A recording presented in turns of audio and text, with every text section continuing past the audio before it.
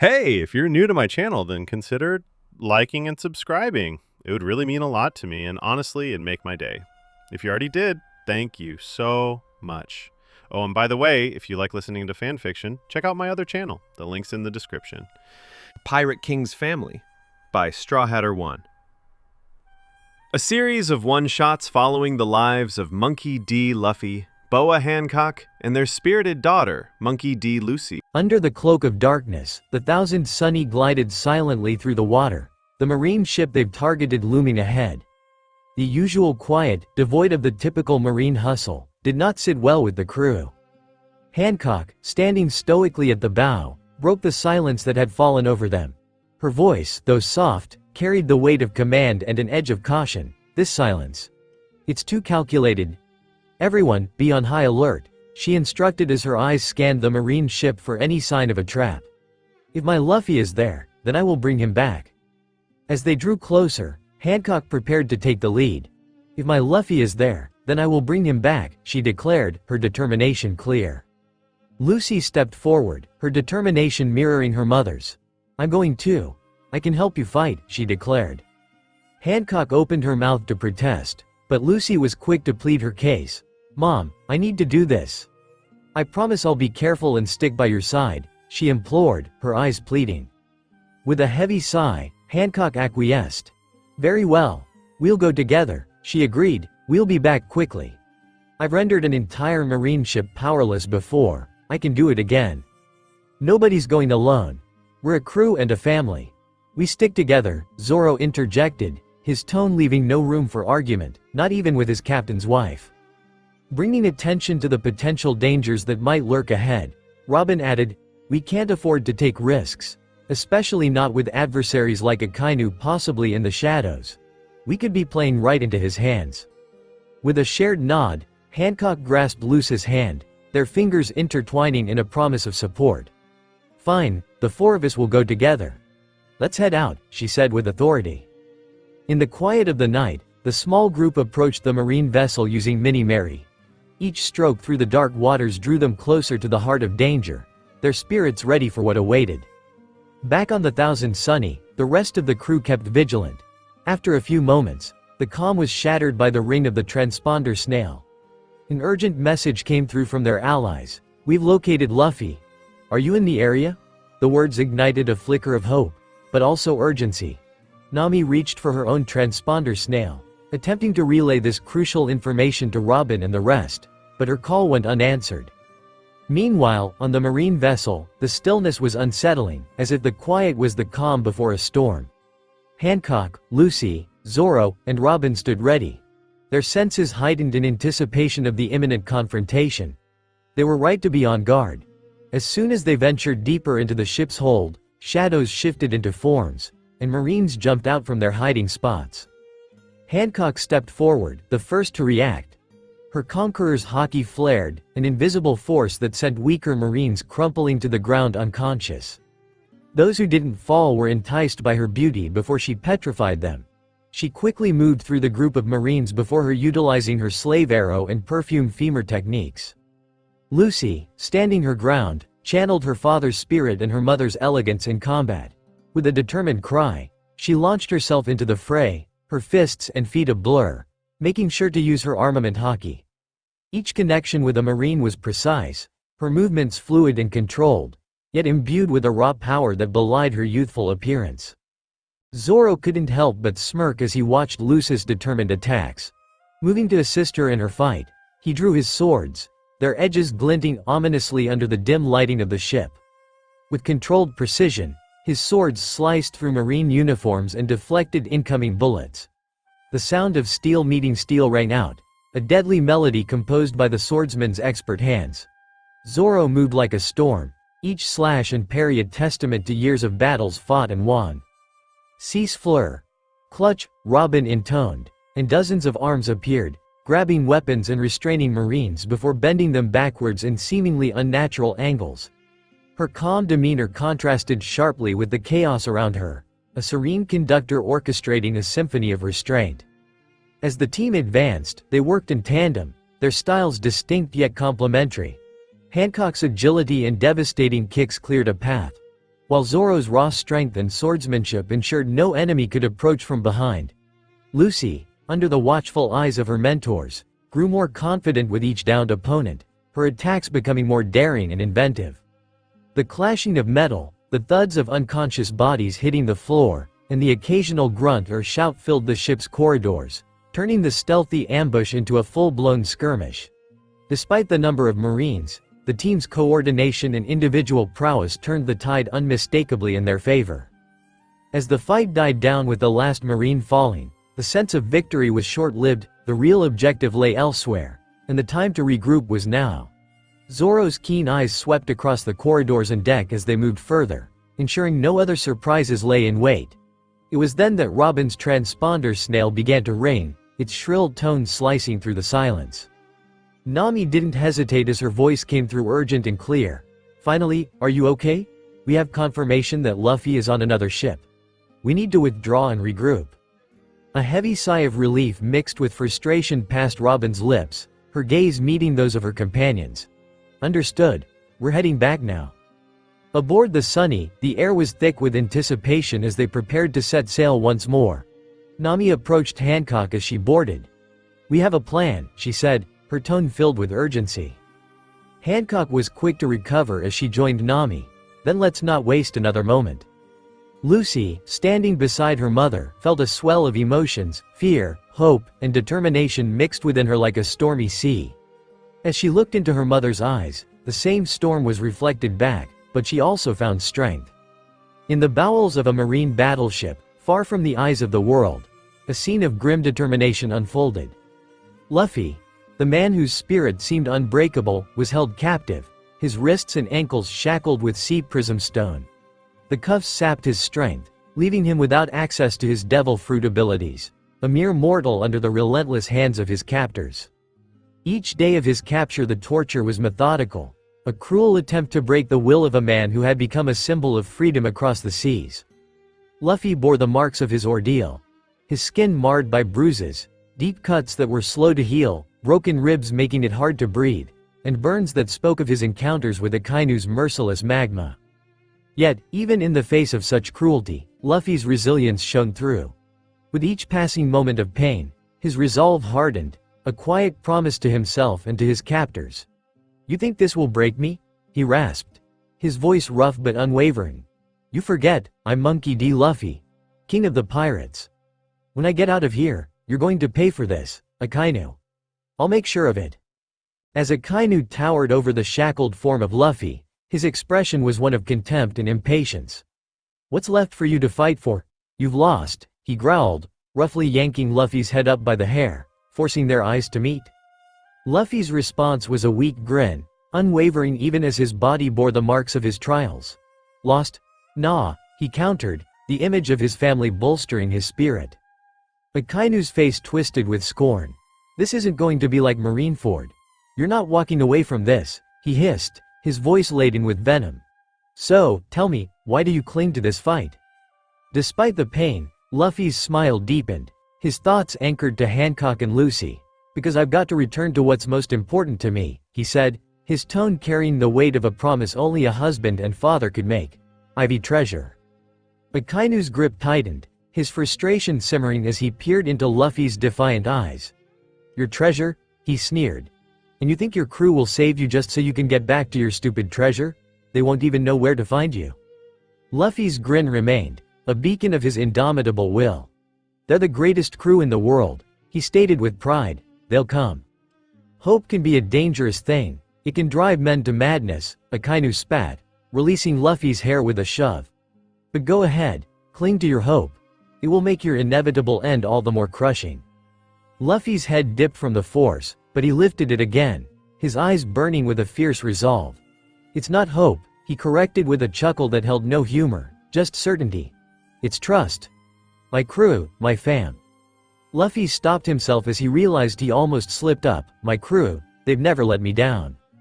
Akainu turned away, his silhouette dark against the cell's light. "We'll see how long that trust lasts," he said over his shoulder, leaving Luffy alone in the dim, cold cell. Alone but not broken, Luffy's thoughts were with Hancock and Lucy, their faces clear in his mind's eye. "Hang on," He whispered to them, as if they could hear him across the vast ocean. "I'm coming home." In the relative quiet of the Thousand Sunny's crow's nest, Hancock and Lucy stood side by side, gazing out at the horizon where sea met sky in a line as thin and sharp as a sword's edge. The distant stars flickered like tiny beacons, guiding them in the vast expanse of the dark sea. Lucy leaned on the railing, her face filled with worry that she could no longer hide from her mother. "What if we're too late?" she whispered, the fear of losing her father a tight knot in her chest. Hancock placed a hand on her daughter's back, a gesture both comforting and solid. "We won't be," she said with a conviction that belied her own emotions. "Your father is the strongest man I know, and we are doing everything in our power to reach him." "But what if our power isn't enough?" Lucy's voice cracked, revealing the vulnerability of a child facing the potential loss of a parent. She looked up, her blue eyes meeting her mother's, finding in them the fierce determination that had seen the Empress of Amazon Lily through countless battles. I can't imagine a world without him," she admitted, a lone tear escaping down her cheek. "Nor can I," Hancock said, her voice softening. She wrapped an arm around Lucy, pulling her into an embrace. "But we must believe in him, as he believes in us. We must hold on to hope, Lucy." They stood there, mother and daughter, united in their shared resolve and fear, finding solace in each other's presence. Hancock stroked Lucy's hair, the same way she had when Lucy was a little girl waking from a nightmare. Lucy felt the steady beat of her mother's heart, a rhythm that comforted her as a child and still does as a teen. "I want to see Dad again," she said, her voice muffled against Hancock's chest. "And you will," Hancock assured her, pulling back to look into Lucy's eyes again. "You've trained for this. You're ready, and remember, being brave doesn't mean you aren't afraid. It means facing your fear and standing tall despite it." Lucy nodded, a newfound strength settling within her. "I'll make you proud," she vowed, the legacy of her parents, the Pirate King and the Pirate Empress, fueling her courage. Hancock smiled, a rare, genuine smile that lit up her features. "You already have," she whispered. "Now, let's go prepare. We're getting your father back." The sea was calm, its surface reflecting the growing light, a stark contrast to the tension that hung in the air among the crew. Lucy, standing with her mother and hugging her on deck, watched as a ship bearing the symbol of the Revolutionary Army emerged from the morning mist. It was a sight that brought relief. "It's Uncle Sabo," Lucy said, spotting Sabo and his team on board as she stepped back from her embrace with her mother. Without wasting any time on pleasantries, Sabo lowered himself on the Thousand Sunny's deck and announced, "We've confirmed it." His voice carried the weight of his personal stake in the mission. "Luffy is alive and on the marine ship we've been tracking. We're close now."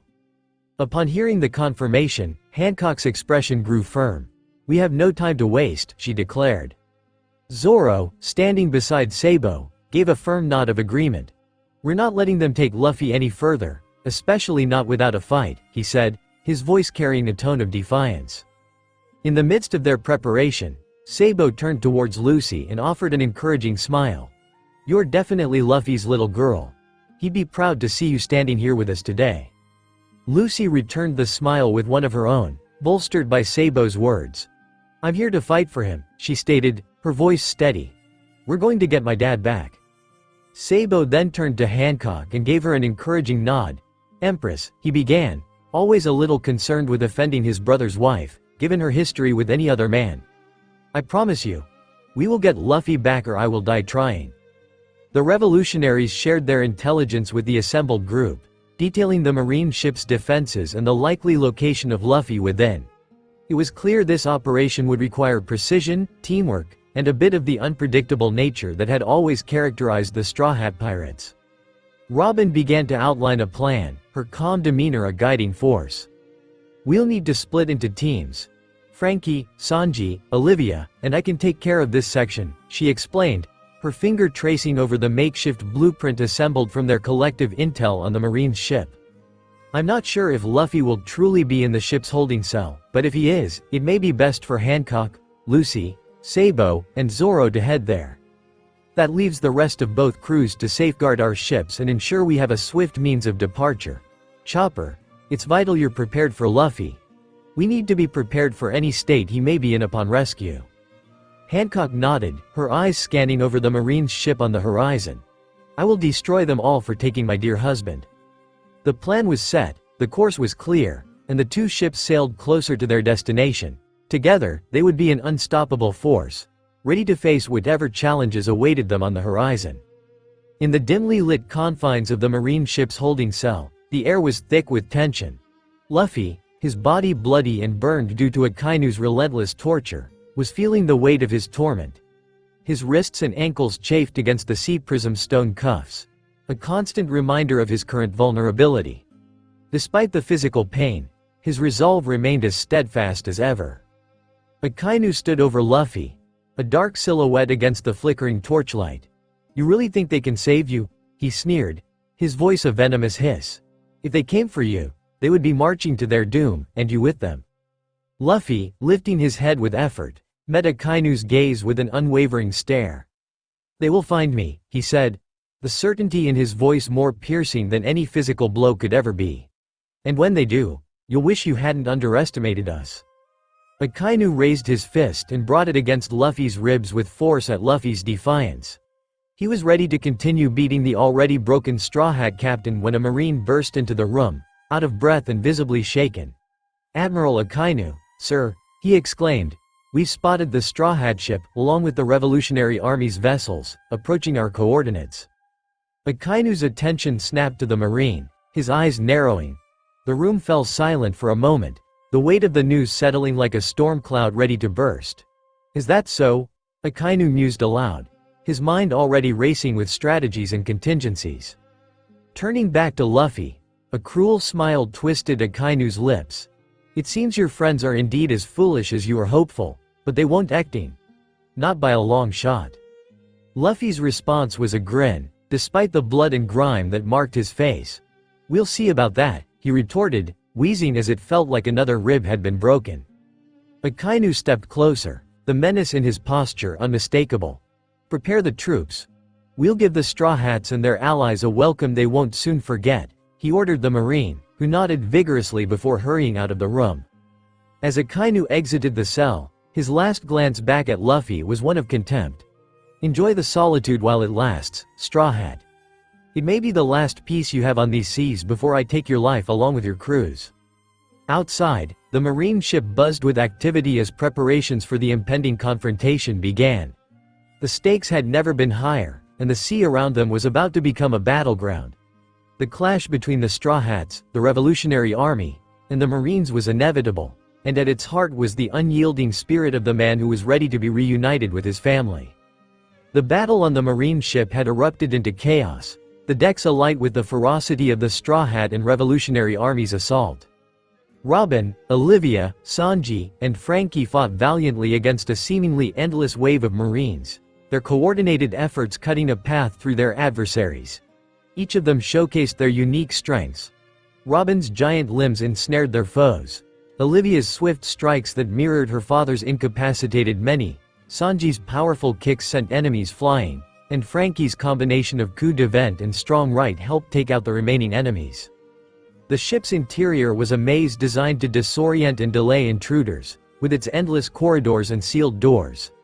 Sabo led the way, relying on his knowledge and the brief intel they had gathered, but even he found the vessel's layout bewildering. As they navigated through another series of identical hallways, the group encountered a sudden split in their path. Without hesitation, Sabo veered left, following the route he believed would lead them to the holding cells. Hancock, Zoro, and Lucy were right behind him, moving as a single unit in the dim light.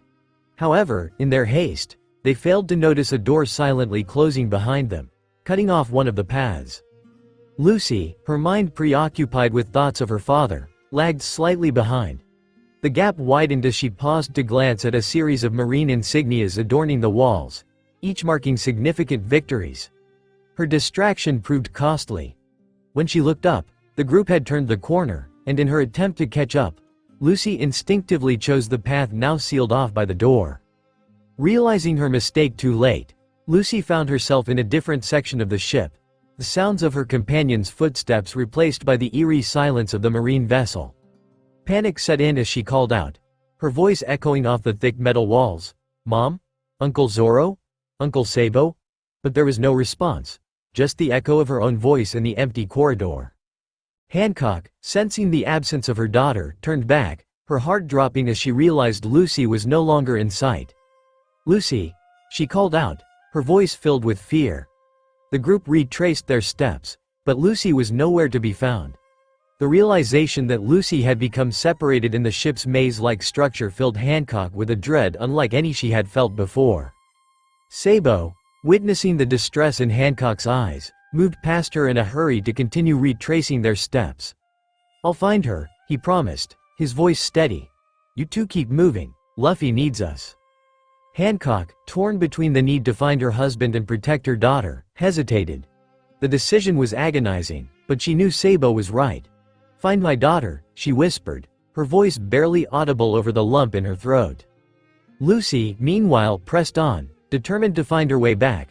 Her training had prepared her for many challenges, but the cold, impersonal corridors of the marine ship were unlike any enemy she had faced.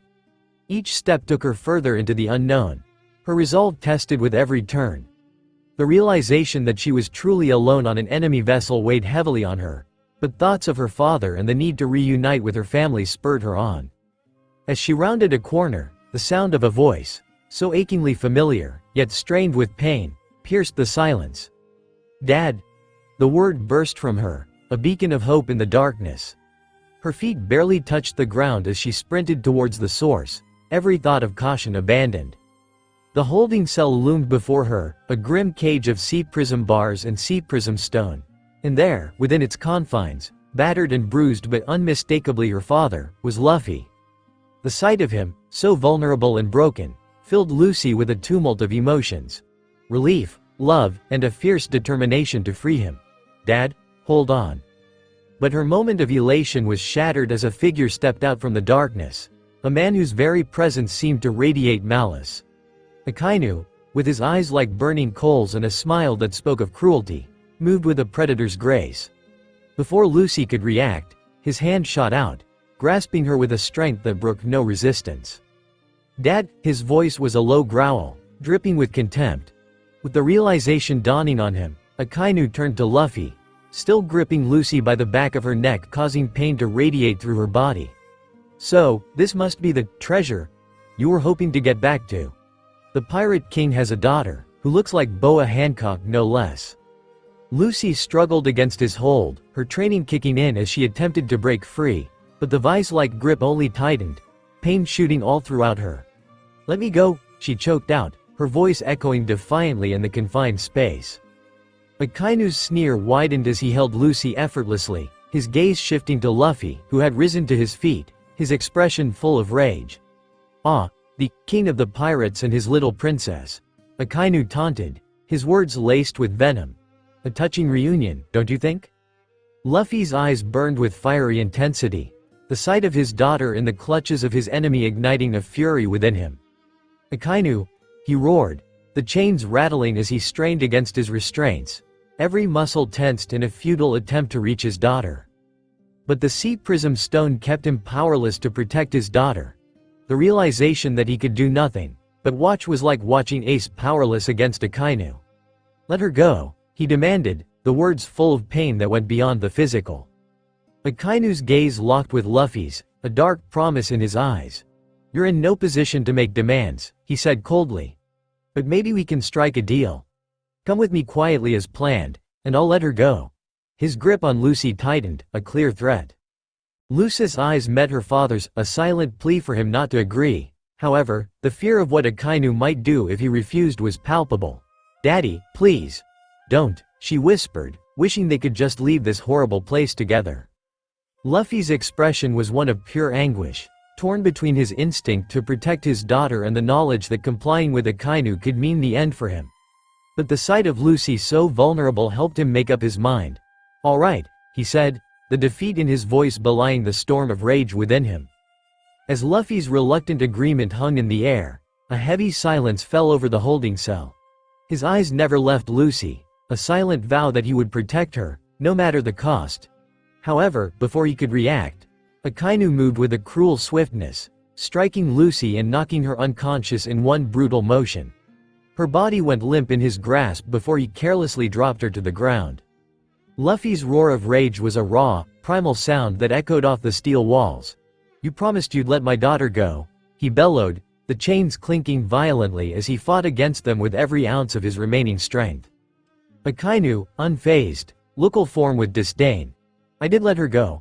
I'm not holding her anymore, am I?" His voice dripped with mockery, the words a twisted fulfillment of his promise.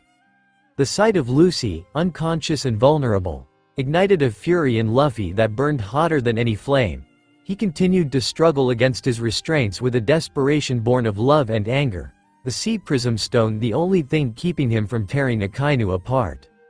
Luckily, Sabo's arrival was like a meteor striking the steel heart of the marine ship, his presence bringing a surge of heat that countered the cold oppression of the metallic corridors. Flames licked the air around him as he took in the grim scene. Lucy lying unconscious on the cold floor, and Luffy restrained by chains of sea prism stone that leached away his legendary strength. "Luffy, Lucy!" Sabo's voice was a battle cry as he rushed to Lucy's side, dropping to one knee. He swiftly checked her for injuries, his hands careful but shaking with barely suppressed rage. He reassured himself with a soft sigh as he felt the steady rise and fall of her chest. She was alive. Turning his fierce gaze upon Akainu, Sabo's aura blazed with an intensity that caused the air around him to shimmer with heat. "You'll pay for this, Akainu," he growled, the flames around him crackling with his anger. "I'm not letting you take another brother from me. Not now, not ever." Akainu stood with that infuriating calmness, his expression unreadable as the magma within him simmered. "Trying to be the hero, Sabo? You're out of your league," he taunted, his voice as cold as the steel underfoot. But Sabo wasn't deterred. His memories of Ace, of their promises fueled his resolve. He clenched his fists, the flames encasing them growing brighter, hotter, mirroring the fury in his heart. "Your fight is with me now," he declared, his stance firm as he braced himself. The ensuing battle was cataclysmic. Sabo launched himself at Akainu, his fists alight with roaring flames. Each strike was a mix of grief and fury, a physical manifestation of his pain and anger. Akainu countered with blasts of magma, the two forces colliding with explosive power that echoed through the ship's corridors. Sabo dodged a particularly vicious magma fist, rolling to the side before springing up and launching a counterattack.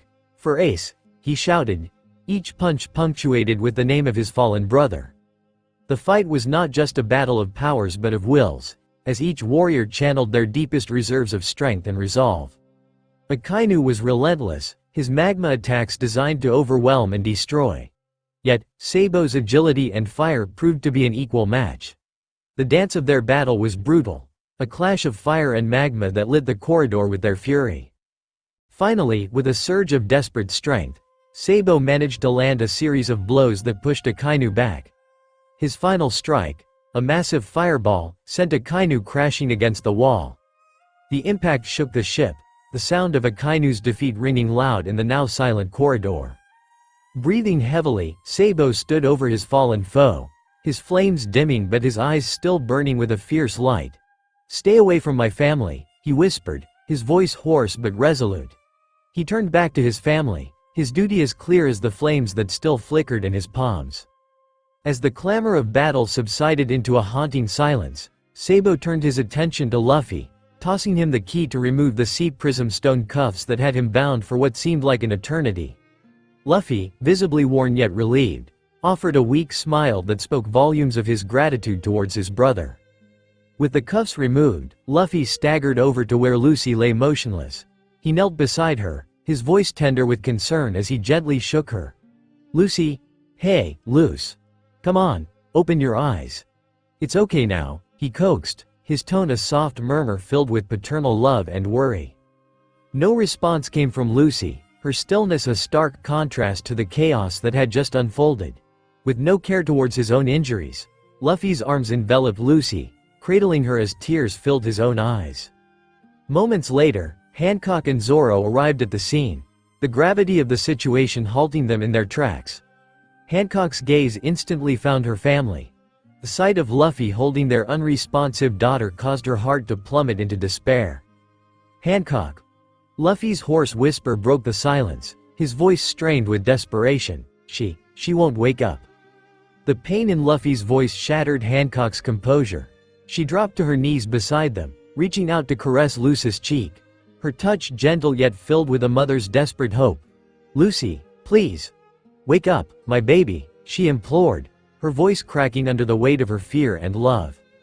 Zoro, maintaining a respectful distance, remained vigilant, his gaze flitting between the somber family scene and Sabo, who stood quietly to the side. Memories of past hurts involving his own children surfaced, causing his jaw to tighten with empathetic pain. "Luffy, what happened?" Hancock's whisper was urgent, demanding yet fearful of the answers it might invoke.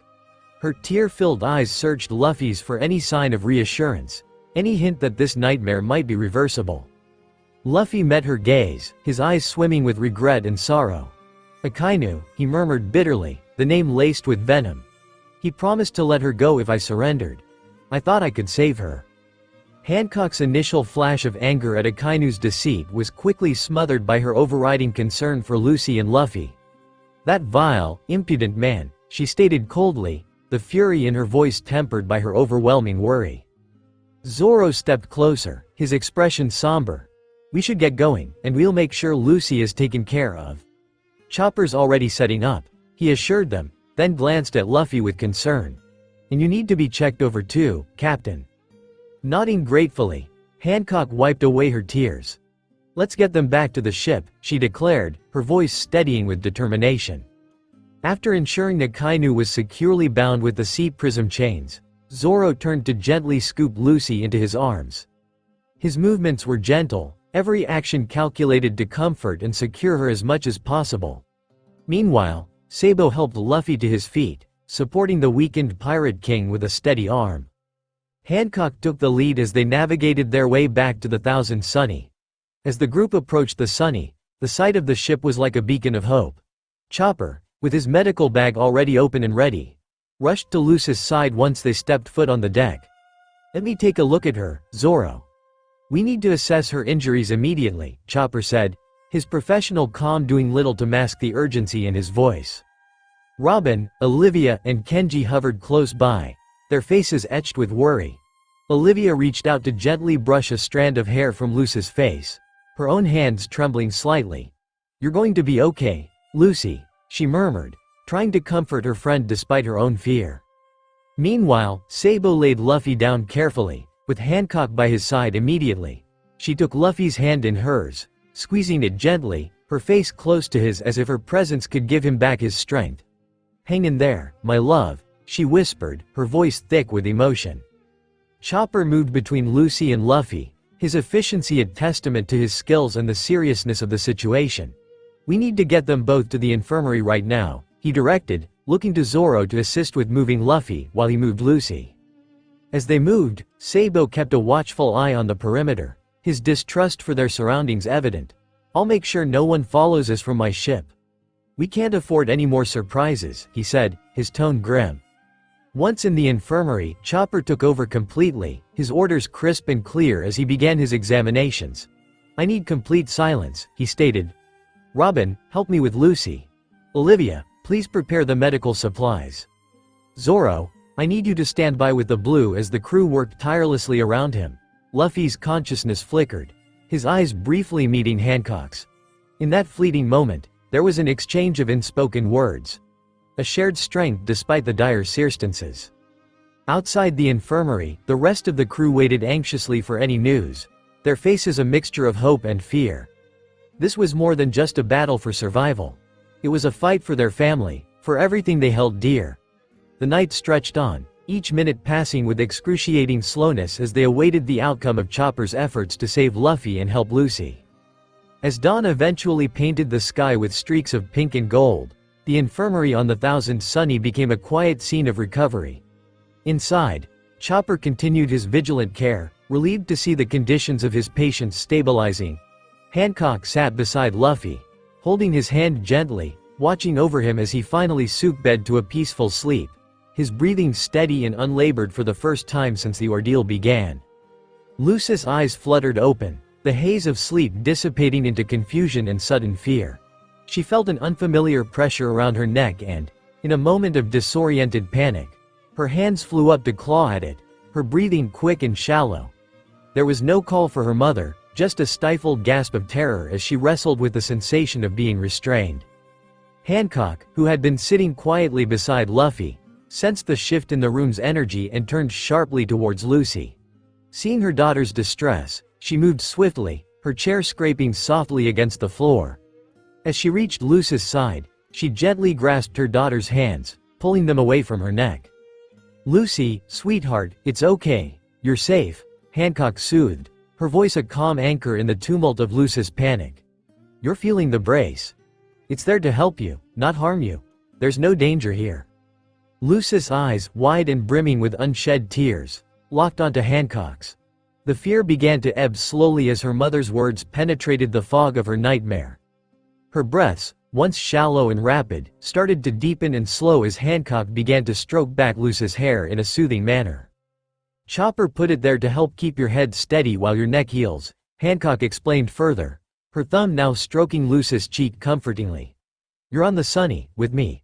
Akainu isn't here. You're safe." The reassurance washed over Lucy in waves, her body gradually relaxing as the reality of safety replaced the shadows of her fear. She leaned back against her pillows, the fight draining out of her as she allowed herself to trust in her mother's presence and protection. "I was so scared. It felt like he was still holding me," Lucy whispered, the pain in her throat causing her voice to be hoarse. Hancock pulled a chair closer to the bed and sat down, her expression softening with empathy. She reached out, once again, to gently smooth back Lucy's hair, her touch tender. "I know, my love, but you're safe now. I'm here, and I'm not going anywhere." Comforted by her mother's touch and the safety of her words, Lucy allowed her eyes to close momentarily, taking solace in the warmth of Hancock's presence. "Mom, can you hold me?" she asked, slowly shifting to the side making room for her mother. Without hesitation, Hancock rose from her chair and carefully slid onto the bed beside Lucy. As she wrapped her arms around her daughter, Lucy turned into her embrace, careful of her brace. "Of course, my love," Hancock whispered, her voice thick with emotion. She held her daughter close, causing Lucy's body to fully relax, the tension unwinding as she felt the protective circle of Hancock's arms. "Everything's going to be all right," Hancock continued to reassure, her hand gently stroking Lucy's back in slow, soothing circles. "You're strong, just like your father. And just like him, you're surrounded by people who love you and will always look out for you." Lucy's breathing deepened, steadied by her mother's presence and the security it brought. "I was so scared, Mom," Lucy confessed, her voice muffled against Hancock's chest. Hancock tightened her embrace, her lips pressing a soft kiss onto the top of Lucy's head. "So was I, but we are together, we are safe. Let's just rest now," Hancock continued softly. "I promise your father and I will still be here when you wake." Lucy nodded against her mother, her eyes still closed, her body heavy with exhaustion but lightening with each moment spent in her mother's arms. They remained that way, mother and daughter, holding on to each other, as the world outside continued on, unaware of the small, profound healing occurring in the heart of the Thousand Sunnies infirmary. Lucy's breath was ragged, her heart pounding in her chest as she sprinted through the twisting, dark corridors of the marine ship. The metallic walls were cold and unyielding, echoing her frantic steps and the distant shouts that seemed to chase her through the labyrinthine interior. Lucy was desperately trying to reach the holding area where her father was chained. The map of the ship was etched into her mind, a route she had memorized with her uncle Sabo, but now, the ship was a maze of horrors, each corridor filled with the cries of battle and the sharp clang of steel. As she rounded a corner, her heart leapt into her throat. The door to the holding cells was just ahead, ominously ajar, a sliver of dim light spilling into the dark hallway. With a burst of speed fueled by fear and desperation, Lucy pushed through the door, her eyes scanning the room for her father. The sight that met her eyes was a cruel twist of fate. Not only was her father there, chained in sea prism stone that dulled his vibrant spirit, but her mother was beside him, similarly bound and subdued. Both were silent, their heads bowed in defeat. She rushed to their side, her hands shaking as she reached for the locks on their chains, her fingers clumsy with panic. As she touched the cold, hard sea prism stone, the dream shifted, morphing into an even more terrifying scene. Suddenly, she was no longer on the ship. She was standing in a vast, open execution ground. Her parents were now kneeling, still chained, on a raised platform in front of a jeering crowd. Above them, the executioner's spears glinted ominously in the harsh light of the noon sun. Lucy's breath hitched in her throat as she felt a powerful grip on her neck, lifting her off her feet. She struggled, kicking and reaching for the hand that held her, her eyes wide with terror. Turning her head, she saw Admiral Akainu, his face twisted in a cruel smile. "So, the Pirate King's daughter thinks she can save her parents," Akainu taunted, his voice a menacing growl. "You'll fail, just like your father did to save his brother, then you're next." Lucy's heart pounded in her ears as she struggled against Akainu's iron grip. Below her, her parents' eyes met hers, filled with a mixture of fear and defiance. Her mother's eyes, usually so calm and commanding, were now brimming with tears, while her father's expression was one of rage and helplessness. The crowd's roar reached a fever pitch as the executioners raised their spears. Lucy screamed, a desperate, raw sound that tore from her throat as she fought to free herself, to save her parents. As the spears descended, the dream fractured, shattering around her like glass. Lucy bolted upright in her bed, a scream still lingering on her lips, her body slick with cold sweat. The remnants of the dream clung to her, the images of her parents in chains, the feel of Akainu's grip still vivid and terrifying. In the quiet of her room, Zephyra, her snake companion, sensed her distress and slithered up, coiling protectively around her, her scales cool and reassuring against Lucy's skin. Patches, her loyal dog, whined softly and jumped onto the bed, curling up in her lap, her warm body a comforting weight. Trembling, Lucy wrapped her arms around Patches, burying her face in her fur, trying to steady her breathing. Zephyra's gentle pressure around her reminded her that she was safe, that the nightmare was just that. A nightmare. The fear lingered, the images from her dream casting a shadow over the moonlight creeping through her window. Silently, she slipped out of her bed, the cool floor of her bedroom a sharp contrast to the lingering warmth of her sheets. The palace was silent at this hour, the only sounds the distant rustle of the jungle and the soft, rhythmic thud of her own footsteps as she made her way through the dimly lit corridors to her parents' room. The weight of her isolation pressed down on her. Over the past 2 weeks, she had consciously distanced herself from everyone, grappling internally with her fears and nightmares. She had reasoned that with her father's recovery and her mother's constant worry, adding her own troubles to the mix would only burden them further. However, this self-imposed solitude had only deepened the shadows in her mind, the nightmare echoing louder in the silence she surrounded herself with. Standing outside her parents' door, Lucy's hand hovered hesitantly.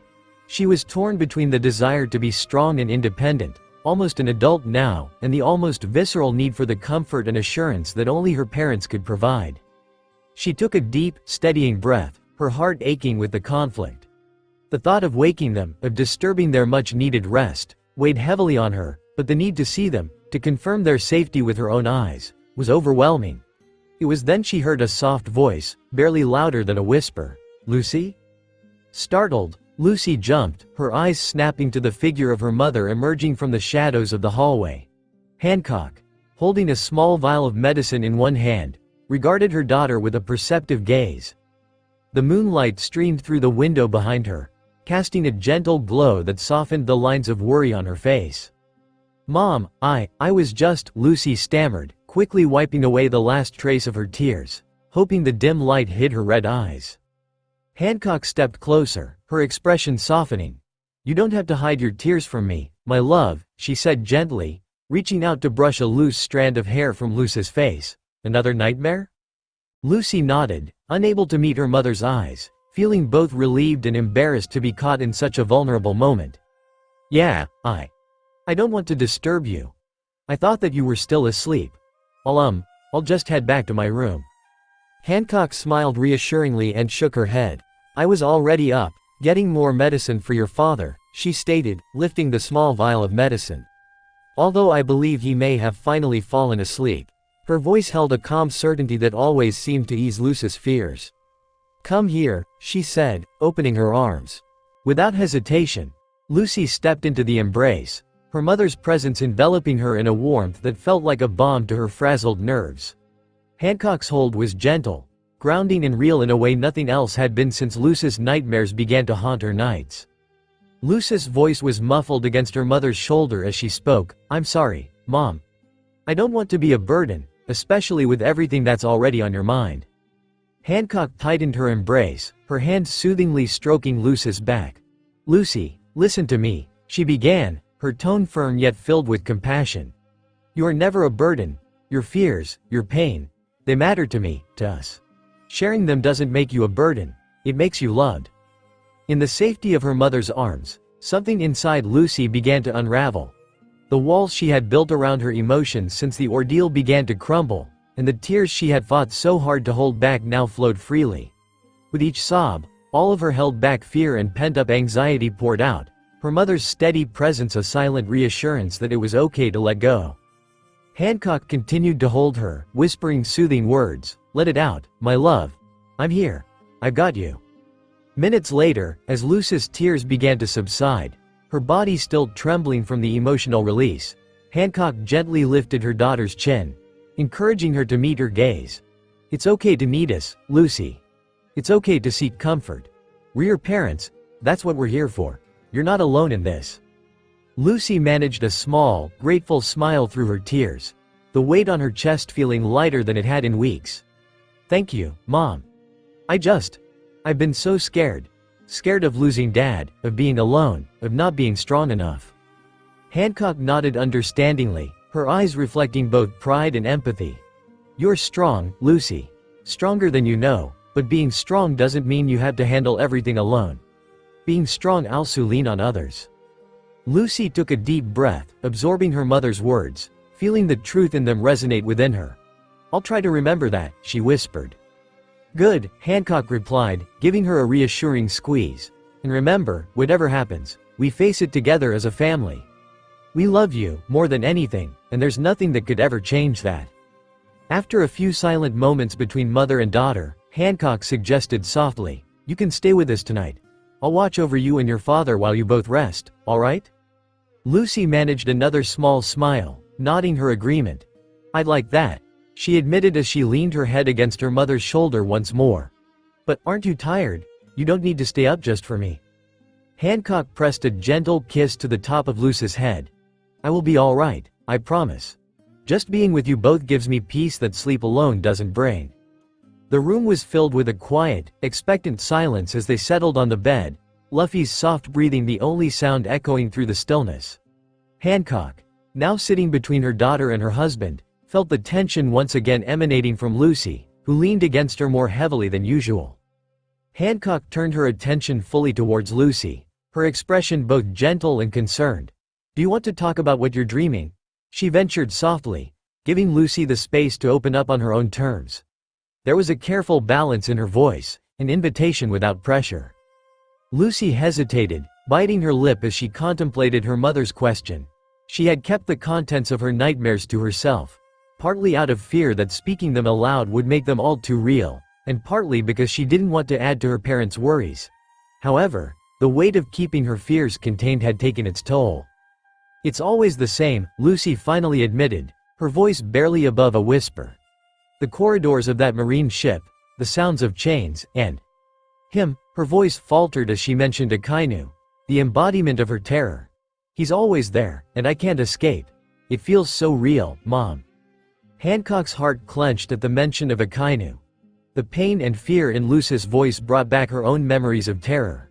Memories she had hoped her daughter would never have to endure.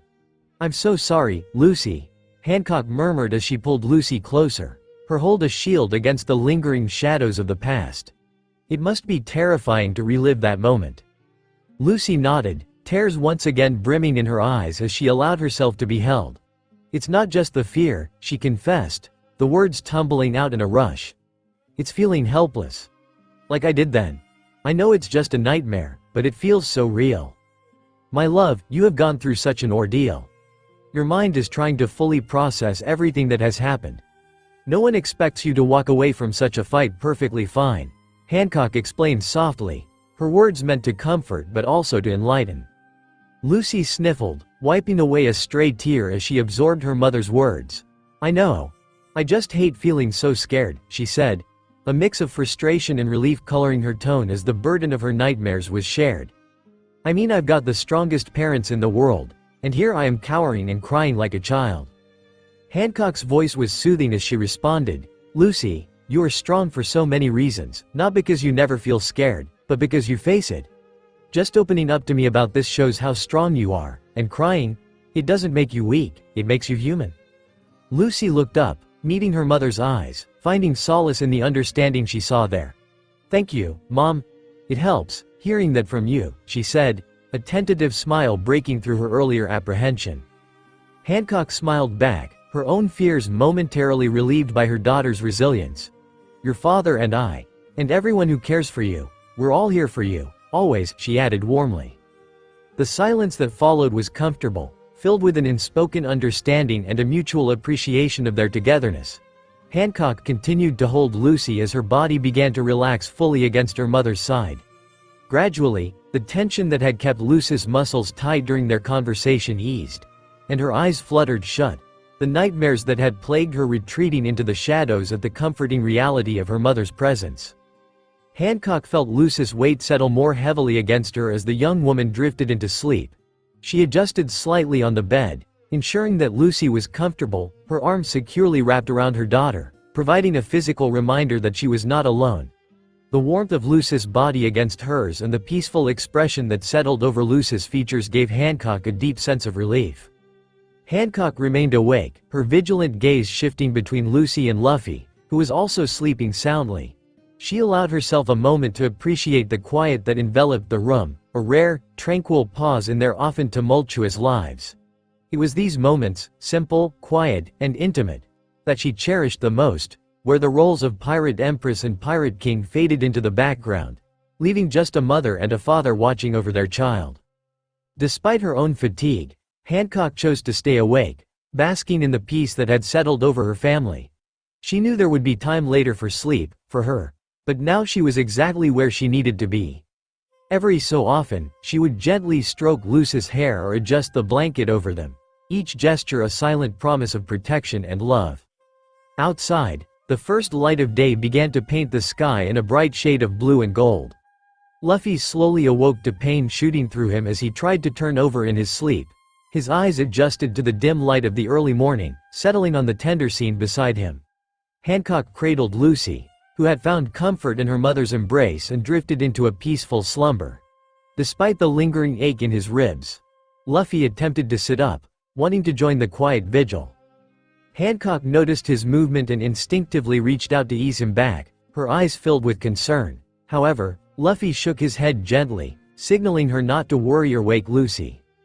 With careful movements, guided by his enduring will, he managed to prop himself up against the pillows and headboard, wincing slightly but masking the pain with a reassuring smile. "Is she okay?" Luffy whispered, his voice low, not wanting to disturb the serene moment. Hancock nodded, her eyes softening. "She had another nightmare," she explained quietly. "But we talked.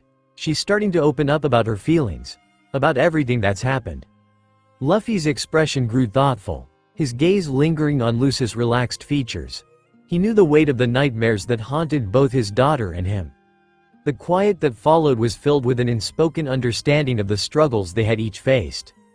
After a moment, Luffy spoke again, his voice steady despite the pain that lingered in his body. "Hancock, I've been thinking a lot lately," he began, his eyes meeting hers with a seriousness that underscored his words. "I'm going to take some time off from sailing."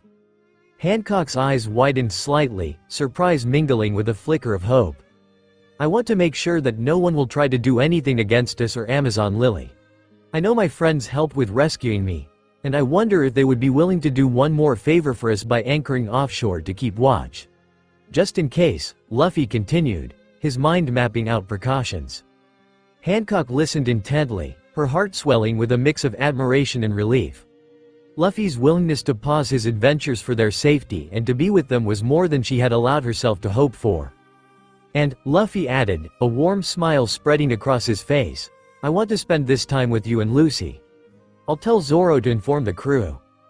The joy in Hancock's heart was almost too much to see would mean the world to us. "To have you here, truly here, it's all we could ask for."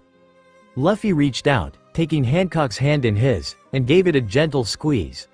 "I missed you both so much," he admitted, his voice carrying the weight of his travels and the battles he had endured. "It's time I made up for some of that lost time." Hancock leaned closer, resting her head against Luffy's shoulder, her eyes closing in contentment. The decision to stay, to protect, and to be present was a gift that would mend many of the fissures that time and distance had created in their family. Lucy, still nestled in her mother's arms, stirred slightly but remained asleep, her breathing even and calm. The presence of her parents, strong and united beside her, wove a palpable sense of security around her. Later that day, Luffy carefully navigated the pathways of Amazon Lily, his movements measured but determined as he made his way to the garden to spend time with Hancock. The vibrant life of the island buzzed around him, a stark contrast to the quiet seriousness of his recent conversations. Despite the lingering pain, the fresh air and gentle sun were invigorating, reinforcing his decision to spend the coming months with his family. Meanwhile, Lucy and Olivia strolled along one of the island's scenic routes, lined with lush greenery and exotic flowers that were native to Amazon Lily. The girls' conversation drifted from light-hearted banter to more serious topics, reflecting the depth of their friendship and the shared experiences that had bonded them. Lucy, while enjoying the distraction, couldn't help but glance back towards her home occasionally, her concern for her father never far from her thoughts. Olivia noticed her friend's distracted gaze and gave her a reassuring smile. "Uncle Luffy is strong, Lucy. He'll be just fine. Plus, you said earlier that he'll be taking a break here, right?" Lucy nodded, appreciating Olivia's support. "Yeah, it's just weird seeing him like this. You know, I'm used to him always being the invincible king of the pirates." "I get that. Don't forget, you're looking at the daughter of the world's greatest swordsman," Olivia replied, her voice filled with empathy. "So, I understand it's tough seeing your dad like that. But at least now he's here with you without the chaos of enemies." Lucy kicked a small stone along the path, watching it skitter into the underbrush. "It's just, all these years, I've heard stories of his adventures, his battles. I've seen him leave and return, each time stronger. This time felt different, seeing him hurt, knowing he was in pain. I feel like he doesn't want to be here. I mean, he's always been eager to go back to sea. Had none of this happened, he would still be out there. All of you would be." She trailed off as she gestured to the direction of the open sea. Olivia reached out, placing a gentle hand on Lucy's shoulder. "All of this just shows how much he loves you and your mom. Taking time to heal and be with his family is important." Lucy smiled slightly, the warmth in Olivia's words soothing some of her worries. "I guess you're right. It's just a different kind of strength, isn't it, being strong enough to step back and heal?" "Exactly," Olivia nodded. "And it's not like he's stepping away forever. It's just a pause. A well-deserved one. Plus, you get to have him around for your birthday. We can make sure it's super special." The mention of her upcoming birthday sparked a glint of excitement in Lucy's eyes as she laughed a little. "I think you've been hanging out with Uncle Frankie too much," she replied, hinting at Olivia's use of the word super. Laughing, Olivia linked her arm with Lucy's as they rounded a bend in the path. "You would be surprised how many times he says the word super in a day." Lucy's laughter joined Olivia's, the sound carrying light and easy through the air. As they continued to chat and plan, the weight on Lucy's heart felt a little lighter.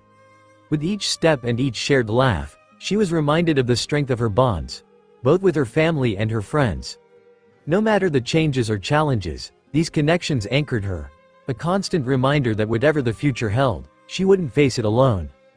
Back at the palace, in a secluded part of the gardens, Hancock, Luffy, Robin, and Zoro gathered for a more in-depth discussion. The gardens provided a serene backdrop, the sound of rustling leaves and distant waves creating a calming atmosphere.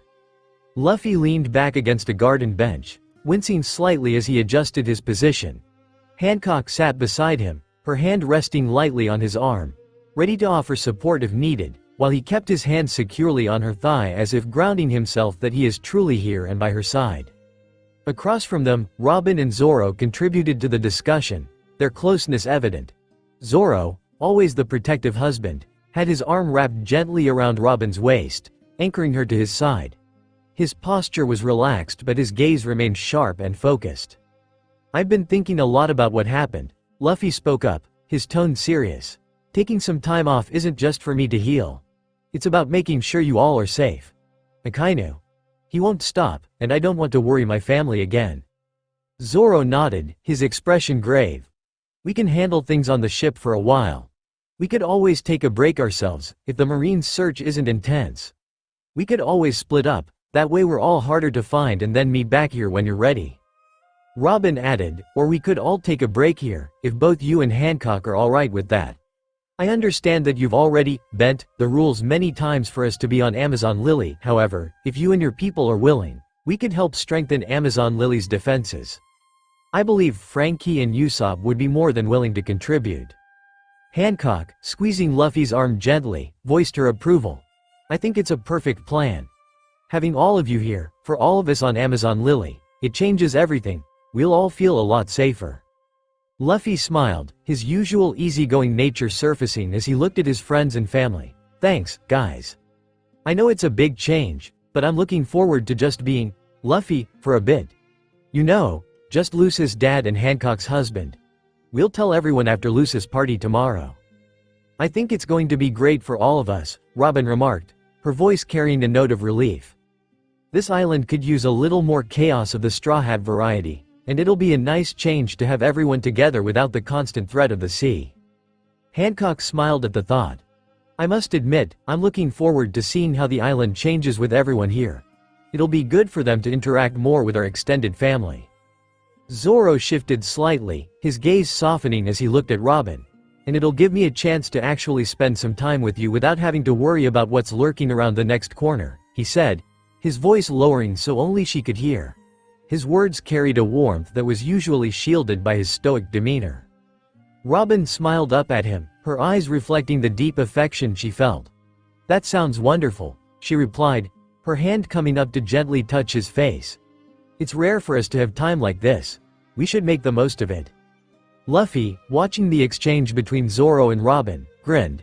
"See, I told you it was a good idea," he said to Hancock, gently squeezing her leg where his hand still rested. Hancock nodded, her eyes meeting Luffy's with a mix of love and admiration. "Yes, you were right, as always," she said playfully. The discussion continued as they began to outline potential plans for fortifying the island's defenses and integrating the Straw Hat Crew's skills into daily life on Amazon Lily. Ideas were exchanged with enthusiasm, each member of the group bringing their unique perspective to the table.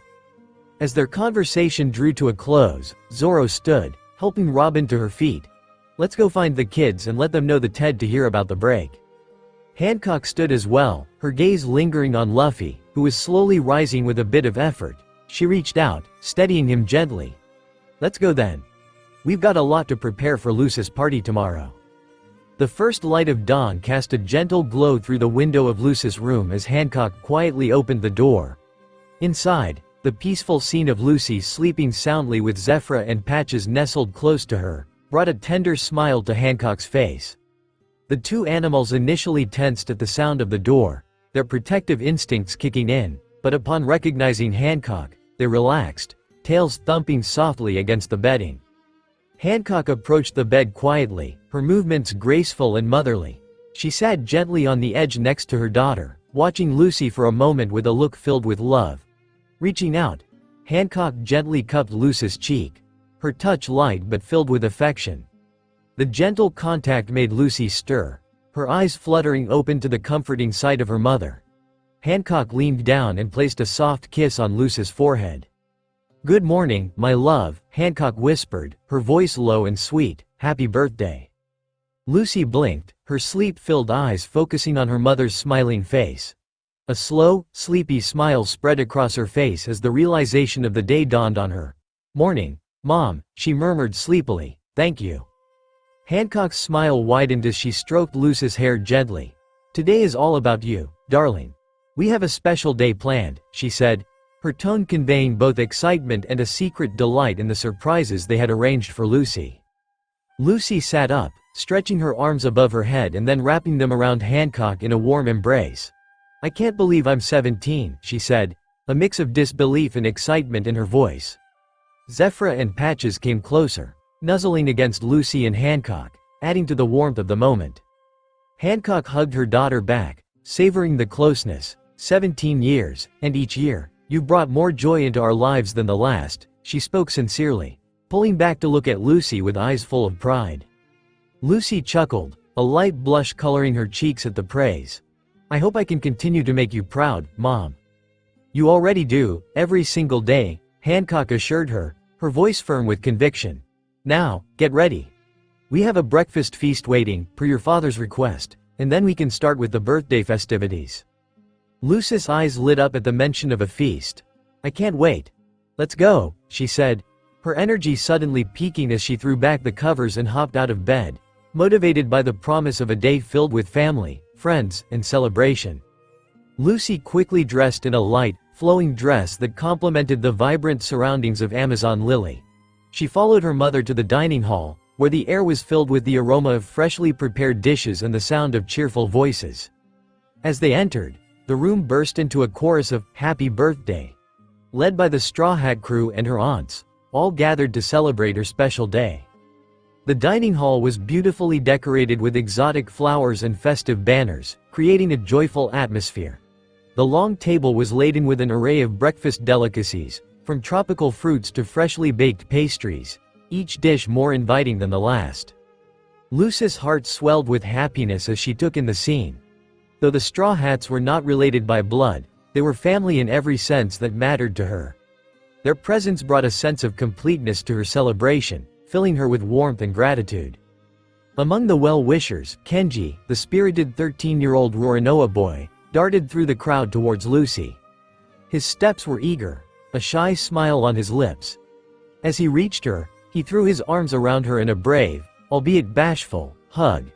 "Happy birthday, Lucy," he exclaimed, his cheeks turning a noticeable shade of red as he stepped back, his ears tinged with the same hue. Lucy laughed softly, touched by his gesture, and hugged him back. "Thank you, Kenji. That means a lot." From the sidelines, Olivia watched the exchange with an amused smirk.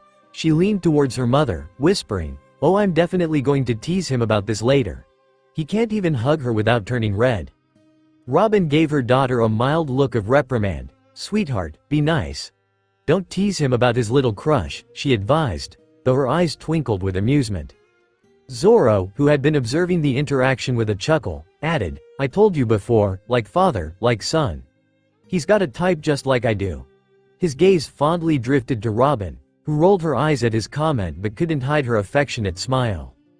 As the breakfast commenced, the room was filled with laughter and lively conversation. Lucy sat between her parents, soaking in the happiness of the moment. Hancock occasionally squeezed Lucy's hand, a silent expression of her love and support. Luffy, though still recovering, was animated as he shared stories and joked with the crew, his spirits buoyed by the family gathering.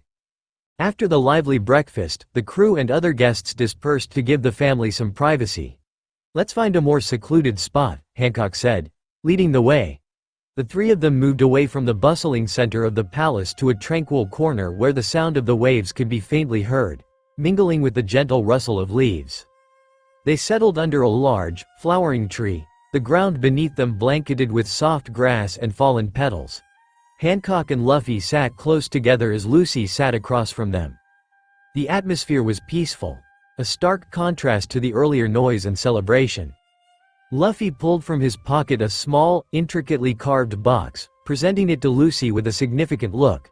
"We have something for you, Lucy," he said, his voice filled with excitement.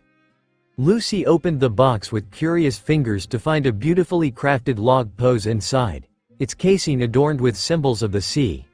Her eyes lit up as she gently traced the engravings, her expression a mix of wonder and anticipation. Luffy smiled at his daughter's reaction. "Your mom and I have been talking, and we know how much you want to sail. How much you need to see the world beyond Amazon Lily," he continued. "So, we decided that when I'm ready to set sail again, you're coming with us. Not just for a visit, but as part of the crew. If that's what you still want." Lucy was momentarily speechless, her eyes darting between the log pose and her parents. "Really?" she managed, her voice barely above a whisper, overwhelmed by the magnitude of their gift and what it represented. "Yes, really," Hancock affirmed, squeezing Lucy's hand gently. "You've grown so much, and you've shown us how strong and capable you are. It's time we supported your dreams the way you've always supported us." Tears welled up in Lucy's eyes as the realization sunk in. She threw her arms around both her parents, hugging them tightly. "Thank you. Thank you both so much," she said, her voice muffled by emotion. "This means everything to me." Under the sunlight filtering through the leaves, the excitement in Lucy's eyes momentarily flickered with hesitation. "But, wait, Mom," she began, her voice filled with uncertainty. "I don't want to leave you alone here. I've always been separated from Dad. I don't want to be separated from you now." Hancock, despite her excitement for Lucy, felt a pang of sorrow at the thought. Her eyes glistened with unshed tears, reflecting her mixed emotions. "It's all right, my love," she said, her voice surprisingly steady. "I'll be fine.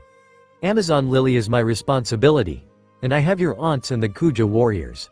But this is your chance to live the life you've dreamed of." Lucy's resolve wavered as she saw the tears in her mother's eyes. She wrapped her arms tightly around Hancock. "Please don't cry, Mom. Maybe there's a way we can all be together? Could the crews maybe sail together?" she asked hopefully, looking for any ace the burden of parting.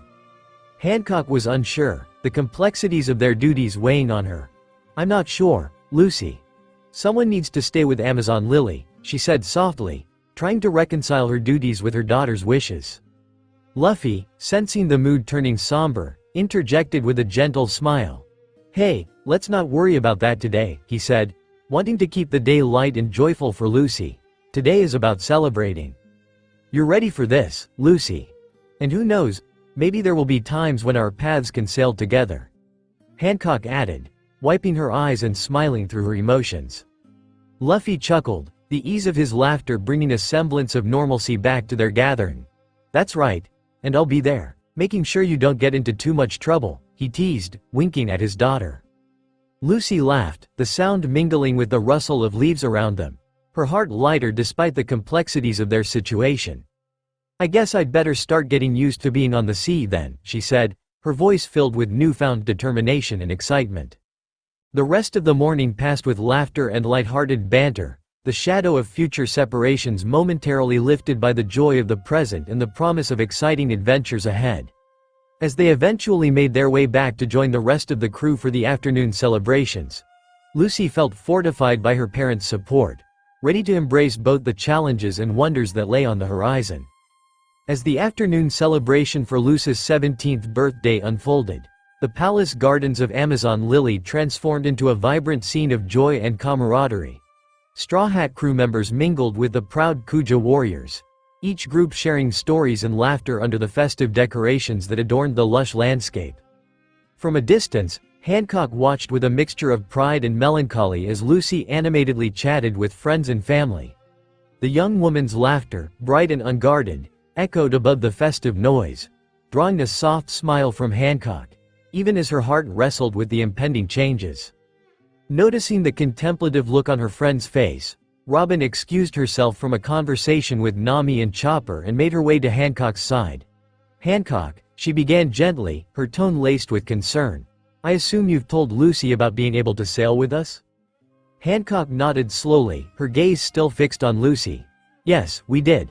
She's excited, of course, but it's bittersweet." She let out a quiet sigh, her eyes reflecting the internal struggle of a mother preparing to let her child venture into the wider world. Robin placed a comforting hand on Hancock's shoulder. "She'll be in good hands. Our captain wouldn't let anything happen to his precious daughter." Hancock turned to face Robin, gratitude mingling with apprehension in her eyes. "I know, but part of me wishes I could protect her from everything." Robin offered a sympathetic smile, understanding all too well the fears of a mother. "It's the paradox of loving someone, isn't it? Wanting them to soar, yet fearing they might fall. However, Lucy is strong, much like her mother." Hancock managed a smile, her worries momentarily eased by Robin's words. Would you keep an extra eye on her for me? When I'm not there?" she asked, her voice almost a whisper. "Of course," Robin replied without hesitation, her voice firm and reassuring. "Lucy will be like my own. You have my word." The conversation paused as they both turned to watch Lucy again, who was now enthusiastically discussing something with Usopp and Kenji, her gestures lively and her eyes sparkling with excitement. Seeing her daughter so vibrant and happy, Hancock felt a surge of confidence in the decision they had made. "She really is ready for this, isn't she?" Hancock mused aloud, more to herself than to Robin. Robin nodded, her eyes warm with affection for both Hancock and Lucy. She is. She'll make you proud every step of the way. The rest of the afternoon passed with a lightness. As the sun set on Amazon Lily, painting the sky in hues of orange and pink, the celebrations for Lucy's 17th birthday wound down, leaving a serene quiet in their wake. In the palace, the sound of excited chatter filled Lucy's room where she and Olivia were settled for the night. Hancock had graciously offered spare rooms to the Straw Hat crew, allowing them to comfortably stay on the island during their planned break. Olivia, thrilled at the opportunity, had eagerly accepted Lucy's invitation to share her room. Inside, Olivia regaled Lucy with tales of life aboard the Thousand Sunny, her descriptions vivid and animated. And then there's the time your dad accidentally launched himself from the ship using one of Frankie's inventions in the docking station. He ended up on an island we couldn't even see from the deck. Olivia laughed, her eyes sparkling with the memory. Lucy hung on every word, her excitement building as she imagined herself amid the chaos and camaraderie of her father's ship. "I can't wait to see all this for myself," she exclaimed, her voice filled with anticipation. Meanwhile, Hancock paused just outside Lucy's door, her hand raised to knock but hesitating as she overheard the girls' lively discussion. The mixed feelings of joy for her daughter's happiness and a deep-seated worry for her safety battled within her. As she stood there, lost in her thoughts, Patches padded over to the door, her presence alerting Hancock that her hesitation had not gone unnoticed. Sensing that her silent observation might be intrusive, Hancock gently knocked on the door, her voice soft as she called out, "Lucy, may I come in?" "Of course, Mom," Lucy responded, her tone welcoming. Olivia paused her storytelling as Hancock entered, her demeanor warm yet carrying an undercurrent of maternal concern. Hancock stepped into the room, the soft light casting gentle shadows around the cozy space filled with memories and dreams of the sea. Lucy scooted over on the bed, patting the space beside her with an inviting smile. "Sit here, Mom." Gratefully, Hancock took the offered spot, settling beside her daughter. As she leaned back against the plush pillows, Lucy leaned into her, seeking the comforting presence she had always associated with her mother. "I want to make the most of the next few months," Lucy murmured, threading her fingers through her mother's. "I'm going to be a Straw Hat soon, but I'll always be a Kuja too. I want to learn everything I can from you before I go." Hancock's heart swelled with a mixture of pride and lingering concern. She caressed Lucy's hair, soothingly. "This will always be your home, Lucy, and you'll always have me, no matter where you are." Turning to Olivia, who had been quietly observing the tender exchange, Hancock managed a small smile. "Olivia, would you mind continuing your stories? I think they're exactly what we need right now." Olivia nodded enthusiastically, her face lighting up with the chance to ease the tension. "Of course. Where was I? Oh, right. Your dad and the docking station mishap." She dove back into her tale with renewed vigor, animatedly describing how the crew had scrambled in a comedic frenzy to retrieve Luffy from the remote island. As Olivia's voice filled the room with tales of high seas and hijinks, Hancock found herself drawn into the world her daughter would soon join. The stories, filled with danger but also immense love and loyalty, began to ease her worries. She saw, not just the risks, but the bonds that made the crew a family. Lucy laughed and interjected with questions, her eyes alight with curiosity and excitement. Each story painted a picture of the adventures awaiting her, a life of freedom and discovery she had always dreamed of. Hancock listened, her fears slowly giving way to understanding. This was more than a journey. It was Lucy's destiny. The world out there was vast, and her daughter was ready to meet it with all the courage and joy she had inherited from both her parents. The evening stretched on, the stories weaving at TD Ventures of the Straw Hat crew. As the storytelling wound down, Hancock smiled as she saw the love and determination shining in her daughter's eyes. Hancock kissed both girls goodnight, and made her way back to the room she shared with Luffy. The palace was quiet, the soft sounds of the night creating a tranquil atmosphere as she walked. Entering their room, she changed into her nightwear and slipped into bed beside Luffy, who was already trying to sleep. Luffy, sensing her presence, shifted to make room for her. He noticed her pensive expression and reached out to pull her closer. "You okay?" he murmured, his voice low and filled with concern. Hancock nodded, managing a small smile as she settled into the curve of his arm. resting her head against his chest. The familiar, steady beat of his heart was comforting. "Just thinking about Lucy," she admitted softly. Luffy's hand began to play absently with Hancock's hair, a gesture that had always soothed them both. "She'll be fine, Hancock. I'll look after her just like you have," he reassured her, his tone gentle. Hancock sighed, the weight of her worries easing further under the warmth of Luffy's words. "Promise me, Luffy. Take care of our little girl." "I promise," Luffy replied without hesitation. His fingers continued to twirl strands of her hair as he added, "But don't forget, we've got the next few months together. No Pirate King duties, no big adventures. Just us and Lucy." Luffy's commitment to staying and helping to protect their family, to make up for lost time, was more than she could have asked for. "I just want this to be a time without any worries about what's coming next," she whispered. Luffy nodded, understanding the depth of her feelings. "We'll start our next adventure when we're all ready. Until then, we're just going to enjoy being together. No pressures, no dangers." The reassurance in his voice allowed Hancock to relax completely in his embrace. "Thank you, Luffy," she murmured, "for everything." As they lay there in the quiet of the night, Hancock felt a deep sense of contentment.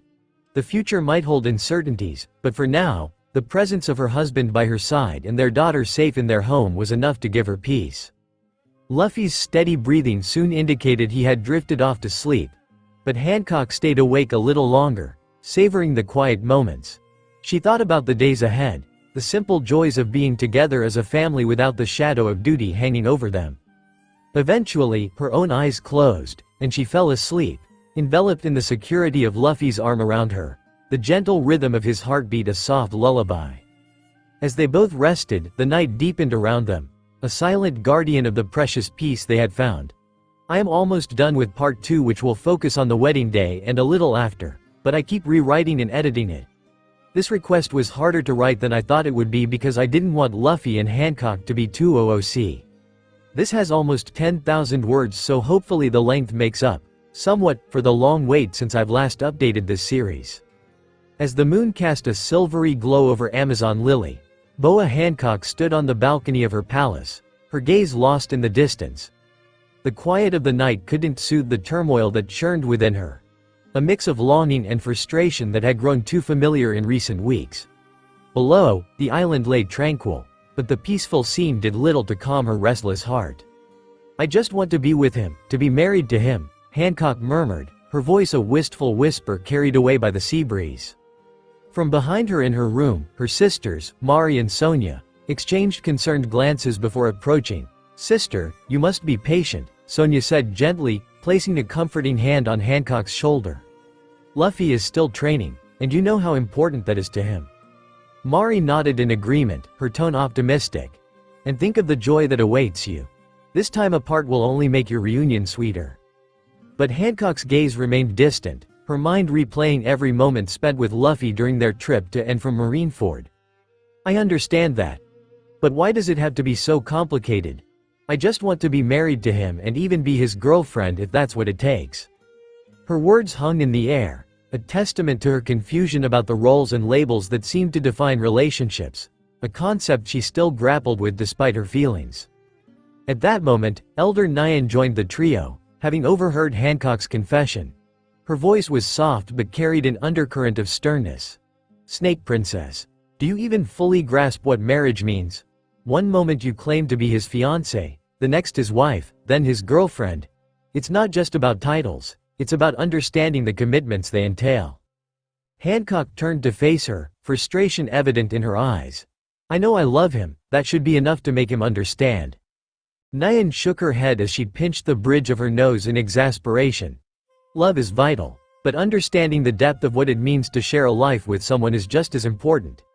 You need to learn what marriage really involves. It's more than a title, it's a partnership, a commitment to stand by each other through every challenge and joy." Hancock's expression softened slightly, the weight of Nyan's words settling in her mind. "But how am I to learn these things if I am here and here is there?" she asked, a genuine trace of helplessness in her voice. Nyan considered this for a moment, her expression more sympathetic. "There are many ways to understand the essence of commitment, even from a distance. You can start by really listening to what Luffy says about his dreams, his fears, and his hopes. Communication is the foundation of any strong relationship. Hancock's frustration bubbled up again, her need to be near Luffy clashing with the wisdom being offered. But he's so close, on Rusukaina. I could just be there, with him. We could be learning together. Nyan sighed deeply, understanding Hancock's longing but emphasizing the bigger picture. Remember, Luffy is undergoing important training that requires his full focus. Your presence there might distract him, potentially affecting his progress. Love also means respecting each other's paths, even when those paths require some distance. Hancock began to pace back and forth, wrestling with her emotions. Well, if I must stay here, then I'll make sure he's well fed. I can prepare meals and bring them to him on the island. That will show him how much I care and that I can be a supportive wife. Nyan rubbed the side of her head as she felt the beginnings of a headache. Snake Princess, she interjected, her voice laden with exasperation. Delivering food to him would directly contradict Rayleigh's orders. Luffy is supposed to be isolated, focusing on his training without distractions. Undeterred, Hancock waved her off dismissively, her mind racing with solutions. Then I won't deliver it myself. Mari, Sonia, some of the Kuja could take it. They can make sure he gets it without me being there. Her thoughts quickly shifted to other things she could send along with the food. Maybe some new clothes, the weather does change quite rapidly. Oh, and perhaps some medical supplies, just in case. Watching this unfold, Nyan exchanged a weary look with Mari and Sonia, who both shrugged helplessly. Turning back to Hancock, Nyan tried again to capture her attention. You're not listening. This isn't about sending gifts or proving you can be a good wife. It's about understanding and respecting his need for space and focus. But Hancock seemed barely to hear her, lost once again in her daydreams about their wedding, planning out details for an event that wasn't yet set in stone because Luffy hadn't agreed to marry her. The practicalities of their current realities seemed to slip past her as she mused aloud about color schemes and food for the reception. Nyan watched her before leaning over to whisper to Mari and Sonia. We need to find a way to help her channel her energy into something productive. Something that genuinely supports Luffy's journey, not just her fantasies about it. Hancock's thoughts continued to swirl now with images of white dresses and floral arrangements until she suddenly paused and a crease of worry formed between her brows. The reality of Luffy's ambition to become the king of the pirates, a goal vast and all-consuming, began to overshadow her daydreams. What if his grand dream didn't include her? Could she, as Empress, simply abandon her responsibilities to follow him? I wonder if he would allow me to sail with him, she said to herself, but still loud enough that the others could hear. Hearing Hancock's statement, Nyan seized the moment to inject some practical wisdom. You can't just leave with him, Snake Princess. You're the Empress of Amazon Lily, she said bluntly, reminding Hancock of her duties and the reality of her position. Hancock's gaze snapped to Nyan, irritation flashing in her eyes at the blood reminder. She opened her mouth to retort, the idea of not being able to follow Luffy stinging her deeply. Nyan continued, undeterred by Hancock's glare. Even if it were to come to the point in your supposed relationship where you and Luffy decided to marry, you wouldn't have to abandon your life here. Luffy's dream of being a pirate king doesn't have to exclude his dreams with you. People can have more than one dream, more than one big goal in their lives. Hancock's expression shifted from irritation to contemplation. Nyan's words sank in, slowly dissolving the tight knot of fear in her chest. More than one dream? She echoed, the concept feeling both revolutionary and comforting. Yes, Nyan nodded, softening her tone. Luffy's pursuit of becoming the Pirate King is his dream, but who says he can't also dream of a life with you? If any of this is truly an act of kismet, as you so believe, then Luffy will find a way to make you a part of his world without forcing either of you to give up your duties. This perspective was a balm to Hancock's anxious heart. The idea that Luffy could weave her into the tapestry of his epic aspirations without either of them having to forsake their individual duties or dreams allowed her to view their future in a new light. Encouraged, Hancock's mind began to explore this broader horizon. Maybe, just maybe, she could be both the Pirate Empress and Luffy's partner. Elder Nyan, sensing the shift in Hancock's attitude, decided it was time to elaborate further on the intricacies of marriage, to ensure that Hancock fully grasped its depth and commitments. Do you know why I questioned your understanding of what marriage truly involves? Nyan began, her voice firm. Hancock, a mixedness in her eyes, responded with a slight frown. Because you believe I must remain here. I know marriage is about love, and I love Luffy deeply. Nyan nodded, acknowledging Hancock's feelings but pressing on to expand her understanding. Again, love is crucial, but marriage is more than just an expression of love, it's a promise. A promise? Hancock interjected, eager to understand. Yes, Nyan continued, counting off on her fingers to emphasize each point. First, it's a promise to always be there for each other, no matter the challenges that come your way. This doesn't just mean being physically present. It means being a pillar of support, emotionally as well, during both good times and bad. Second, it's about building a life together and sharing in its joys and burdens. Marriage means weaving your dreams, your goals, and even your daily routines into a shared existence that grows and changes with both of you. Third, it will further strengthen your bond and deepen your love. Each challenge you face and overcome together, each joy you share adds layers to your relationship, making it stronger. Fourth, it shows the world how serious you are about each other. It's a declaration to your community, your friends, and your enemies that you stand united. Lastly, it's about celebrating and honoring your love. It's a commitment to continuously nurture and cherish the relationship you have, making it the bedrock upon which you build your future. Hancock's expression softened as she contemplated each point, the weight of the commitment becoming clearer to her. I see, she murmured, her tone reflective. It's not just about being together, it's about growing together and facing life as a true partnership. Exactly, Nyan affirmed, pleased with Hancock's growing comprehension. Marriage is a journey you embark on together, with mutual respect, support, and understanding at its core. With a deeper understanding now stirring within her, Hancock felt both enlightened and eager. As she stood on her balcony again, looking out over the calm seas surrounding Amazon Lily, her thoughts drifted towards Luffy, far away on Rusukaina. Her heart was full of resolve, and her mind buzzed with plans on how to embody the true partner Luffy deserved, whenever fate decided to weave their paths back together. This poignant moment of introspection marked a significant shift in Hancock's outlook, not just on her relationship with Luffy, but on her own role in the wider tapestry of the world. It was a lesson in love, patience, and the responsibilities that came with deep, binding commitments. With Nyan's words echoing in her mind, she was ready to support Luffy in a way that respected his dreams and her duties as the Empress. Little did she know, the depth of emotion and commitment she was beginning to understand would soon find its echo in Luffy's own life, in ways neither of them could have predicted. During the 2-year hiatus from his journey across the Grand Line, Luffy found himself anchored on the secluded island of Rusukaina. For a pirate who thrived in the eye of the storm, this time was an unexpected interlude of focused training. Under the vigilant eyes of Rayleigh, Luffy dedicated himself to honing his skills and pushing his abilities to new limits in preparation for challenges that lay ahead. In the midst of this rigorous training, however, an unexpected relationship began to blossom. One not merely rooted in friendship, but filled with deeper, more complex emotions that puzzled Luffy. Hancock was no stranger to attention from men, yet the only affection she truly desired seemed perpetually out of reach.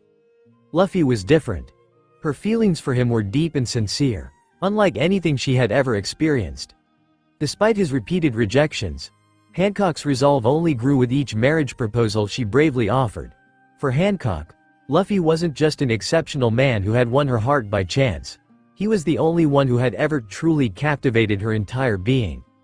Luffy, on the other hand, found himself at a crossroads of personal discovery.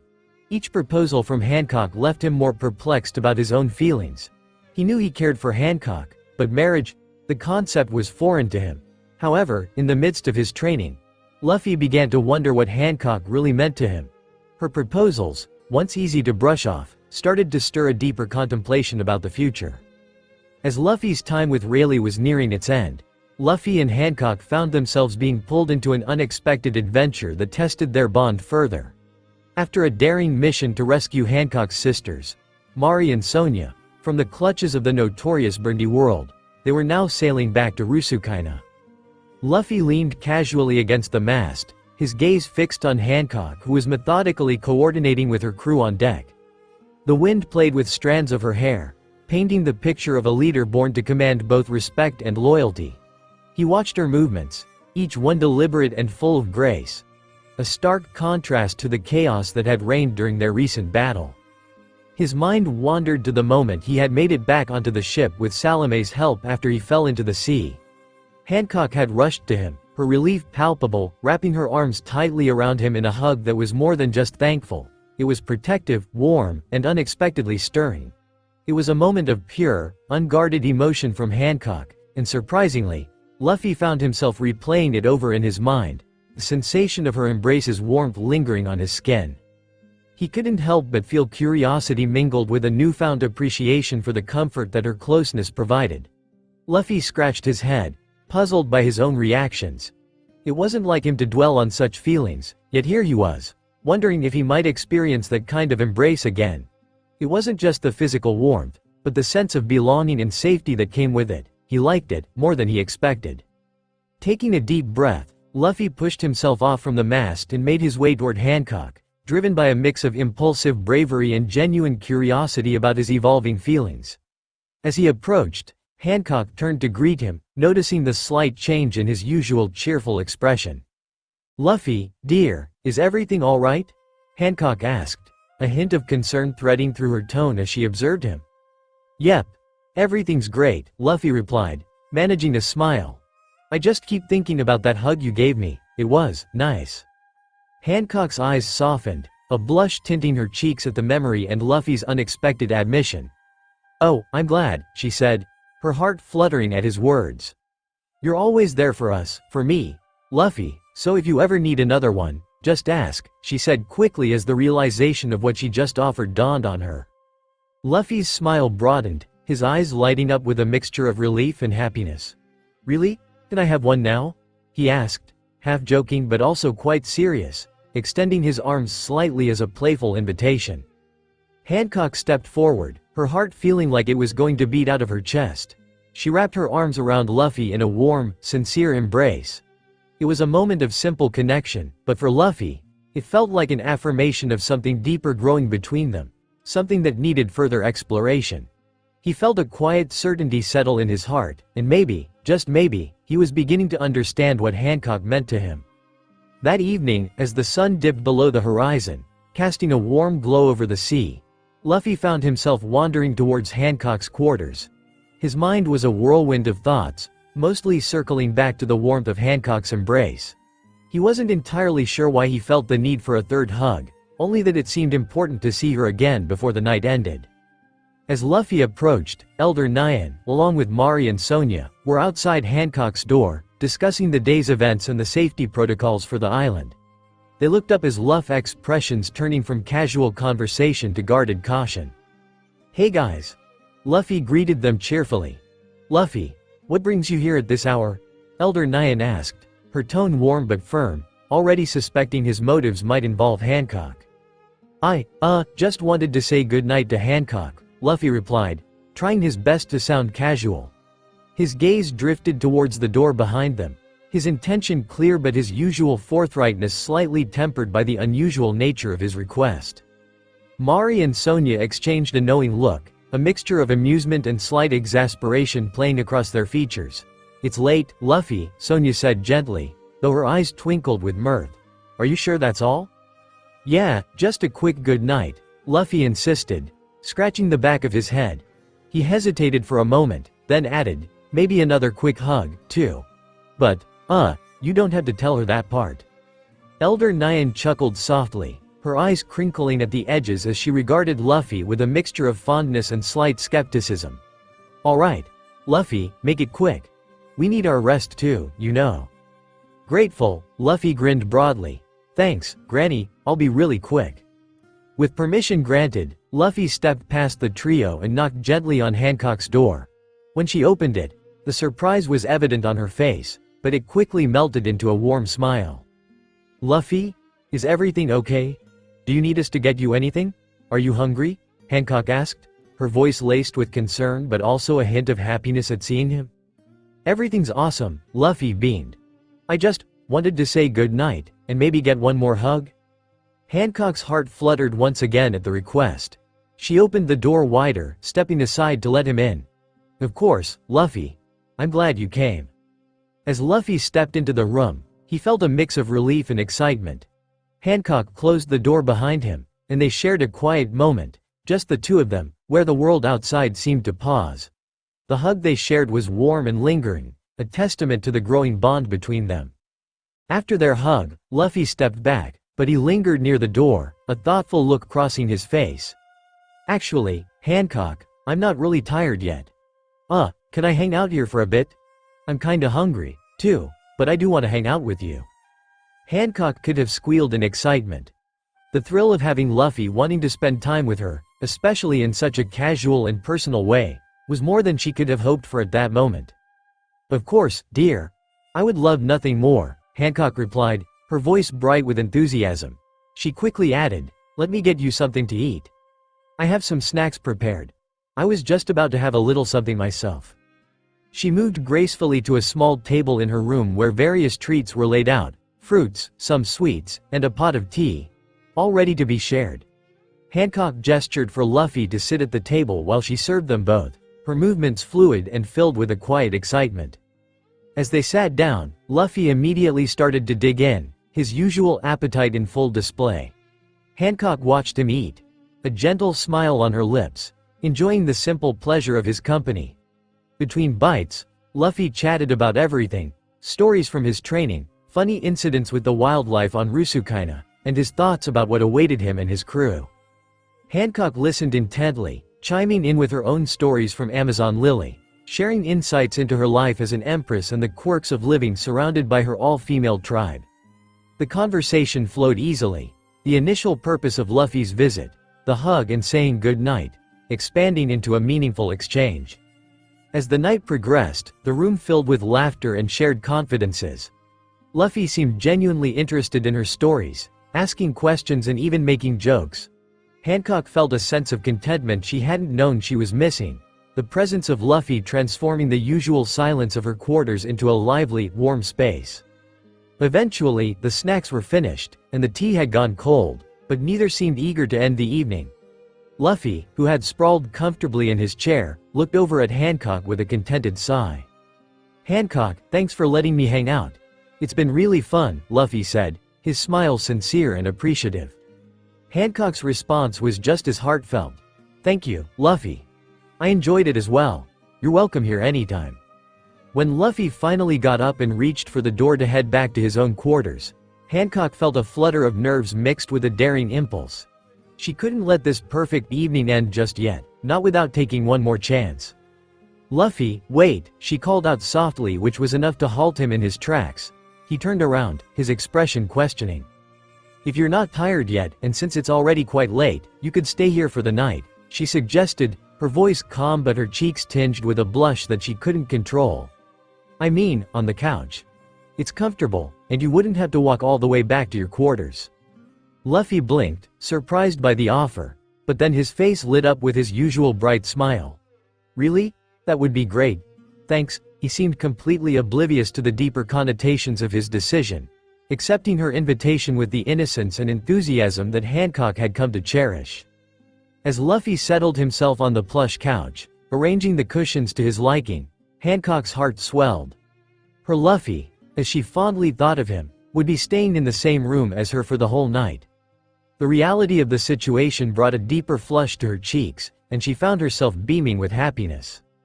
She busied herself with fetching an extra blanket and a pillow for him, ensuring he would be comfortable. "Here, darling, you might need these," she said as she handed him the items, her hands lightly brushing his as she did so. The simple touch sent a thrill through her, and she quickly turned away to hide her flustered smile. "Thanks, Hancock. You're the best," Luffy said cheerfully, oblivious to the emotional storm he'd stirred in her. He arranged the blanket and pillow on the couch, then settled down, looking as content as if he were on his own ship. Hancock retreated to her own bed, her eyes stealing glances towards the couch where Luffy lay. The room was quiet. The only sounds were the gentle night noises of the surrounding sea outside and the soft, steady breathing of Luffy as he relaxed into sleep. As she watched Luffy in the dim moonlight filtering through the windows, Hancock felt a deep gratitude for this unexpected, beautiful turn their relationship had taken. With a contented sigh, she finally allowed her own eyes to close, the image of Luffy, peaceful and close, escorting her into dreams filled with hope and affection. Back on Rusukaina, the rugged, wild island that served as Luffy's training ground, life quickly resumed its rigorous pace. As Hancock prepared to leave after safely delivering Luffy back from their recent adventure, an air of finality settled between them. Luffy had come to cherish Hancock's embraces during their short time together, finding comfort and reassurance in their warmth, a stark contrast to the solitude of his training. As they stood on the shore, the sound of the waves crashing in the background, Luffy turned to Hancock with a hesitant yet hopeful look. "Hancock, could I have one more hug?" he asked, his voice carrying a mixture of reluctance for her departure and a sincere desire for the comfort her presence brought. Hancock's heart leapt at the request, any formality melting away under the weight of her affection for him. "Oh, of course," she replied, as opened her arms wide. Luffy didn't hesitate, stepping into the embrace with a contented sigh. Rayleigh, watching from a distance, observed the exchange with a knowing smile. The legendary pirate had seen many things in his life, but the simple, heartfelt connection between these two was something genuine. It back to training Luffy, Rayleigh called out, his voice sounding authoritative. Impatient," Hancock murmured as she gently withdrew from the hug, her eyes locking with Luffy's. Under the guise of smoothing down his iconic vest, she discreetly slipped a transponder snail into his pocket. "Please, call me if you need anything, food, clothes, or even just a hug," she added, her voice softening with the last word. Her fingers lingered now on his hands for a moment longer than necessary.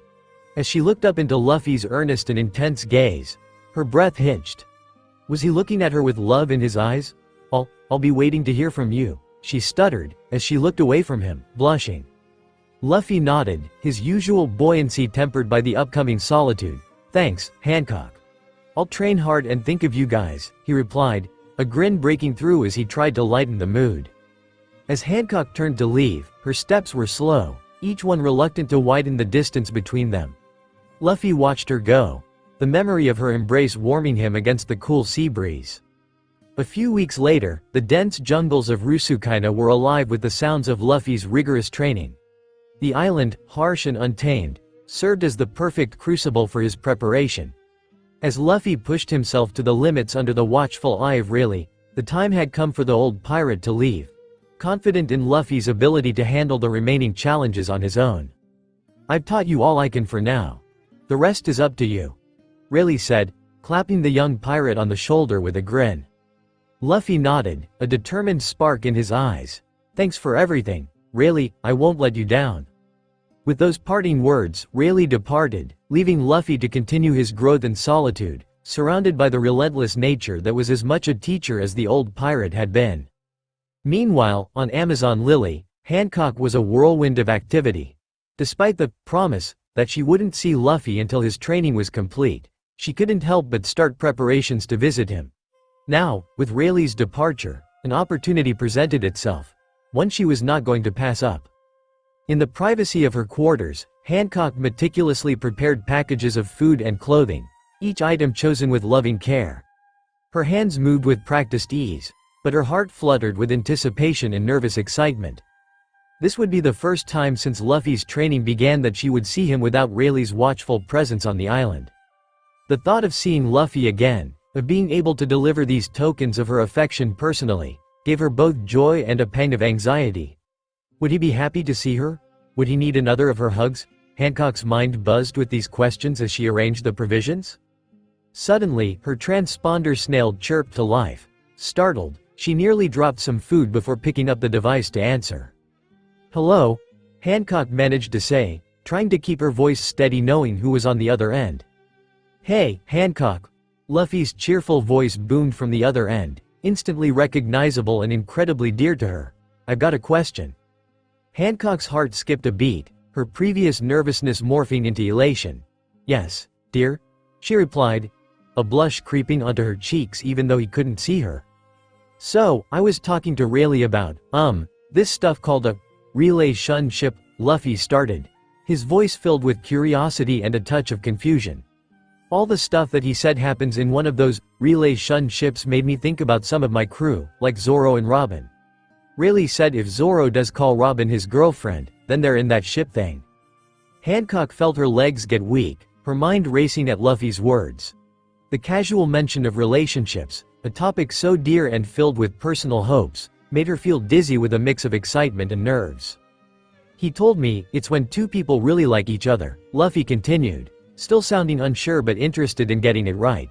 And it also means they like spending time together a lot. That made me think of you, Hancock. 'Cause I really like spending time with you. So, does that mean we're in one of those relay shun ship things? Hancock's heart pounded erratically, a whirlwind of joy and disbelief swirling inside her. Luffy's innocent question, posed with such genuine simplicity, made her feel like her heart was either about to burst with happiness or stop from sheer overload. The very thought that Luffy might consider them to be in a relationship, something she had dreamed of, sent waves of excitement coursing through her. If that's what you would like, dear, then we can certainly be in a relationship, Hancock managed to reply, her voice filled with elation and slight tremor as she struggled to maintain composure. Really? That's great, Luffy exclaimed, his tone filled with cheer. It sounds pretty cool. Does this mean I can have another hug and more food? Hancock couldn't help but giggle at Luffy's straightforward excitement. Of course, Luffy, she replied warmly.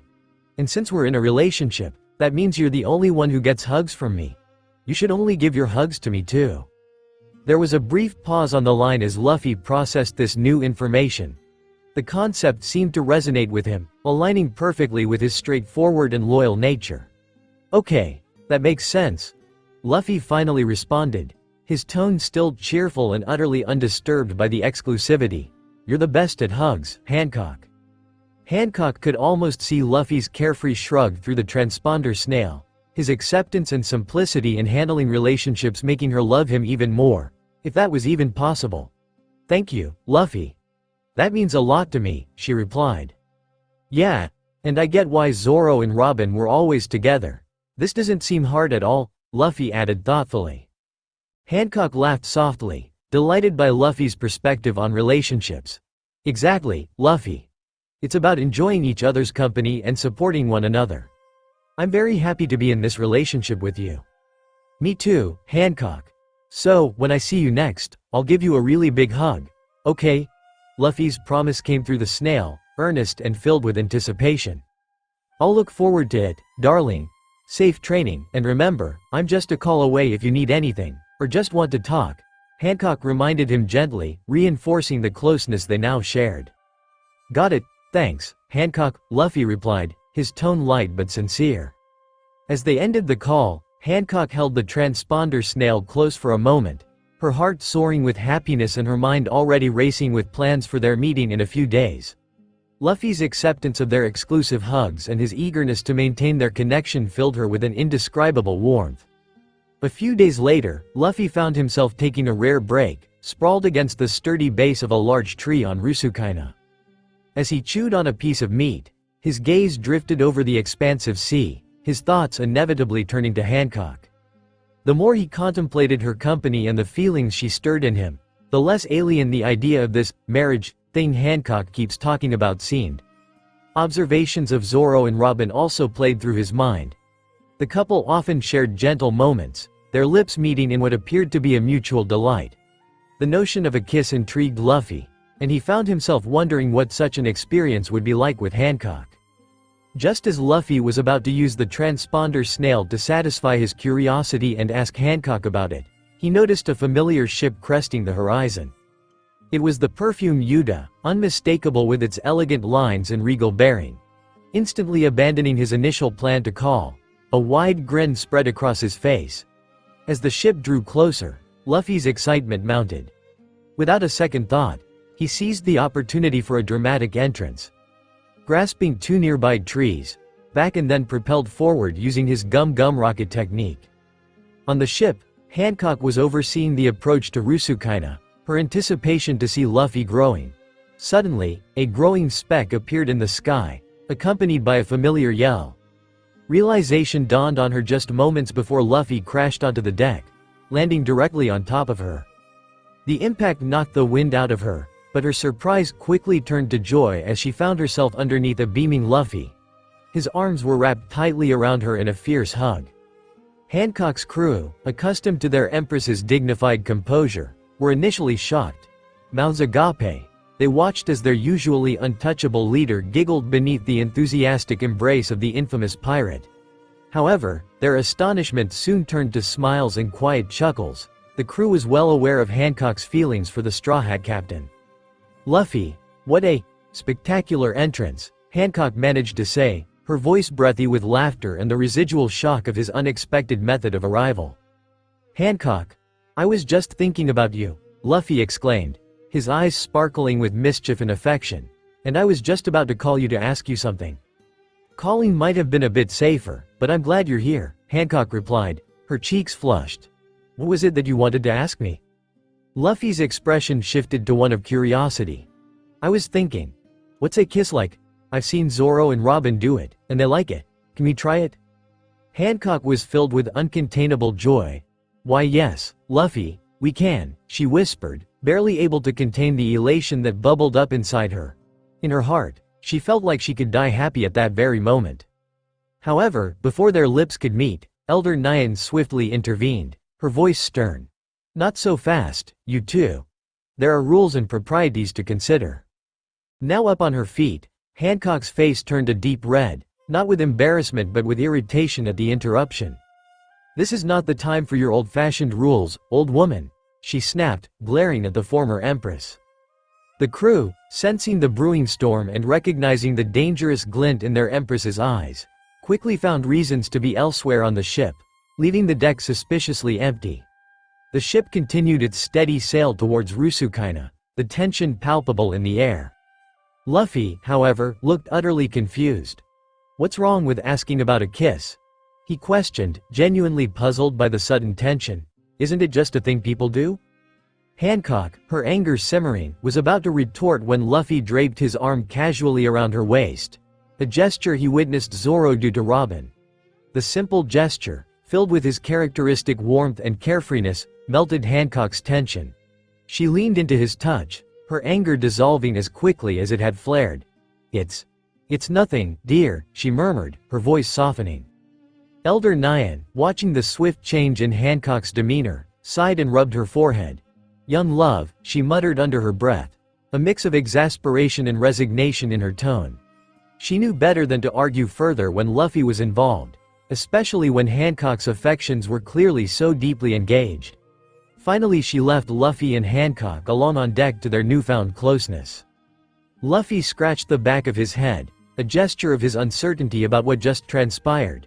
He opened his mouth, possibly to ask another of his straightforward questions, but Hancock, spurred by a surge of confidence, cut him off. In a bold move that took even herself by surprise, she leaned in quickly and pressed her lips to his. Luffy's eyes widened in shock at the contact. The sensation was completely foreign yet pleasant. As they kissed, a flurry of sensations overwhelmed him. There was a sweetness in Hancock's lips, like he was tasting dessert, and a warmth that seeped into him and left him wondering why it felt so right.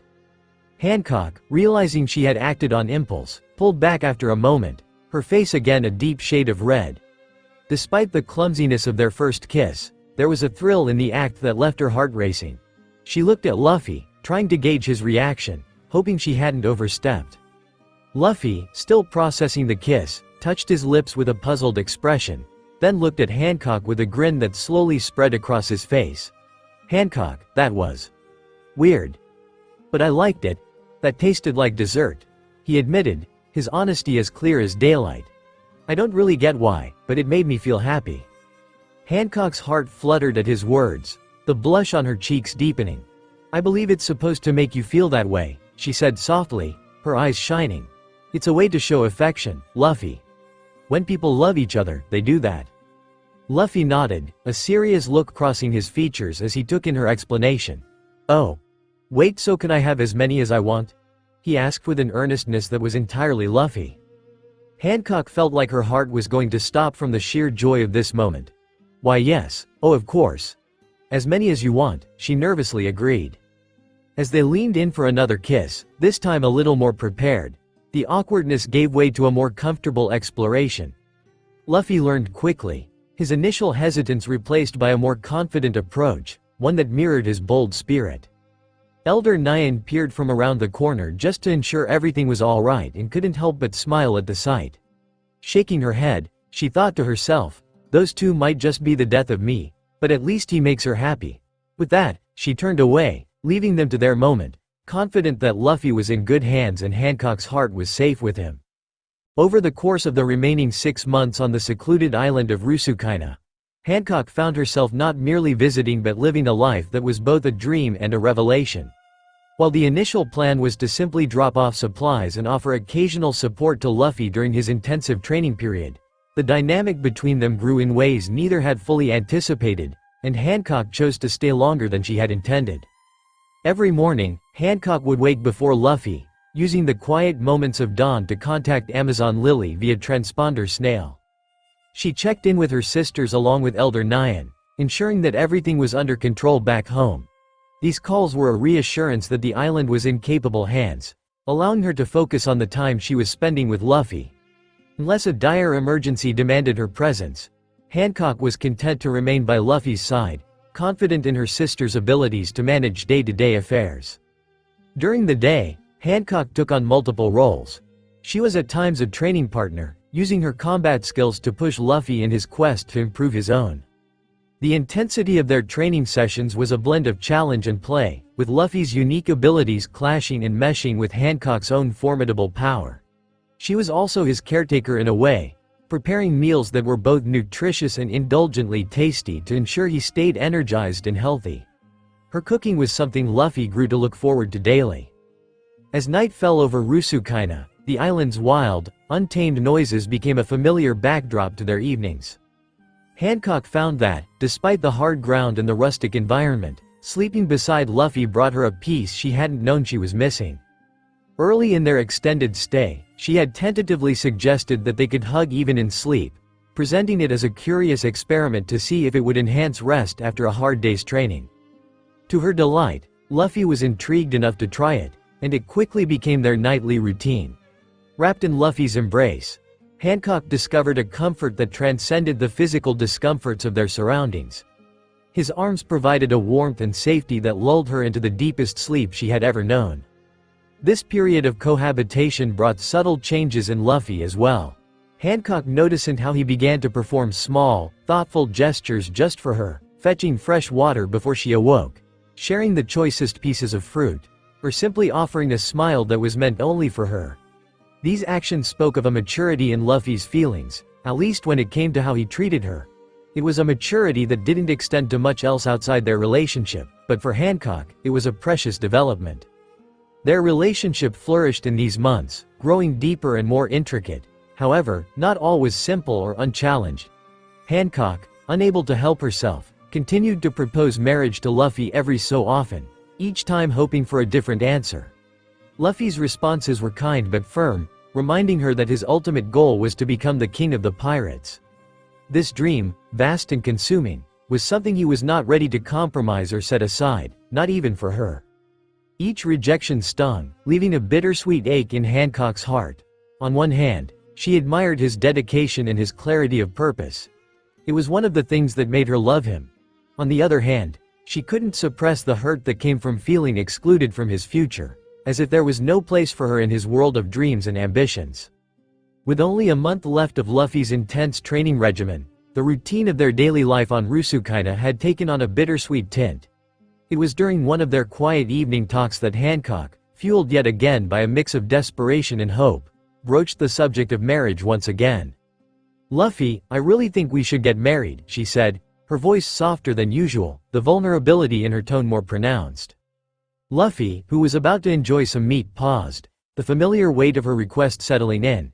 He opened his mouth to respond, to remind her of his dream and his fears of commitment that might divert him from becoming the king of the pirates, but Hancock's reaction cut him off. Before he could formulate his thoughts into words, Hancock let out a heavy, frustrated sigh.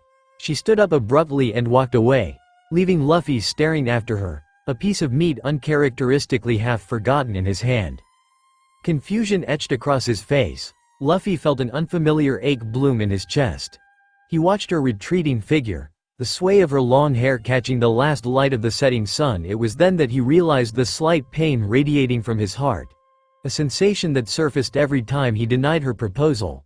Reflecting back, he recalled the sadness in her eyes, a constant every time he turned her down, the hope fading a little more with each rejection. Feeling a pang of guilt sharper than before, Luffy set his food down and hurried after Hancock. His steps were quick, driven by the urge to alleviate the sadness he had caused. It didn't take him long to find her. She was sitting on a fallen tree, her figure silhouetted against the twilight sky. As he approached, he noticed her shoulders shaking slightly, and the sight of tears falling stopped him in his tracks. Luffy's heart clenched at the sight of Hancock crying. He can't remember ever seeing her cry. It was a sight that underscored the depth of her distress. She was always so strong, so composed, and seeing her vulnerability displayed so openly made him realize the impact of his repeated rejections. Unsure of what to say or how to make it right, Luffy did the only thing he felt might comfort her. He moved quietly behind her and wrapped his arms around her, pulling her gently against his chest. She likes my hugs, right? So, this should help, he thought, hoping that his embrace could somehow make up for the pain he had caused. Hancock, feeling the warmth of Luffy's arms around her, couldn't hold back a small sob. She leaned back into his chest, allowing herself a moment to just feel, to absorb the comfort he offered. Luffy, feeling her lean into him, tightened his hold slightly. Each of Hancock's sobs seemed to send a sharp pang through his chest, a pain he couldn't understand and desperately wanted to stop. He had faced many challenges and battles, but none had prepared him for the helplessness that overwhelmed him now. I'm sorry, Hancock. I really am. You don't have to cry, Luffy murmured, his voice heavy with emotion. He felt her body tense, then relax slightly as she gathered herself to speak. No, Luffy, I'm sorry that I cannot be what you need to be a part of your dream. I hope maybe one day I can be, and I will hold on to that hope, Hancock said, her voice tinged with a profound sadness. She then hinted at a decision that chilled Luffy to the bone. Perhaps it's best if I call my sisters. I should leave you to finish your training in your dream. The thought of Hancock leaving, of her not being by his side, triggered an intense spike of pain in Luffy's chest, more than before. Instinctively, he tightened his grip, preventing her from rising. No, don't go, please, Luffy pleaded, his voice urgent.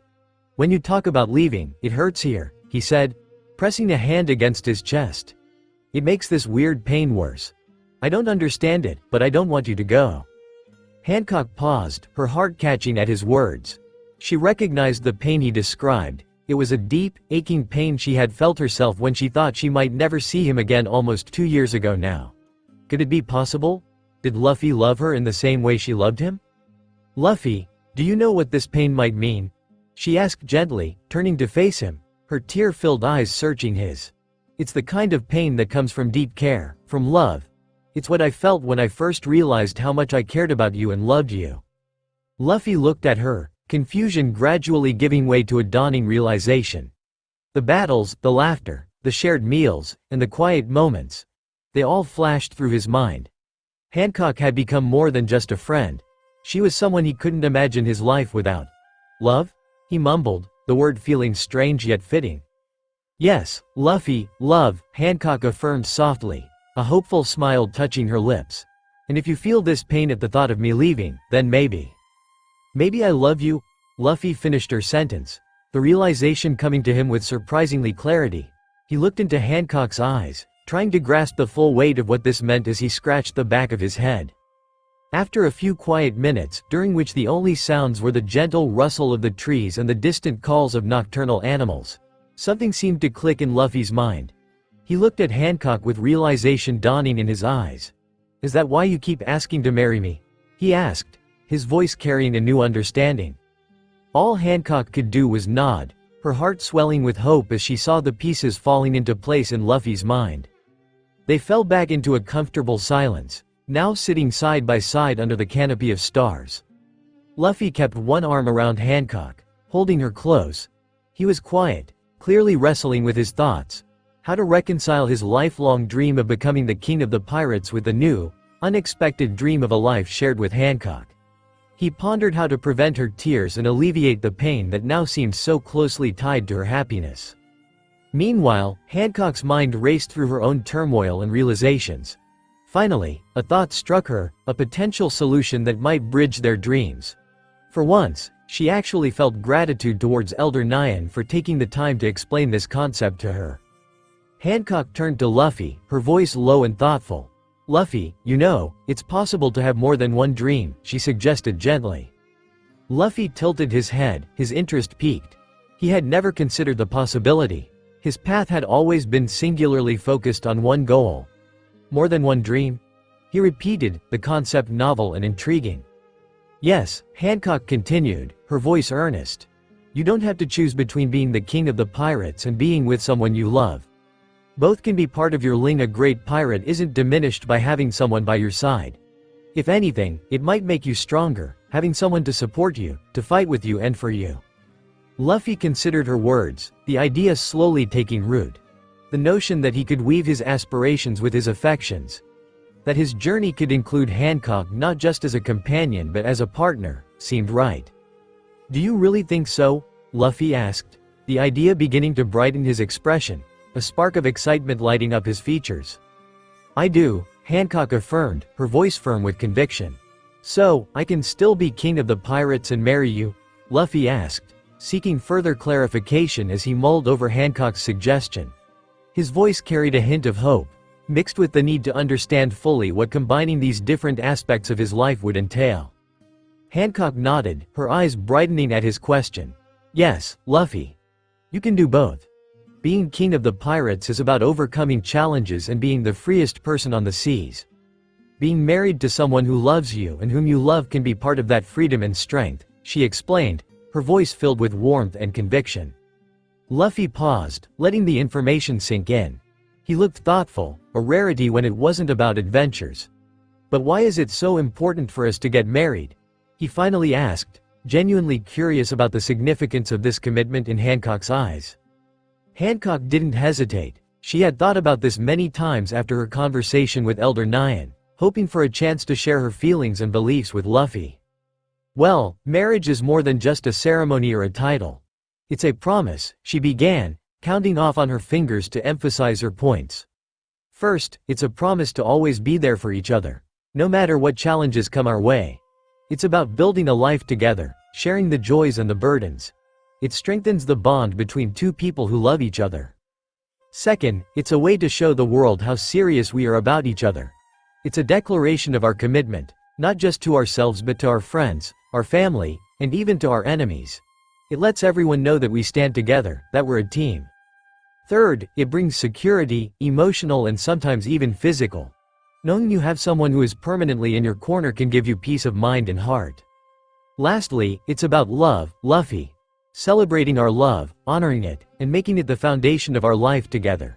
It's the ultimate adventure, one that lasts a lifetime." Luffy listened intently, each reason resonating with him more than he expected.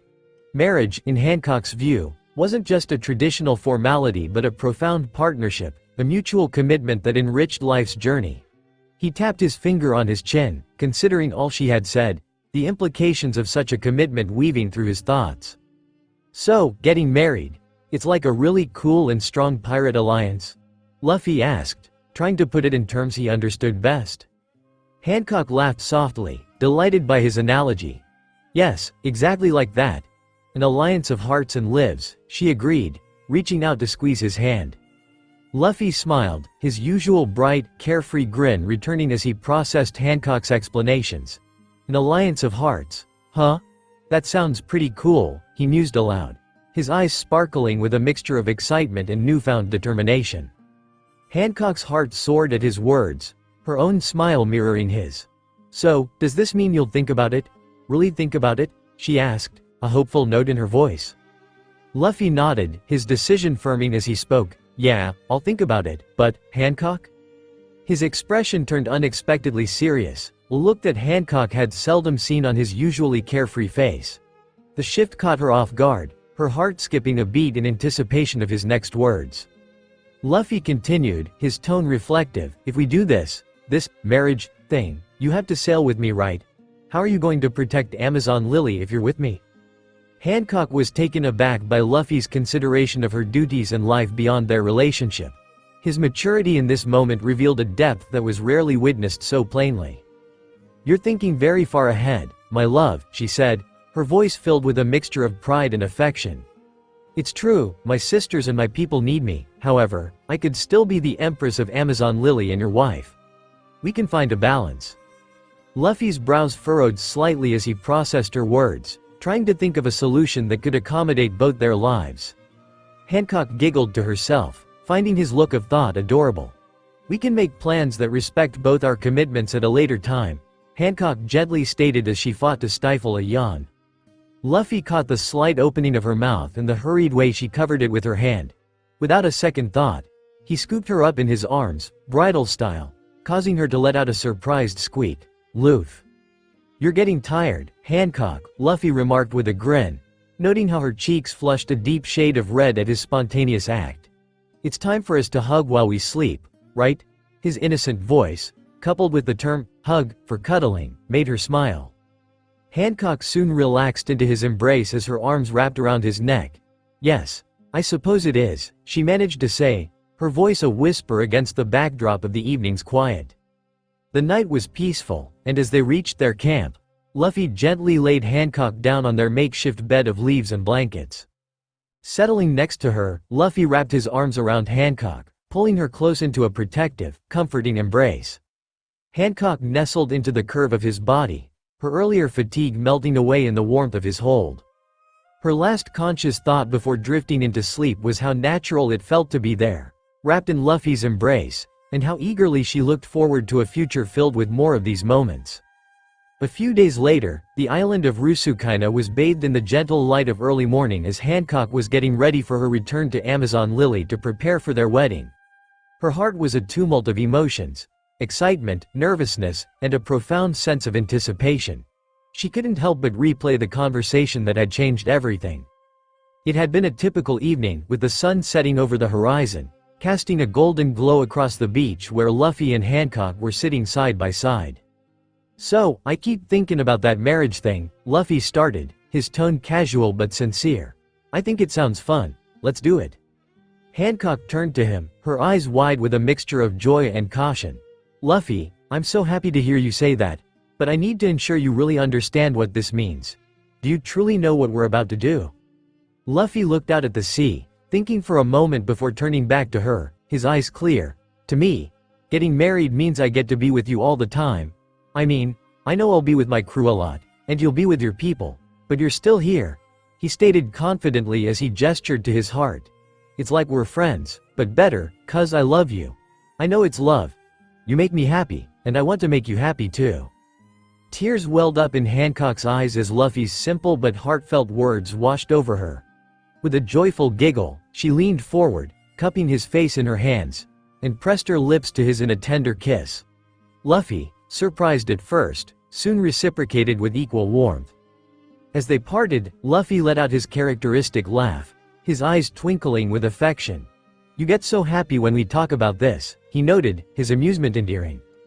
Hancock, utterly overwhelmed by happiness, felt as though her heart would once again stop. "Yes, Luffy, because I love you, and I cannot wait to marry you."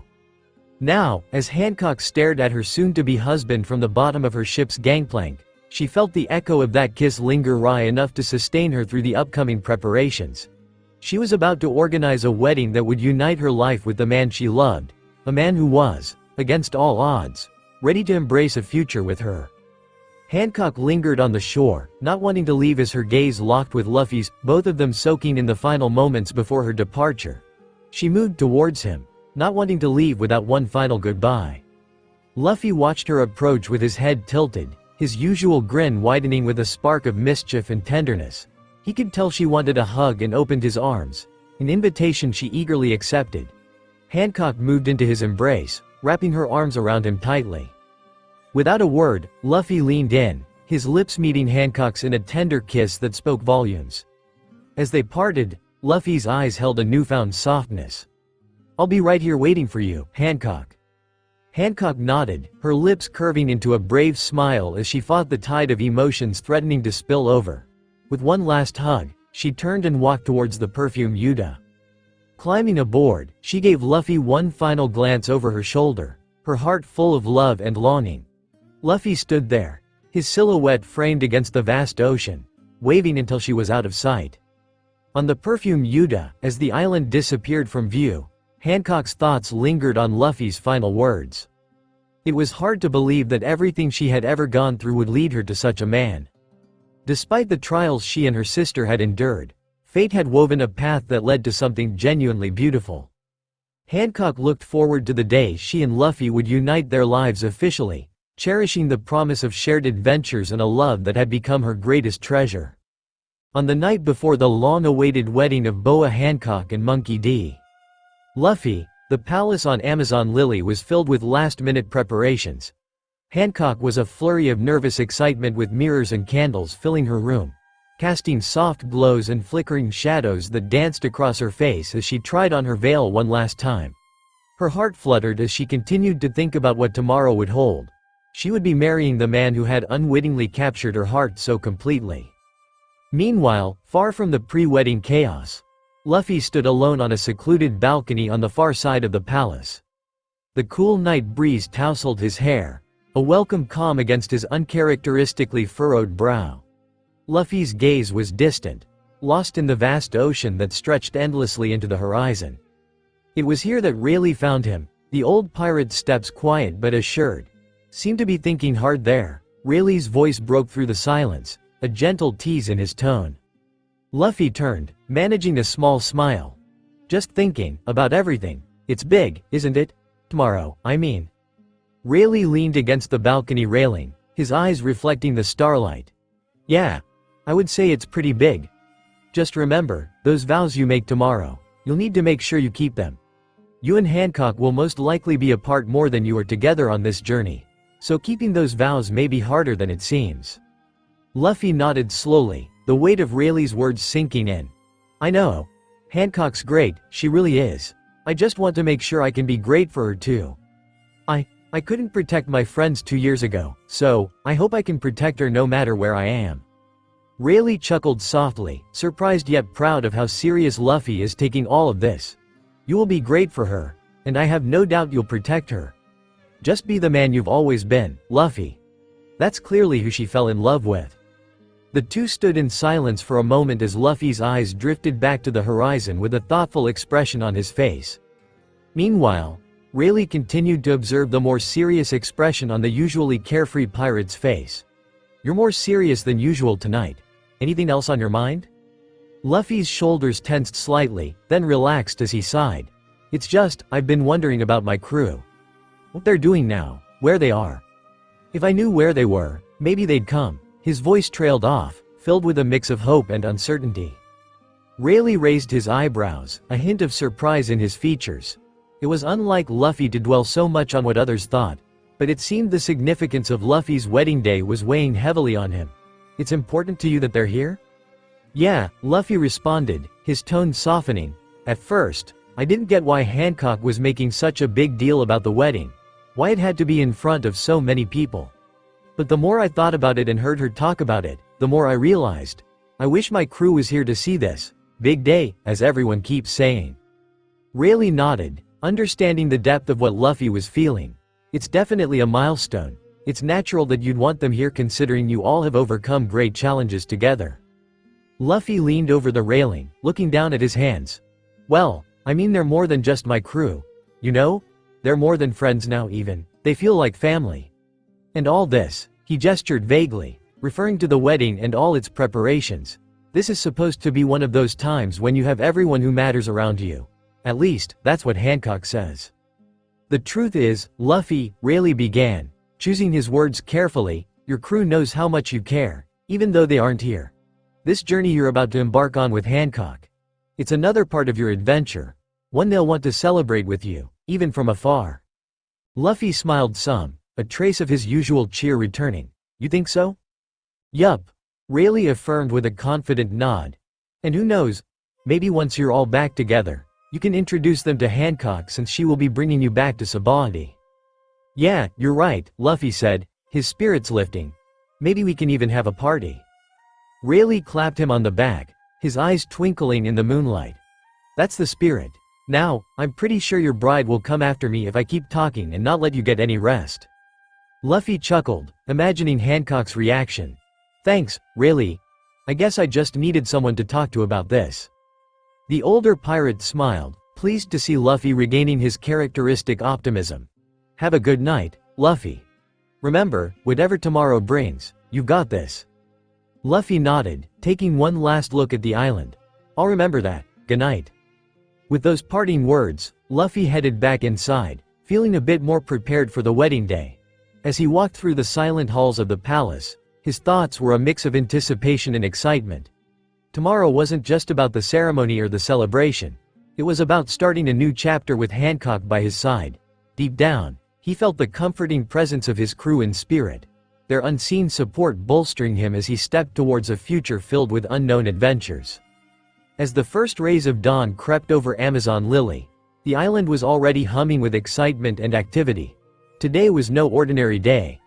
It was the day their empress would marry Luffy, a union celebrated not only by the inhabitants of Amazon Lily but also by the spirits of the Kuja ancestors, it seemed, given the perfect weather. Hancock woke early that morning, her heart fluttering with anticipation and nerves.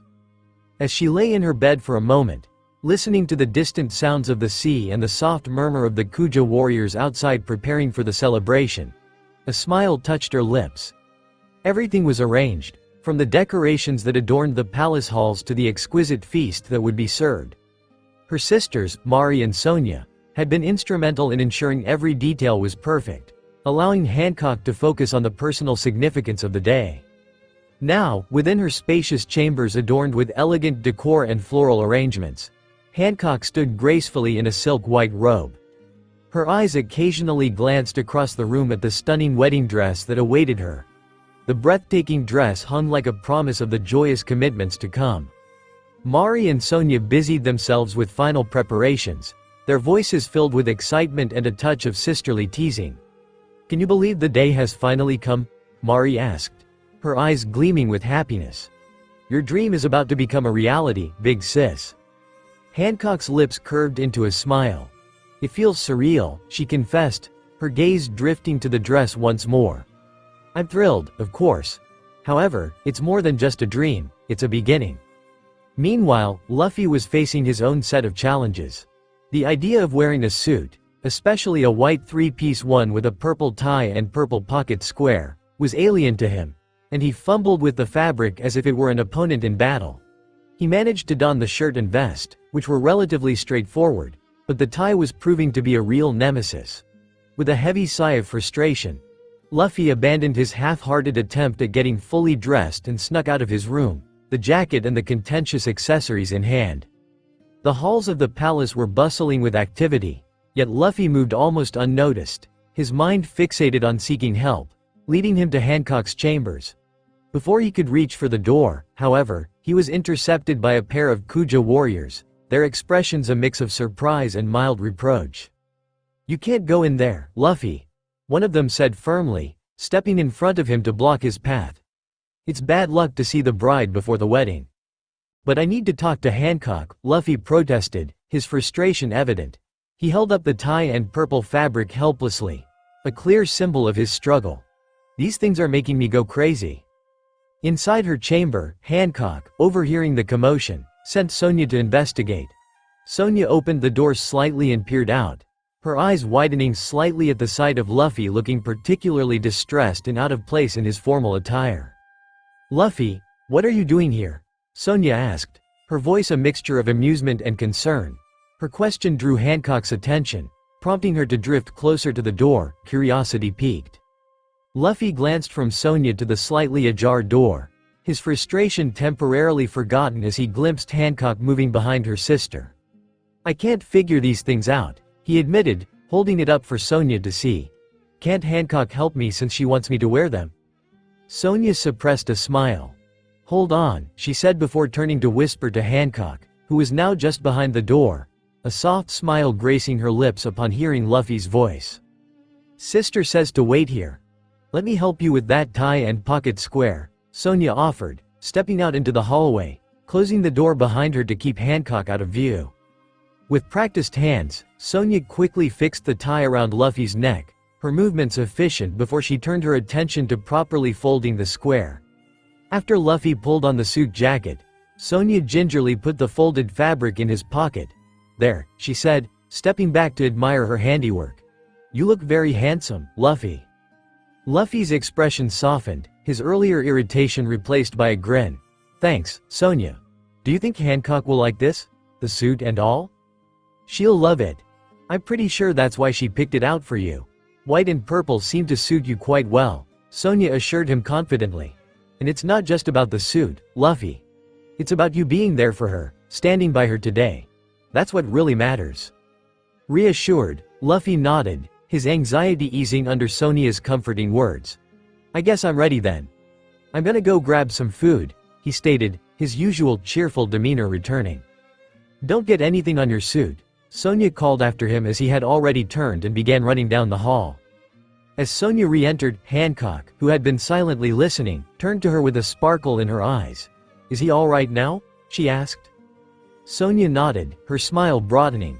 "He's fine. Just Luffy being Luffy, worried about his suit. Although, he did try to peek around me a few times to try to get a glimpse of you before I shut the door." Hancock felt a blush color her cheeks as she smiled. "I still can't believe that this day has arrived," she murmured, her thoughts drifting to the recent months she spent with Luffy leading up to this moment. "I'm ready to start our forever." Minutes later, as Hancock was preparing to put on her dress, Elder Nyan burst into the room. Her expression a mix of amusement and exasperation as she announced, "Your fiancé has already made his way through the feast." Hancock couldn't help but giggle at the thought of Luffy, unable to resist the spread of delicacies prepared for their wedding day. Mari quickly chimed in to calm Nyan's nerves. "Don't worry, we've prepared extra, just in case. We know Luffy all too well," she assured with a knowing smile. "There's plenty more hidden away in the kitchen." Sonia, meanwhile, carefully lifted Hancock's wedding dress from its stand, a stunning creation of fitted white fabric with a sweetheart neckline that flattered Hancock's figure while maintaining an air of bridal elegance. The dress was adorned with delicate lace accents that added a touch of regal sophistication. As Sonia helped Hancock step into the dress, she meticulously adjusted the fabric to ensure it fit flawlessly. She then proceeded to arrange Hancock's hair, ensuring that it covered the mark on her back, a reminder of her past that she preferred to keep hidden especially on such a joyful occasion. Finally, she helped adjust the veil atop her sister's head. Once fully dressed, Hancock stood before the large mirror in her room, taking in her reflection. The sight of herself in the wedding dress brought a wave of emotions. She looked every bit the empress she was, yet today, she was also a bride about to embark on a new journey. As the reality of the day began to fully settle in, a flutter of nerves tinged her excitement. Nyan, Mari, and Sonia gathered around Hancock, their expressions a mixture of awe and delight as they beheld her transformation. Each one was struck by how breathtakingly beautiful she looked, the dress accentuating figure. "You look incredible, big sis," Sonia whispered, her voice filled with emotion. Mari nodded in agreement, her eyes shining with tears of joy. "Luffy won't believe his eyes when he sees you walking towards him." Nyan took a deep breath, her earlier exasperation replaced by a profound sense of pride. "You look beautiful, Snake Princess." Hancock met her reflection's gaze, her nerves smoothing into a confident calm. "Thank you, all of you," she said genuinely. "Today will be unforgettable." As the natives of Amazon Lily began to settle and the ceremonial area buzzed with the low murmur of excitement, Rayleigh found Luffy standing somewhat apart, looking out over the gathered crowd. The old pirate approached slowly and placed a gentle but firm hand on Luffy's shoulder. "Luffy, you got a moment? I wanted to talk to you a little more about our conversation from last night." Luffy's response was a nod as Rayleigh guided him slightly away from the bustling crowd, seeking a more private moment for a conversation he felt was paramount. "So, listen, I've known Hancock and her sisters for a long time, since they escaped the clutches of the celestial dragons. They've become like family to me, much like my own daughters," Rayleigh began, but paused a moment to give Luffy a moment to try to understand where this conversation would go. "It's because of that, it's really important to me, and to her, that you truly understand what you're committing to today, and that you also take good care of her." Luffy looked up at him, his expression open and attentive but still marked by a hint of confusion. "Take care of her?" You told me last night you knew I could protect her, he responded earnestly, his tone suggesting he was trying to grasp the deeper implications of Rayleigh's words. Besides, Hancock is strong, so even if I couldn't get here right away, I know she can handle anything. Rayleigh nodded, appreciating Luffy's sincerity but recognizing the need to clarify his point further. It's not just about protecting her from harm, Luffy. Like you said, she can handle herself pretty well in battle. Taking care of Hancock means being there for her emotionally, understanding her needs, and sometimes, putting those needs ahead of your own adventures. It means being present, not just physically but with your heart too. Luffy's brow furrowed slightly as he processed Rayleigh's explanations, the concept of emotional support mingling with his usual straightforward approach to life. I know you care about her, Luffy, and I don't doubt your intentions, Rayleigh added, his voice softening. But marriage, well, it's a partnership. I know you've talked about this with Hancock, but you need to support each other, even in ways that aren't always adventurous or exciting. Sometimes, it's just being there, listening and understanding. Luffy nodded slowly, a light of comprehension beginning to flicker in his eyes. I get it. I need to be there for Hancock, not just when it's fun or when there's a big fight, but all the time, even when it's just normal stuff. Rayleigh's expression relaxed into a smile, proud of Luffy's willingness to understand. That's right, and remember, Luffy, if you ever falter, if you ever forget, I'll be there to remind you. She's like a daughter to me, and I'm entrusting her happiness to you. As they continued to speak, Shaki approached, signaling that it was time for the ceremony to begin. Rayleigh gave Luffy's shoulder a final squeeze. Looks like they need you up on that platform. Luffy, now more determined and with a newfound understanding of his role as Hancock's partner, nodded seriously. I won't let you or Hancock down. Meanwhile, inside a small antechamber, Hancock, dressed in her breathtaking white wedding gown, stood waiting. Despite the confidence she usually exuded, another flutter of nerves tinged her usual poise. Her sisters hovered nearby, offering smiles of encouragement and adjusting her hair and veil one last time, ensuring they draped perfectly to cover the mark on her back. Elder Nyan, watching from a respectful distance before also moving to enter the grand hall to take her seat, admired Hancock's transformation. The Empress was a vision of regal beauty, yet Nyan could see the slight tension in her shoulders, the way her hands occasionally fidgeted with the delicate lace of her dress. It was a big day, perhaps the biggest in Hancock's life, and the weight of the moment was not lost on any of them. Hearing their cue, Nyan, followed by both of Hancock's sisters, exited to make their way down the aisle to where they would stand to support her. Just outside the chamber, Rayleigh stood by the closed double doors leading to the main hall where the ceremony would take place. His expression was thoughtful, almost reverent, as he prepared to perform one of his most cherished duties, giving Hancock away. As he turned to enter the antechamber, his eyes met Hancock's, and he offered her a reassuring smile. "Ready?" he asked gently, extending his hand towards her. Hancock took a deep breath, her eyes locking on Rayleigh's. "I am," she replied, her voice steady despite the whirlwind of emotions inside her. "This is real. My dream, it's happening." Rayleigh nodded, his gaze softening. "I gotta admit, you've surprised me with how much you've grown over these last 2 years," he said quietly as he took her hand to lead her towards the doors. "I'm proud of you, Hancock. Not just as the Empress, but as the woman who has faced her fears and her past so that she can love deeply." His words bolstered her, infusing a warmth that eased some of her nerves. "Thank you, Rayleigh," she murmured, her gratitude evident. Please do not let me fall." Rayleigh gave a gentle, reassuring chuckle, squeezing Hancock's hand slightly as they paused just outside the grand doors leading into the ceremony.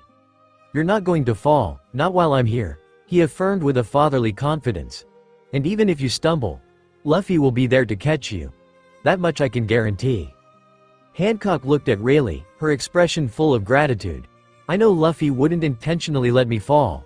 He's shown his honor and his heart, time and again. But it's comforting to know you're also watching over us," she confessed, a slight smile touching her lips. Rayleigh's eyes twinkled with a mixture of pride and sentiment as he prepared to open the doors. "Well, just remember, if that boy ever steps out of line or hurts you, I'll be there to knock some sense into him," he said half-jokingly. This brought a soft laugh from Hancock, lightening the gravity of the moment. "Thank you, Rayleigh. That means everything to me," Hancock replied, her voice steadier.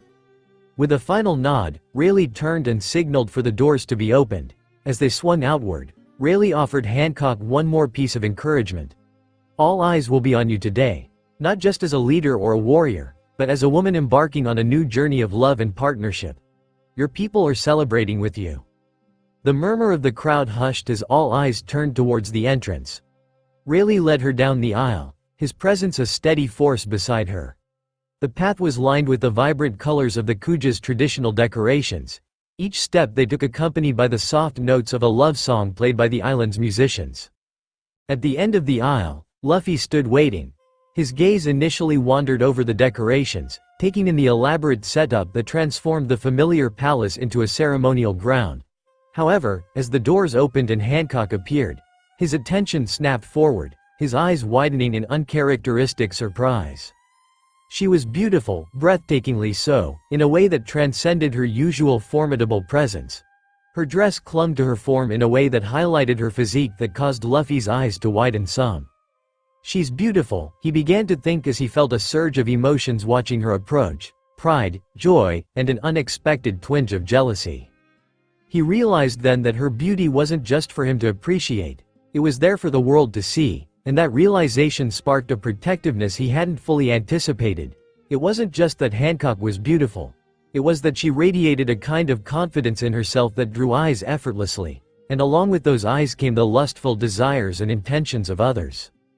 Memories came flooding back to him then, of overheard comments and compliments that men had made during their journey to Marineford and later, when they had ventured together to rescue her sisters from Burndy World.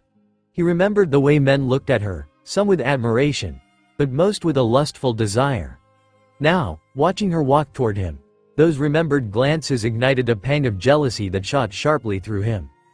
Luffy had always known Hancock was attractive, how could he not? But in the everyday tumult of their adventures, it had been just another aspect of who she was. Now, faced with the formal acknowledgement of their relationship and seeing her like this, adorned for their wedding day, it struck him more profoundly. He felt a fierce desire to protect her, to shield her from those prying eyes and comments. Not because he doubted her, never that, but because he suddenly understood the depth of his feelings toward her, feelings that went beyond the camaraderie and shared battles. Yet, Luffy's heart swelled, and the pang of jealousy dissipated as he remembered Hancock's words about their relationship. That she would only be his and he would only be hers. A smile broke across his face, one that reached his eyes and lit them with affection and a hint of mischief. Hancock, seeing Luffy's smile, felt her nerves begin to settle. His presence, his smile, was a reminder of why she was here, of the love they shared that was worth every moment of doubt and every challenge they had faced.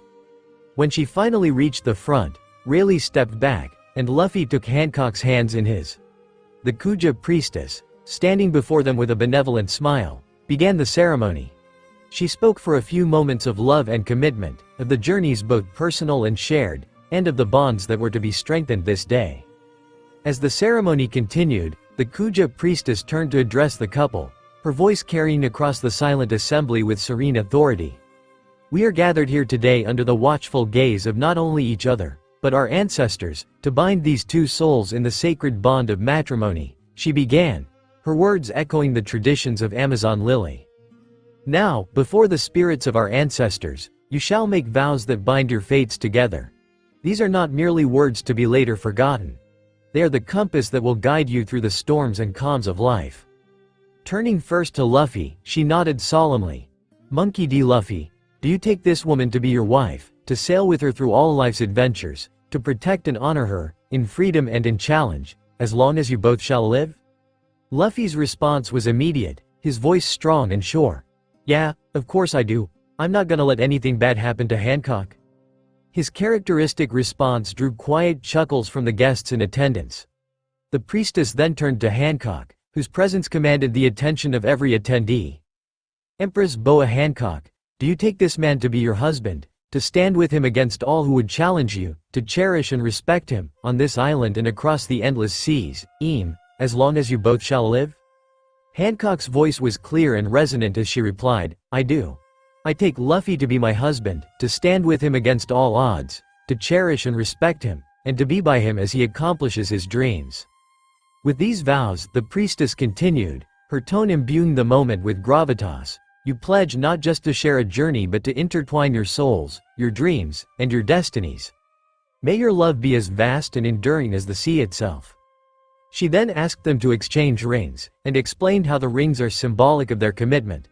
Luffy, fumbling slightly with the small object due to his unfamiliarity with such delicate tasks, managed to slip the ring onto Hancock's finger, his actions clumsy yet endearing.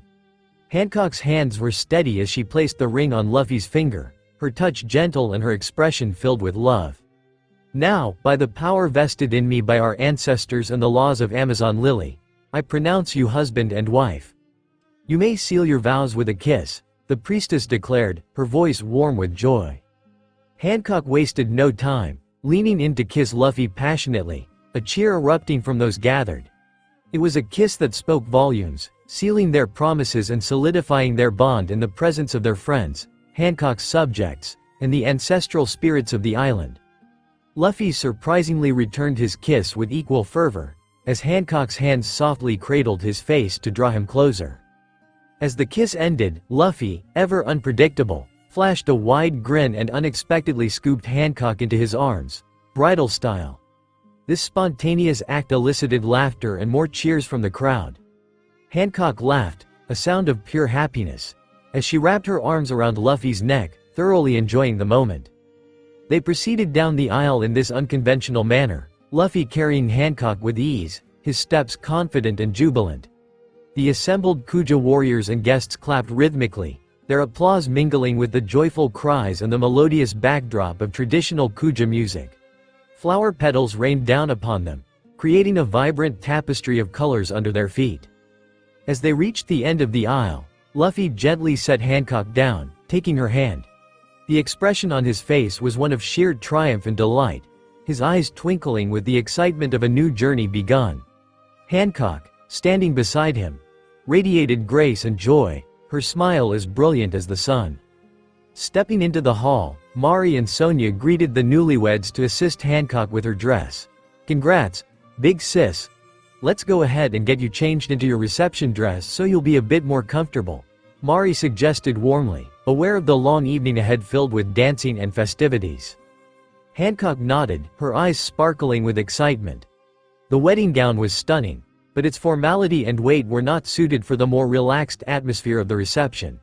That sounds perfect, she answered before turning her attention to her new husband. Darling, will you give me a few moments? You can go ahead and head out to the reception, I'll join you shortly. Sonia chimed in, the dress has already been set up in your chambers, sister. Luffy, whose understanding was minimal at best in these situations, furrowed his brows as the sisters began guiding Hancock away and her hand slipped out of his grasp. Wait, why'd I have to wait here? We're married now, right? So, I have to be with Hancock, he declared, a hint of confusion and stubbornness in his tone. Mari and Sonia exchanged a look, a silent conversation passing between them on how best to explain the situation to Luffy. Before they could respond, Luffy continued, his hand once again holding onto Hancock's. I'll just wait for you in your room. I mean you're just changing, right? So, I can wait, he suggested innocently. Hancock, slightly taken back by Luffy's straightforward suggestion, felt a blush spread across her cheeks at the implications.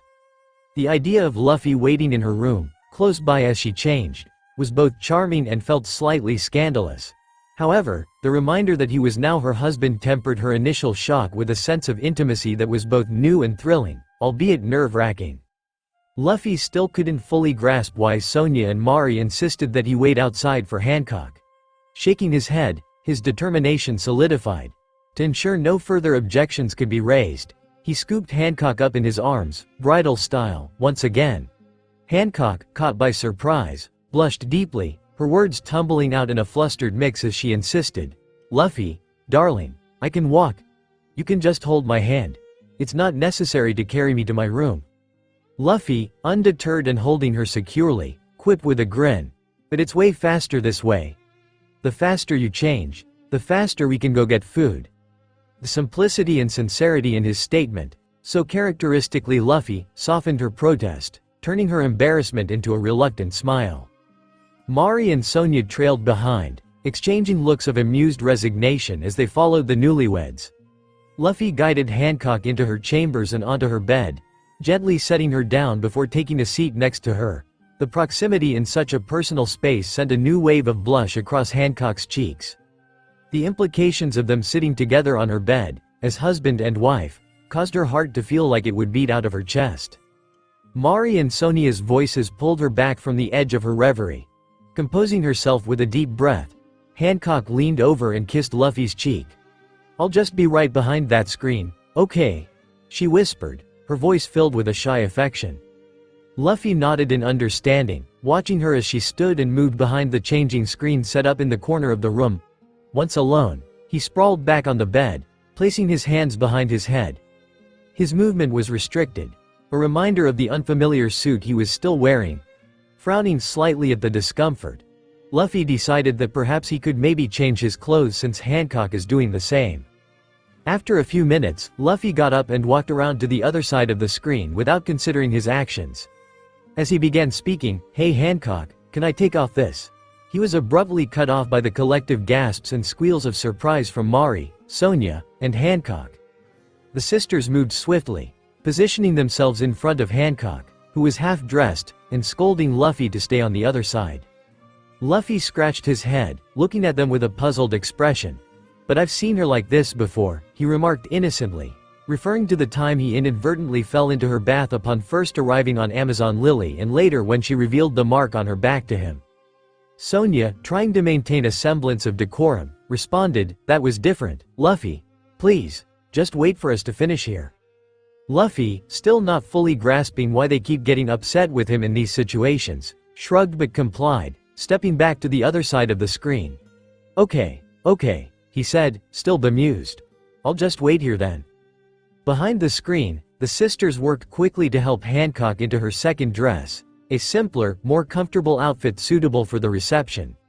Despite the brief interruption, laughter began to bubble among them, easing the tension as they teased Hancock about her new husband's forward ways. Figuring it would be okay to go ahead to make himself more comfortable, Luffy began his attempt to free himself from the constraints of his formal attire. His brow furrowed in frustration as he kept yanking on the tie, wondering how to remove it. Hearing Hancock's gentle call, Luffy turned towards her, his face momentarily lighting up with a smile before it shifted back to frustration. "I can't get this thing off," he grumbled, continuing to tug on the tie. "Let me help you," she said, her voice filled with a warmth that made the moment unexpectedly intimate. Hancock stepped forward, her hands a soft smile. She loosened the knot and slid the tie from around his neck. As she folded the tie and set it aside, her fingers brushed against his neck, sending a subtle but undeniable charge through the air. Luffy, now freed from the tie, didn't hesitate to strip off the button-up shirt that had felt so foreign to him all day. The action brought a squeal from Hancock. "Luffy, you're being so forward today and we're not even alone." His brows furrowed as he looked up at Hancock with confusion on his face at her reaction. He grabbed the white vest that had been part of the ensemble and slipped it on, wearing it with the same ease as he did his iconic red vest. As Luffy adjusted the vest, feeling more like himself than he had all morning, Hancock found herself caught up in just watching him. The simple act of him changing his clothes, so intimate in this new context of their wedding day, struck her with the realization of how many small, everyday moments they would now share. "Much better," Luffy declared, turning back to Hancock with a satisfied grin. His eyes met hers, and he noticed the way she was looking at him, a look that held something deeper, more reflective. "What?" he asked, a hint of playful curiosity in his voice as he tilted his head. Hancock shook her head slightly, her smile deepening. "Nothing, dear," she murmured, stepping closer. "I just can't believe my dream has finally come true." Luffy's response was a broad, genuine smile. He stepped forward and wrapped his arms around his wife in a hug to which she eagerly returned. As they stood there, wrapped in each other's arms, the rest of the world, the waiting guests, the reception, the expectations, melted away. In that moment, they were just Luffy and Hancock, husband and wife. The quiet moment was soon disrupted by Mari, who gently cleared her throat to gain her sister's attention. "Big sis, I believe everyone is ready for you two to make an appearance at the reception." "Yes. Time to eat." Luffy eagerly shouted as he stepped out of Hancock's room, tightly holding her hand and pulling her behind him. As they emerged into the bustling reception, the atmosphere was charged with celebration. The Kuja, gathered in the large, open space adorned with exotic flowers and vibrant decorations, cheered as Hancock and Luffy made their grand entrance. The couple was swiftly ushered to the head of the main table, which was lavishly spread with an assortment of dishes reflecting both Amazon Lily's traditional cuisine and some of Luffy's favorite foods. Luffy's eyes lit up at the sight of the feast before him. "I'm starving," he exclaimed with his usual exuberance, and without hesitation, he began to devour the food piled high on his plate. His enthusiasm was infectious, and soon laughter and chatter filled the air as everyone around them joined in the feast. Hancock, however, took a more measured approach. She ate slowly, her gaze sweeping over the gathered friends and family, absorbing the joy and love that filled the space. This was a momentous day, not just for her but for her entire island, and she wanted to cherish every second. After what seemed like an endless array of dishes, Luffy finally leaned back in his chair, patting his stomach with a satisfied grin. He then turned to Hancock, his eyes sparkling with excitement. "Let's dance," he declared, standing up and offering her his hand with an enthusiasm that could not be denied. Hancock hesitated for a moment, caught off guard by the sudden shift from dining to dancing. Dancing publicly was not something she typically did, especially not with the unrestrained vigor that Luffy exuded. However, when Luffy took both her hands and pulled her gently toward the dance floor, her reservations began to melt away. At first, her movements were stiff, her eyes darting around daring someone to say something. Meanwhile, Luffy, ever the embodiment of freedom and joy, kept smiling at her, his hands holding hers firmly. "Just follow me, and let's have fun," he urged, pulling her into the rhythm of the music. Gradually, Hancock's tension eased. She allowed the music and Luffy's infectious energy to guide her, and soon she was laughing, the sound mingling with the music and the soft rustle of her dress. As she let go of her inhibitions, she realized that this was exactly what she needed, a moment of pure joy with the man she loved. On the sidelines, their family and friends watched with varying expressions of happiness. Mari and Sonia shared a look of delight, seeing their sister so carefree for the first time in a very long time. Elder Nyan, her usual stern expression softened, nodded approvingly at the sight, her eyes twinkling with a rare warmth. Rayleigh and Shaggy stood together, their faces alight with smiles, proud and touched by the deep connection and happiness radiating from the couple. Rayleigh leaned over to Shaggy, his voice low but filled with emotion. "He's exactly what she needed, isn't he?" Shaggy nodded, her eyes not leaving the dancing couple. "Yes, and she's what he needed too. They balance each other out perfectly." The party continued well into the night, with Luffy and Hancock at the center of it all. The newlyweds danced, laughed, and celebrated with a freedom and joy that resonated throughout the entire gathering. That night, Luffy lay sprawled on the plush canopy bed, gazing up at the intricate designs above him, his mind replaying the whirlwind of festivities from earlier. The room was quiet now, the only sound the gentle hush of the breeze coming through the open windows. He was only wearing his shorts, the casual attire a stark contrast to the formal wear of earlier in the day. The day had been more fun than he had expected, and as he lay there, a thought nagged at him about his earlier realization. Luffy's eyes narrowed slightly as he thought back on all of his time with Hancock, specifically, all of the times they encountered other men. Their admiring glances towards Hancock weren't just in his imagination. They were real, and suddenly, painfully, understandable. Now lying in the calm of their room, the weight of those looks felt heavy, intrusive even. He understood now, truly understood, the lustful comments he'd overheard from various men throughout their travels. Comments about her body, her beauty, what they would do if they were alone with her. Before, he'd shrugged them off, more focused on the adventures and battles they faced together. But today, seeing her walk down the aisle, resplendent and radiant, those comments caused him to feel a sharp pang in his chest and what felt like anger coursing through him. Luffy's fists clenched involuntarily at the thought. It wasn't just that Hancock was his wife now, it was the realization that while he was out at sea, others might see her the way only he should. Just then, Hancock emerged from behind the changing screen, her silhouette framed by the soft moonlight. She was wearing a short red silk night dress that clung softly to her curves and her hair flowing over her shoulders. The sight of her made his breath catch in his throat. She was stunning, and in that moment, Luffy felt both incredibly lucky and intensely protective. Hancock paused a few steps away from the bed, once again feeling her heart flutter with nervousness. Even though they had been in close spaces before, sharing moments during their travels and nights of restful peace during Luffy's training, this was different. They were married now. This was their first night together as husband and wife. The significance of that fact wasn't lost on her, adding a layer of emotional intensity to the already charged atmosphere. She noticed Luffy's intense gaze, his brow furrowed in thought. Stepping closer, she could almost hear the whirlwind of his thoughts, feel the tension in his body language. "Luffy?" she ventured softly, climbing onto the bed and sitting beside him. Hancock's voice, soft and questioning, pulled Luffy back from the edge of his thoughts. As she sat next to him on the bed, the smooth fabric of her night dress whispering with each subtle consciously followed the contours of her form and the way the dress accentuated her figure and beauty. Luffy's eyes widened slightly as realized, perhaps more than even moments before, just how much Hancock stirred him. And if this is how he felt, he hated to think how other men would continue to react without his presence by her side. To Luffy, it wasn't merely about how she looked, though at that moment, the impact was undeniable. It was about everything she was, everything they had been through, and everything they promised to be to each other. Hancock, catching the change in his expression, tilted her head slightly, a small smile playing at her lips. "What is it, darling?" she asked, her tone light but curious. Luffy's response was a mix of emotions. "You're really beautiful, Hancock," he said, his voice carrying a hint of awe. Then, more seriously, he added, "and it makes me kinda mad."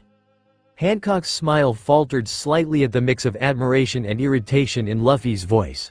Her eyebrows drew together in a puzzled frown. "You're mad that I'm beautiful?" she asked, her tone filled with hurt, misunderstanding his intent. Luffy's eyes widened in alarm as he sat up quickly, hovering over her with a look of urgency. No, that's not what I mean," he rushed to explain, shaking his head vigorously. "I'm not mad about that. I'm mad because of how other guys talk about you, the things they say. It makes me angry 'cause they act like they can take you away to be theirs." He took a deep breath, his expression earnest. "Especially now," he continued, "when I'm about to go back to sailing with my crew. I just want to make sure you're okay here without me." Hancock listened, her initial hurt easing as she understood his concern. She reached up, her hand gently cupping his cheek. "Luffy, I can handle comments and looks. I've dealt with them long before I met you," she reassured him softly. "What matters to me is how you see me, and that you care so much to worry about these things." Luffy relaxed slightly at her touch, his posture softening as he leaned into her hand. "I know you can handle it. You're really strong, Hancock," he admitted, his voice laced with pride. "But now I just feel, I guess, more protective. I don't want anyone else to think they can just look at you or talk about you like that." Hancock smiled at this, her heart swelling with affection for the man beside her. "Luffy, your jealousy is kind of endearing, but remember, I chose you. I will always choose you. No one else holds my attention or my heart." "Thanks, Hancock. That means a lot," Luffy replied, visibly relieved. His gaze softened, filled with love and admiration for the woman beside him. "Just promise me you'll tell me if anything bothers you, 'kay?" "I promise, my love. Besides, I'm very happy, especially right now," Hancock affirmed, her voice warm with sincerity. In an impulse born from a moment brimming with tenderness and love, Hancock reached up with her other hand, pulling Luffy down to meet her lips. The kiss was soft and warm, filled with the depth of their feelings. Luffy's eyes widened in surprise at her initiative, but he quickly closed them, returning the kiss with equal passion. As their lips parted, Luffy fell back onto the bed, a broad smile spreading across his face. He reached for Hancock, his movements gentle but insistent, and tugged her closer. Without hesitation, Hancock shifted her position, laying her head on his chest, a gesture that had become a comforting habit during his training days. Luffy's arm wrapped around her securely, his hand stroking her hair softly as they settled into the quiet of the room. The rhythm of his heartbeat under her ear was a familiar and reassuring sound, a reminder of the many nights spent just like this, finding peace in each other's presence after long days of training. Hancock relaxed completely, her earlier nerves and the swirl of the day's emotions fading into a contented stillness. The warmth of Luffy's body, the steady beat of his heart, and the soft caress of his hand brought a profound sense of home. Luffy, feeling her relax against him, knew this was exactly where they both needed to be. The events of the day, the laughter, the vows, and now the quiet night, all of it showed his commitment and love for her. He smiled to himself, thinking how life with Hancock was full of more surprises and emotions than he had ever expected to experience. The night deepened around them, the soft rustle of the breeze through the windows and the distant sound of the sea providing a serene backdrop to their first night as a married couple. Here, in the quiet intimacy of their room, the world's demands and their responsibilities could wait.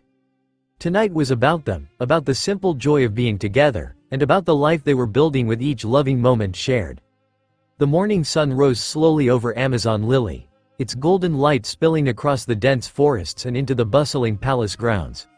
Many preparations were underway with servants hurrying along the palace corridors with trays of food, fresh linens, and decorations. Today wasn't like the others. The air buzzed with quiet anticipation, every path swept clean, every glance turned toward the horizon. Their empress was finally returning, but she wouldn't be the only one. Her husband, the man who'd once turned their world upside down, and his crew would also be arriving today.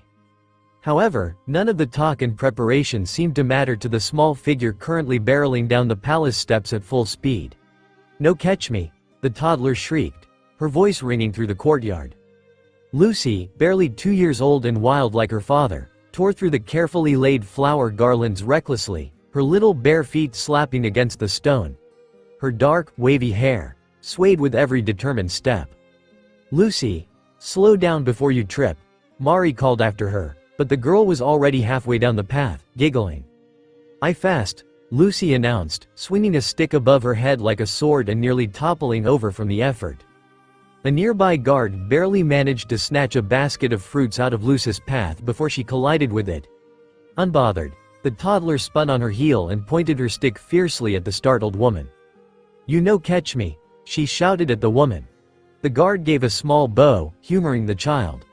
"Of course, Princess Lucy. I don't believe anyone can catch you." Apparently satisfied, Lucy grinned and took off again, back towards the palace. Her face was pink from the heat, but she was still filled with energy. Sonia stepped outside just in time, crouching low at the top of the stairs, arms already open. "Come here, little whirlwind." Lucy paused for only a second, wondering if she wanted to be caught now, before deciding to run full force into her aunt's arms. The stick clattered to the ground beside them, quickly forgotten. Lucy, I know, whirl, whirl," she tried to mimic what Sonia had said, her tongue stumbling over the unfamiliar syllables. Sonia let out a quiet laugh and kissed the side of her niece's head, now holding her close. "Yes, little one," she replied, brushing the hair back from Lucy's face. "You're monkey D. Lucy. That's more than enough, isn't it?" Lucy nodded as she clutched a handful of Sonia's long hair, playing absent-mindedly with the strands. Her energy was already beginning to fade, the excitement of the morning wearing thin. Sonia shifted Lucy higher on her hip as she made her way down the corridor toward the little princess's room. "You remember who's coming home today?" she asked quietly. Lucy didn't answer right away. Her thumb was tucked in her mouth now, and her head resting heavily on Sonia's shoulder. After a moment, she mumbled sleepily, "Mama." "That's right," Sonia smiled. "And your father will be here too." The thousand sunny sliced through the calm waters toward Amazon Lily, the island's towering cliffs already visible on the horizon. The ship was alive with movement, every straw hat busy preparing for their arrival. Nami stood near the helm, hands on her hips as she rattled off orders, her sharp voice cutting cleanly through the crisp morning air. "Jinbei, steady as we approach and keep an eye out for sea kings. Frankie, we may need help getting through the calm belt. Zoro, stop standing there and help." Zoro grunted from where he leaned against the mast, pushing off lazily. "TCH, I am helping." "Clearly. Just make sure you assist with the sails as we prepare to dock," Nami ordered as she pointed towards the sails. With a low grumble, Zoro stalked off to help, muttering under his breath about bossy navigators. Meanwhile on the upper deck, Chopper was bustling between crates, carefully checking the contents of his medical bag, He had packed extra herbs, bandages, and medicines, just in case anyone on the island needed treatment. Luffy, perched on the figurehead with his legs swinging freely, stretched his arms above his head and grinned. "I can't wait to eat," he shouted with pure delight, already picturing the feasts that surely awaited him. Robin approached him from the stairs, her steps unhurried and her expression stoic. She tilted her head to look up at her captain and study his reaction. "Aren't you also excited to see your wife and daughter?" she asked, her voice warm. Luffy turned toward her, still grinning. "Yeah, but don't forget the food," he declared without hesitation. "I bet Hancock had them make lots of meat." Robin smiled at her captain's excitement. "It's been nearly 2 years, you know, Lucy isn't going to be little like you probably remember." "I know," he said brightly. "I bet she's huge now. That means I can teach her all my fighting moves. It's gonna be awesome." Back on Amazon Lily, preparations were almost completed. Elder Nyan stood near the docks with Sonia and Mari by her side and Lucy trying to struggle out of their grasp so she can go play. "They're close," a scout called, "we can see the Straw Hat ship." "How long do you think it'll take before Luffy runs straight into the palace and starts eating without being invited in first?" Mari asked with amusement. "I'm honestly surprised he hasn't already launched himself from the ship," Sonia replied, crouched low as she adjusted the hem of Lucy's small purple dress. The toddler tugged at the fabric with increasing impatience, her little fingers bunching the soft material. Her hair, which had been tamed moments earlier, was already curling again at the edges, the humidity already working fast to undo their efforts.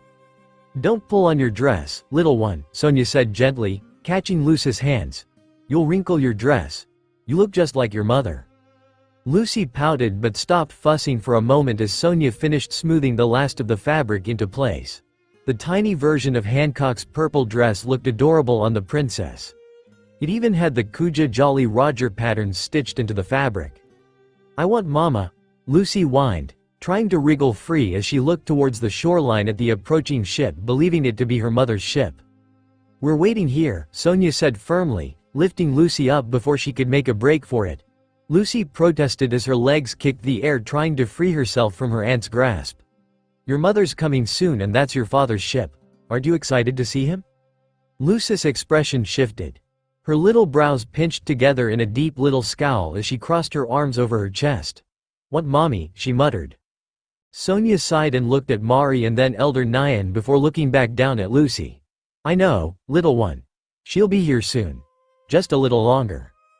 The Thousand Sunny coasted gently into the protected harbor. The crew disembarked one by one and made their way towards Hancock's sisters. Lucy, still in Sonia's arms, stiffened immediately. Her eyes grew wide as she took in the newcomers, who were not only loud and boisterous, but worst of all, men. Men were strangers in her world, and having grown up on the island of women, she wasn't sure what to think about all of this. She clung tighter to her aunt, fingers gripping Sonia's top so fiercely that Sonia had to adjust her hold. "It's all right, Lucy," Sonia murmured against her hair. "They're your daddy's friends, that means they're our friends too." Lucy didn't look convinced as her gaze shifted, searching the crowd of approaching unfamiliar faces, until it landed on one figure a short distance away. A tall woman with long, flowing black hair stood with her back to them, speaking quietly to an unfamiliar woman with orange hair. "Mommy," Lucy screamed, her voice cracking with desperate joy. Before Sonia could react, Lucy squirmed violently in her arms. Startled, Sonia tried to tighten her grip, but the little girl was already slipping out of her grasp. Her tiny feet hit the ground hard as she took off towards the raven-haired woman at foot. Sonia and Mari called out, reaching for the toddler, but she was too fast. Like a cannonball, Lucy barreled into the unsuspecting figure with a force that nearly knocked her over. Robin, who was in mid-conversation with Nami, stumbled forward, barely managing to catch herself against the sudden impact. Looking down, she found herself staring at a tiny child clinging fiercely to her legs. Kneeling down slowly, Robin pried Lucy's small hands from her legs with delicate care, crouching until they were eye to eye. "Hello, sweetheart," she said, her voice gentle. Lucy sniffled, confused, her arms still half reaching toward Robin. "Want Mommy," she whimpered, her bottom lip trembling. Robin's hands wrapped lightly around Lucy's own. "It's all right. I know that your mommy should be here very soon." Sonia rushed forward and quickly gathered Lucy into her arms. "I apologize, Robin. She's been waiting so long to see Hancock again, she must have thought." Robin shook her head, gently brushing a rogue curl behind Lucy's ear in attempt to comfort the toddler. "It's all right. I bet she's been very brave. Haven't you, sweetheart?" Lucy nodded as she clung tightly to Sonia, now burying her face against her aunt's shoulder. However, before anyone could say another word, a familiar voice rang out. "Hey, Lucy." In a flash, Luffy vaulted clear over the remaining few steps and landed directly in front of them, grinning from ear to ear. "Whoa! You've gotten so big!" he exclaimed, practically vibrating with excitement. Lucy peeked out at the loud, smiling stranger, then immediately turned her face back into Sonia's shoulder, squeezing her eyes shut. Luffy's grin faltered slightly. "Oi, what's wrong?" he asked, stepping forward with open arms. "Come here, Lucy. It's me, your dad." He reached out gently, but the moment his hands brushed against her back, Lucy's small body stiffened like a board. She gave a panicked whimper, clinging to Sonia with everything she had. Luffy scratched the back of his head in confusion. "Is she hungry or something? We can go get some food." Robin placed a hand on Luffy's arm, drawing his attention. "I believe she's just a little overwhelmed right now, Captain. Just give her time." Luffy stared at his daughter like she was a puzzle he didn't understand. His hand fell back to his side, a frown flickering across his face for the briefest second before it brightened again. "I've got it. I just need to make her laugh," he said confidently, puffing out his chest. Ignoring Robin's warning, he immediately stretched his cheeks wide and made ridiculous faces. Lucy peeked out only once before letting out a small, startled squeak and hiding her face once again into Sonia's neck. "She's just shy right now, Luffy," Sonia said helpfully. "Yes, she just needs a few moments," as Robin stated. Mari added, though she sounded far less convinced. "It's all right, little one," Sonia soothed as she rocked Lucy gently. "He's your funny daddy that your mother always talks about," she whispered near the toddler's ear.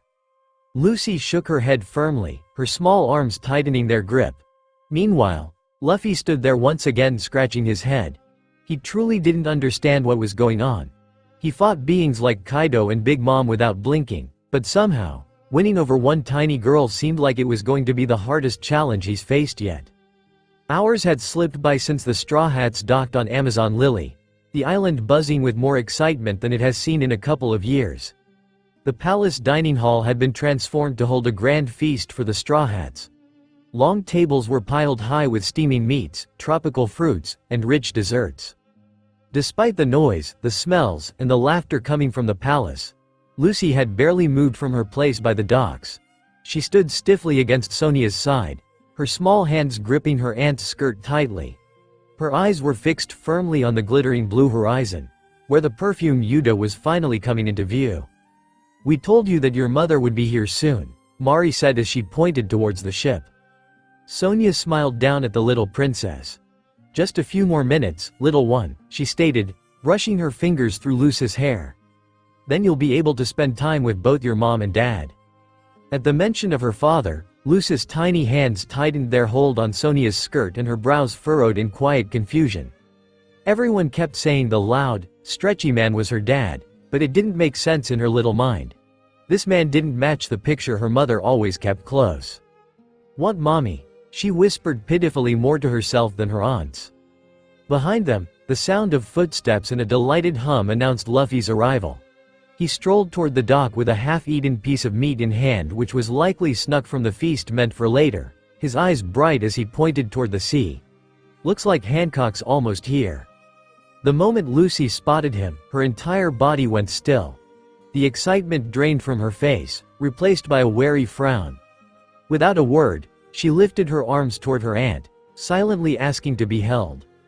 As Sonia gathered her up, Lucy buried her face against her shoulder and whispered, "No want man, no want man," repeating it like a quiet, stubborn mantra.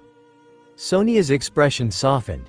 She rubbed Lucy's back and looked over her shoulder at the man approaching. "She's still adjusting, Luffy," she said, her voice calm but understanding. Luffy's grin faltered, just for a moment. He slowed to a stop, chewing what was left of his snack more slowly. His eyes drifted from the horizon where his wife's ship approached to his little girl who clung to Sonia as if she couldn't get far enough from him. Suddenly, an idea that only Luffy would have popped into his mind, causing his face to light up. "I'll bring Hancock here faster," he announced proudly, puffing out his chest. "That'll cheer you up, right, Lucy?" Sonia and Mari looked at Luffy with worry, unsure of what kind of plan he was putting together. They watched as Luffy paced around, searching for something sturdy. His eyes landed on two thick stones embedded along the dock's edge, just the right distance apart.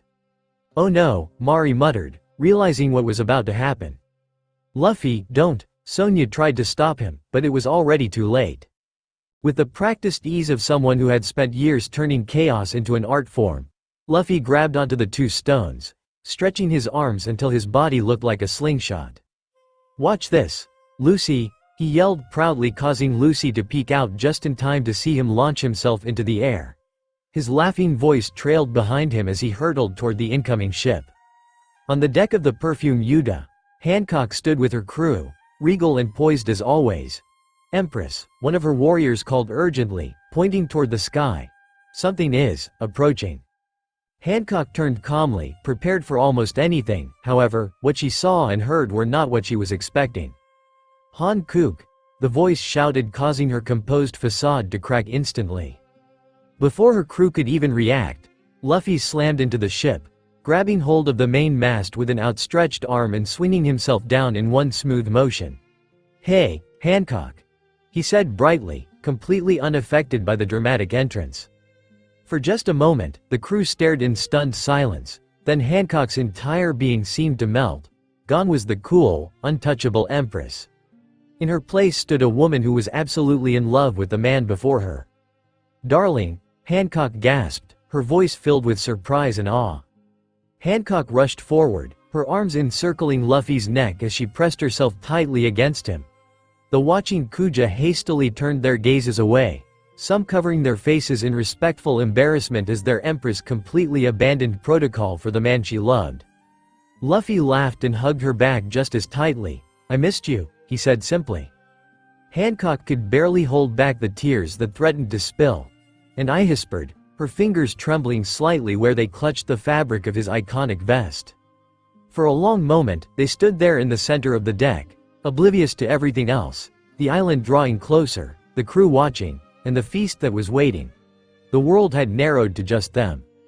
Hancock pulled back only slightly, her hands rising to cup Luffy's cheeks. "You must come home to me more often," she stated fervently. "Sometimes it is unbearable without you." Luffy's grin softened as he looked into Hancock's eyes. "Well, I'm here now, and Lucy's waiting for you by the dock." At the mention of their daughter, Hancock's heart squeezed so tightly it hurt. She hated the times she left Lucy on the island, but she also knew she couldn't risk Lucy's safety during some of their travels. "I must see her," she stated urgently. "Well then, let's go. Hang on, Hancock," he said with his usual excitement. He scooped her into his arms with an ease that made Hancock gasp, and before anyone could blink, he launched them both high into the sky. Luffy landed lightly on the dock, setting Hancock carefully on her feet with a bright grin. Still in her aunt's arms, but staring with wide eyes and trembling with barely contained excitement was Lucy. The little girl gave a cry that split the air. "Mama!" Lucy squirmed free without hesitation, her small feet pounding against the dock as she launched herself forward with all the force and speed her tiny body could muster. Dropping to her knees, Hancock opened her arms wide, catching her daughter. Lucy collided into her chest, clutching fistfuls of her mother's dress and hair as if terrified she might vanish again. "My sweet girl," Hancock whispered, her arms closing firmly around her little bundle of energy. Lucy squealed happily, as Hancock kissed her again and again, showering her small face with kisses. Luffy stepped closer, his hands tucked casually behind his head, his grin as wide as ever as he watched his wife and daughter interact. But as Hancock pulled back slightly to get a better look at her daughter, she felt a subtle shift. Lucy peeked over Hancock's shoulder, and the moment her blue eyes found Luffy standing nearby, her small brows furrowed. It was the toddler's attempt at a glare. The same kind of piercing glare Hancock had mastered long ago, but on Lucy's tiny face, it only made her look pouty and impossibly cute. Hancock blinked in confusion as she glanced from her husband, who now stood frozen in place, his smile fading slightly, to her sisters for some kind explanation. Mari rubbed the back of her neck awkwardly while Sonia cleared her throat gently, offering her sister a hesitant smile. "Big sis, we believe that Lucy hasn't quite warmed up to him." Hancock felt a pang in her chest. Had she failed in ensuring her daughter knew who Luffy was? She turned her attention fully to Lucy, who was still clinging to her, her little body pressed firmly against Hancock's chest. Even as Hancock slowly shifted to her feet, Lucy's arms locked around her neck like a lifeline. Still determined to soothe the tension she didn't fully understand, Hancock began walking slowly toward Luffy, adjusting Lucy so she rested more securely on her hip. However, as Hancock reached out her free hand toward Luffy, Lucy's grip tightened and a piercing cry shattered the moment. "No, my mommy," Lucy cried, her voice filled with panic and possessiveness. Both Hancock and Luffy froze at their daughter's outburst. Luffy's easygoing smile vanished and was replaced by uncharacteristic sadness. Meanwhile, Hancock stared at her daughter in stunned silence. She had imagined this moment countless times, her family together at last surrounded by warmth and laughter. She didn't even consider this possibility. Slowly, Hancock pressed her free hand against Lucy and felt the frantic pounding of her daughter's heart. She glanced up, her gaze meeting Luffy's, full of apology and heartbreak she didn't yet know how to fix. "I don't believe she means to be harsh, darling," Hancock said gently, though the words trembled slightly. Luffy nodded, forcing a small smile, though it didn't quite reach his eyes. "It's okay," he said, scratching the back of his head. Lucy squeezed her eyes shut as if willing the strange man to disappear. Hancock continued to hold her close, one hand cupping the back of her head. She rocked gently in place, eyes once again looking to Luffy's face. He had done nothing wrong, but the look on his face made it seem as though he believed he did. How could Hancock explain to a 2-year-old that this loud, unpredictable, always hungry man was the very same person who'd held her as a newborn and would do anything for her? She had to find a way to bridge this gap. With Hancock's arrival, the feast officially began and quickly turned into a lively affair thanks to the Straw Hats. Close to the center of it all sat Luffy, Hancock, and Lucy. Luffy had wasted no time piling his plate high, grinning as he devoured skewer after skewer without so much as a pause to breathe. Hancock sat beside him, her demeanor still composed despite the casual air of the gathering. Next to her, tucked between her mother and her aunts, was Lucy. The little girl refused to eat. Her small hands lay idle in her lap, her purple kuja dress wrinkled slightly where she kept nervously gripping it. Her dark brows were drawn together in a tight, suspicious little frown as she scanned the noisy crowd. Every laugh, every unfamiliar voice, made her stiffen a little more. Sonia noticed first and leaned closer. "Aren't you hungry, little one?" she asked quietly. Lucy shook her head, her lip poking out in a small pout. Then, after a moment of glaring intently at the nearest group of Straw Hats, who were cracking jokes and just being generally loud, Lucy pointed with a tiny finger. "No like," she said firmly, her small voice just loud enough for her aunts to hear. They followed where she was pointing, which happened to be straight at Usopp, Frankie, Brooke, and Jinbei. Mari and Sonia exchanged a look before Mari spoke up. "They're our friends, Lucy." Lucy didn't look convinced. She twisted in her seat, glancing toward her mother, and her tiny frown deepened. Hancock sat with her chin resting in her hand, eyes soft as she looked at the strange man in the straw hat. Her smile was loving and affectionate, which didn't sit right with Lucy. Without a word, she slid off her chair and shuffled around the table, climbing clumsily onto her mother's lap. Her little legs flailed as she hoisted herself up. Then she wedged herself firmly between Hancock and the edge of the table, as if claiming the spot. One small hand clung to the fabric of her mother's dress, while her eyes locked onto Luffy.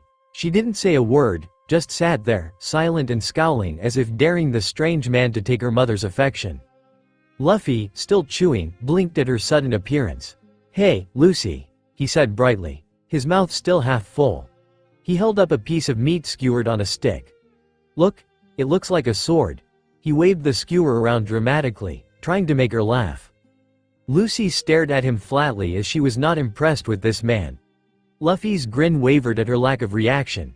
He tried again, this time attempting to balance fruit on his nose and crossing his eyes dramatically, but still nothing. Lucy leaned further into her mother, not even cracking a smile, which caused Luffy to slump a little. "Man, you're a tough kid. That even makes Livy laugh," he mumbled. Hancock smiled at her husband's attempts and gently combed her fingers through Lucy's hair. After a moment, Luffy leaned towards Lucy again. "Hey, do you like to play tag?" he asked hesitantly. Lucy narrowed her eyes at him like a tiny judge passing down a very serious sentence, then shook her head. "Ah, come on," Luffy whined almost like a child. "We can play after we eat." Hancock watched the exchange with amusement. She pressed a kiss to the crown of Lucy's head, then spoke in a sweet voice. "Would you like if I played too, my love?" she asked. Lucy okayed up at her, her face still serious. Hancock smiled tenderly. "We can all play, all right?" Lucy's small hands moved from gripping her mother's dress to her hands as she thought it over.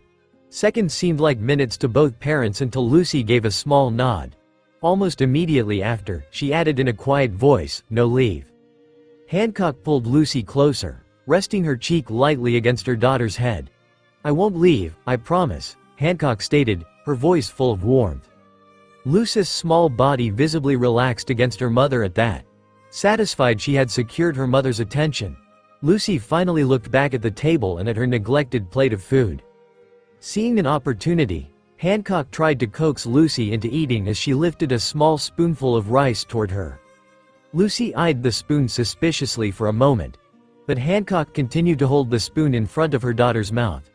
"If you want us to play together, then you must eat so you will have strength to run faster than both your father and I." With a little nod, Lucy opened her mouth and took the bite. Hancock's smile returned as she carefully fed her daughter another, and then another. Beside them, Luffy watched with a soft, odd expression on his face. He may not have won his daughter over yet, but watching Hancock and Lucy like this made him think that he didn't mind waiting. The courtyard echoed with laughter as the game of tag began. Lucy, clinging to Hancock's hand with iron determination, darted awkwardly across the grass, her little legs moving as fast as they could go. She didn't dare let go. Every few steps she'd tug on her mother's fingers to make sure she was still there. Chopper bounced along the edge of the courtyard, giggling so hard he nearly tripped over his own hooves instead of paying attention. Meanwhile, Olivia dashed in wide, uncoordinated circles to avoid being tagged, her laughter ringing out across the space. Up on the steps, Zoro sat back comfortably, one arm resting back on a step, the other wrapped loosely around Robin's waist. She sat on his lap, relaxed, her arm draped over his shoulders and fingers lightly brushing through his hair. They watched, content, as their daughter tore across the courtyard like a whirlwind. At the bottom of the steps, Nami stood with her arms folded, lips curved in a smile. Behind her, Sanji had draped himself around her, arms looped around her waist, chin tucked into the curve of her shoulder. Everywhere else around them, the remaining Straw Hats and Kuja had genuine smiles as they watched the game. Lucy squealed as Luffy came close to tagging her and pretended to just miss her, causing him to crash into a bush. "Mommy, freeze man," she shrieked suddenly, tugging Hancock's arm as Luffy stood back up. The request was urgent, almost commanding, as Lucy pointed fiercely toward Luffy as if expecting her mother to turn him to stone immediately. Laughter burst from the Straw Hats at the sheer cuteness of the demand. Hancock knelt down beside her daughter. "My love, you wish for me to use my powers?" Lucy nodded, gripping her mother's arm tighter. Hancock giggled as she met her husband's gaze as if silently asking him to stay still. Luffy, understanding the look, gave his wife a nod. Without hesitation, Hancock held her hands in front of her in the shape of a heart, gracefully, turning Luffy to stone. Luffy gasped and immediately froze in place. The courtyard went silent for a moment before Zoro spoke up. "Didn't know our captain could actually sit still for that long." Lucy giggled, the tension in her tiny body easing as she ran alongside Hancock toward the frozen Luffy. With a determined little smack of her hand against his knee, she shouted, "It," even though he was already it. Luffy let them scramble a few steps away before unfreezing, without warning. His arm stretched forward, wrapping gently around Hancock's waist, and with a playful tug, he pulled himself close in an instant. "Now you're it, Hancock," he grinned, pressing a quick kiss to Hancock's cheek. Hancock swooned almost instantly at her husband's actions, her cheeks flushing at the unexpected affection. However, the lightheartedness was quickly broken. Lucy, having turned to see Luffy's arm wrapped around her mother, let a piercing cry. "No, my mama," she screamed, stamping her foot and trying to pull Luffy's arm off Hancock. The sudden outburst brought an immediate hush to the courtyard. Luffy's arm dropped instantly back to his side, and he looked down at his daughter, startled by her force. Lucy glared up at him, her small chest heaving with emotion. She pressed her body tightly against Hancock's leg, using her mother like a shield. Luffy knelt down carefully, his voice soft. "Hey, I'm not trying to take her away," he said, offering a smile. "I'm your dad, Lucy, so it's okay." But Lucy shook her head as she hid her face. Hancock knelt beside her daughter and gently cupped her face. "My love, you must be nice to your father."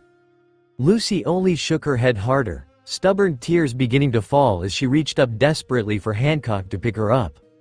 Before Hancock could say more, a familiar voice carried across the courtyard. Robin, knowing that her captain and his family will need time alone, called to her daughter from where she sat on Zoro's lap. "Olivia, time to get ready for bed." Olivia skidded to a stop, flushed and laughing. She ran over to Luffy and Hancock first, offering them a bright smile. "Good night, Uncle Luffy. Good night, Auntie Hancock," she said in one breath, her words sweet and sincere. Then she ran to her father, who easily scooped her into his arms. Olivia giggled as Zoro tickled her sides, causing her to wiggle and kick playfully.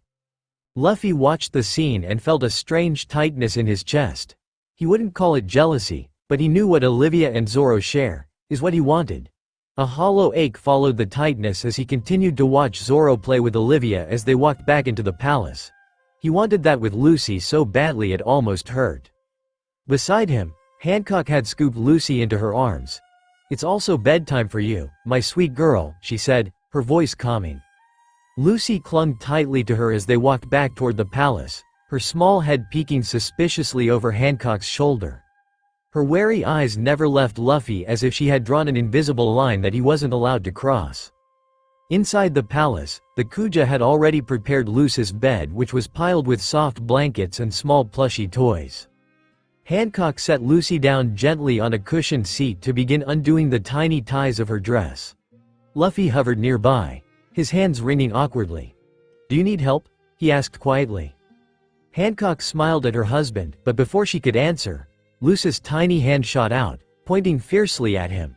"No," she said stubbornly, "you're not daddy." "Lucy," Hancock said, her voice firm, "he is your father and he is only trying to help." Lucy looked at her mother and shook her head, before turning back to Luffy with suspicious eyes. Luffy rubbed the back of his neck, smiling faintly even though it didn't quite reach his eyes. "It's okay, Hancock, I'll go wait in your room." As Luffy left the room, Hancock sighed in defeat. She gently cleaned up her daughter before changing her into a nightgown. The whole time, Lucy kept an eye on the door as if the strange man would re-enter. This man was not her dad, and he would not take her mother away. The night air was filled with warmth as it drifted through the open balcony doors, carrying the scent of the nearby gardens into Hancock's private chambers. Luffy lay on his back while Hancock was nestled against him, her head on his chest as she slept soundly. As soon as she had snuggled beside him, her breath evened out and her exhaustion from her weeks traveling at sea put her to sleep. However, Luffy remained awake. His eyes stared blankly at the intricate designs woven into the canopy above, his mind too restless to let him sleep. He sighed again, louder this time, the sound full of frustration, before mumbling, "I am heap saying I'm not?"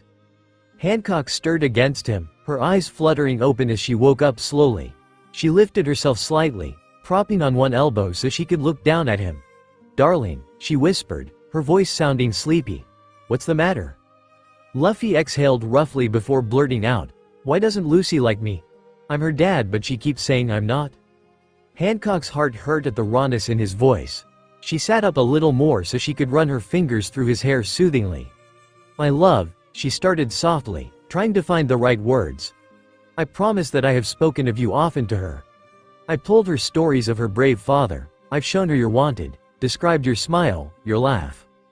However, her smile faded as she turned her gaze towards the open balcony as if searching for her next words. I do believe it's the distance, she began again. It's not just unfamiliarity, it's the fact that you're never here. Luffy blinked, caught off guard, but before he could say anything, she looked at him again, not with anger but with hurt. The first time you came home after we were married, was because we were attacked, she continued, voice low, and Lucy had just been born. She looked down at her hands now folded in her lap. If we hadn't been attacked, would now be the first time you decided to return? Would now be the first time I've seen you in years since we just happened to cross each other's paths and fight the Cider Guild? Luffy was fully sitting up, staring down at nothing in particular before looking at his wife. But, I have to keep moving, he said, not defensive, just stating it like it was the most obvious thing in the world. I still gotta become king of the pirates. He shrugged, a little helpless. And I talk to you. We talk a lot on the transponder snail. So that counts, right? Hancock exhaled slowly as she held her husband's gaze. It wasn't a harsh gaze, but it wasn't her usual love-struck gaze. Yes, Luffy.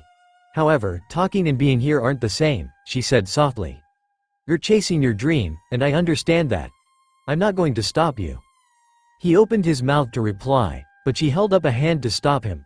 Lucy and I, we're your family. I know, so is your crew, but Luffy, we're your wife and daughter. Sometimes, she hesitated to try to find her next words. Sometimes it feels like we're just a fallback between your adventures. Luffy's brows furrowed, not because he was angry, but because he didn't fully understand. She's not afraid of you because she doesn't like you, regardless of what she may have tried to say, Hancock added gently. She's afraid because she doesn't know you.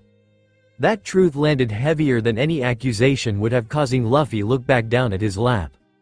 She's comfortable with those who are here every day. With me, her aunts, the guards, even Salome. We are her world, but to her, you're a picture I show her and a story I tell. But you go on adventures too, he said quietly with confusion in his tone. You're not always here either, and Lucy doesn't act that way with you. It wasn't said to win an argument, which Hancock knew.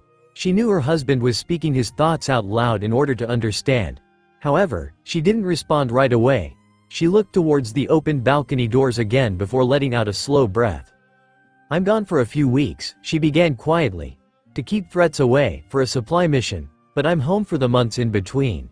She looked at him with a soft gaze. She sees me, feels me hold her when she has nightmares, hears my voice every morning. I don't have to remind her who I am. Her words weren't mean to hurt Luffy, but she saw him further deflate under her statements. She knows me in the everyday ways. You're her father, yes, but right now, you're still, well, you're a story. She didn't say that with blame, but with sadness. She wants to know her father, it's obvious in the way she stares at your wanted poster, Hancock added. But she needs time to feel safe with you, and that time only comes if you're here.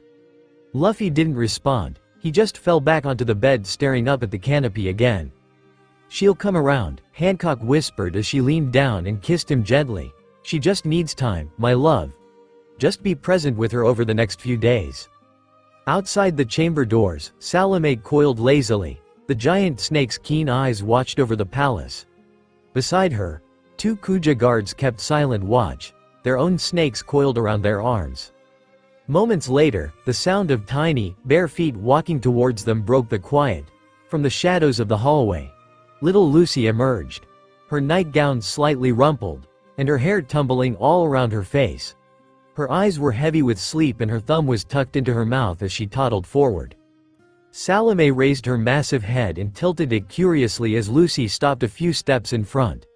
The little princess tilted her head up and slipped her thumb out of her mouth to reach both hands up towards the snake. Up.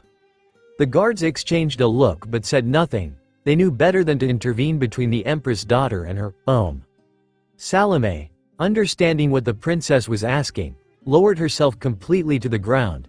With a few clumsy attempts, Lucy climbed onto the snake and wrapped her arms around her. Recognizing her intent, the guards moved to quietly open the heavy doors to Hancock's private quarters. Salome slithered inside with surprising grace while making sure Lucy stayed balanced. Luffy and Hancock both sat up straight, turning towards the movement. Their conversation stilled entirely when they saw Salome carefully lift Lucy up onto the bed. Lucy stumbled as she tried to walk on the bed before dropping to her knees and reached out her hands towards her mother. Hancock smiled warmly, the weight from her conversation with Luffy seeming to dissolve in an instant. "Come here, my love." Lucy crawled straight into her arms, burying her face against Hancock's chest with a relieved sigh. Hancock pressed her cheek against the crown of her daughter's head, holding her close. From across the bed, Luffy watched them with quiet awe, his chest tightening all over again. Lucy peeked out once over her mother's arm, and upon seeing Luffy sitting there, watching, she tucked herself tighter against Hancock. Luffy slumped yet again as his gaze fell back down to his lap. Hancock caught his look and tried to give him a reassuring gaze. "Time," she thought to herself. "Time and patience, darling. She will find her way to you." Hancock shifted carefully on the bed, keeping a steady hold on Lucy. The little girl was already relaxing in her mother's embrace. With great care, Hancock laid Lucy down between herself and Luffy, silently hoping that a little proximity might help their daughter grow used to her father's presence. At first, Hancock believed it was working. However, the moment Hancock fully laid back, Lucy made a soft, disgruntled noise and began wiggling closer, pressing herself so firmly against Hancock's side that it was like the child were trying to bury herself underneath. Hancock sighed softly as she turned on her side to face both her husband and daughter, determined to stay patient no matter how long it took. Lucy, still half awake, shifted too. She turned on her side so that she faced Luffy directly, her small back pressing tightly into Hancock's chest and stomach. Her tiny hand clutched her mother's that was draped over her side. She looked like she was keeping watch and guarding what was hers. Luffy, understanding what she was doing, didn't move closer. He just laid flat on his back, arms at his sides, staring blankly above him. Slowly, the tension went away, causing Lucy's eyelids to flutter closed. Hancock watched her daughter for a few moments longer. Then, without a word, her own exhaustion pulled her under once more, her hand still protectively over Lucy's side. Minutes seemed to turn into hours for Luffy as he laid there alone with his thoughts. Finally, unable to bow ache inside him, he sat up quietly and swung his legs over the side of the bed with slow movements to keep from waking his family. He made his way out onto the balcony, leaning his arms against the stone railing, and stared out over the darkened island. The jungle stretching out endlessly, and the faint glow of torches marked the distant village paths. Luffy loved it here because it was part of Hancock and home to their daughter. But, standing here now, feeling the weight and ache in his chest, Luffy realized something he rarely thought about. Some battles weren't fought with fists, some took patience and heart. "I'm your dad, Lucy, and I'm going to show you that I am," he thought, clenching his hands into fists, no matter how long it takes. The soft light of dawn crept into Hancock's chambers, moving lightly over the massive bed where mother and daughter still slept. Only the faint chirps of early morning birds and the gentle rustle of leaves broke the stillness of the morning. Lucy shifted first, a small frown on her face as she stirred. She gave a soft, sleepy whimper as her eyes opened some. For a moment, she stayed pressed against her mother, seeking the familiar warmth before pushing herself up slowly. Something seemed different to the toddler. She blinked her still tired eyes and looked around the room. Her mother was still there, her breathing deep, and even as she remained asleep, Lucy's small face scrunched up as she realized the space where the strange man had been was empty. She sat up straighter, wobbling slightly, and looked around the room with curiosity. Her little hands gripped the edge of the sheet, and she turned toward the open balcony doors. There she saw the strange man leaning against the railing with his back to her. Lucy's frown softened slightly, almost as if in relief. Though she didn't fully realize it, she slipped down off the bed and made her way towards the open doors. She stopped just before the threshold of the balcony and watched the man everyone claimed was her father. Luffy was staring out over the island, his hat pushed back slightly, his hair messy and wild in the breeze. His arms rested casually against the stone rail as if he was lost in thought. He knew Lucy was there, but didn't want to risk her running off or waking Hancock. Meanwhile, Lucy tilted her head, studying him the way only a toddler could. She could have gone back to bed or called for her mom, but she didn't. Instead, she stayed by the door, watching this man with curiosity. After a few moments, pretending to sense her presence, Luffy slowly turned his head and looked at his daughter. His face lit up with a smile. "Morning, Lucy," he said softly, sitting on the floor of the balcony to make himself seem smaller. He crossed his legs and rested his arms loosely over his knees. Did he sleep good? Lucy shifted her weight back and forth in uncertainty, glancing behind her to see that her mother was still curled among the sheets asleep. Then her wide eyes flicked back to Luffy. Luffy noticed that while she was still hesitant, there was something else in her eyes, as if she was curious and not afraid. He decided not to speak further or force her to come to him. He wanted to do as Hancock said, to just be present. He rested his chin on one hand and watched her, smiling warmly. Lucy's brow furrowed as she thought hard about everything that's happened since yesterday. Then without a word, she toddled across the room, back toward the bed, but she wasn't climbing into it. She made her way to a nearby table where Hancock had set a small collection of precious things, one of which included a rolled-up piece of paper. Lucy grabbed the paper and unrolled it clumsily. She made her way back towards the balcony and this time stopped just in front of Luffy. Very seriously she pointed at the poster and said with confidence, "My daddy." Luffy recognized the wanted poster immediately. One of his more recent ones from Wano where he was shown grinning wildly in his Gear 5 form. His hair was stark white and clothes just as white. Lucy kept her tiny finger pointed firmly at the white-haired, laughing figure on the poster.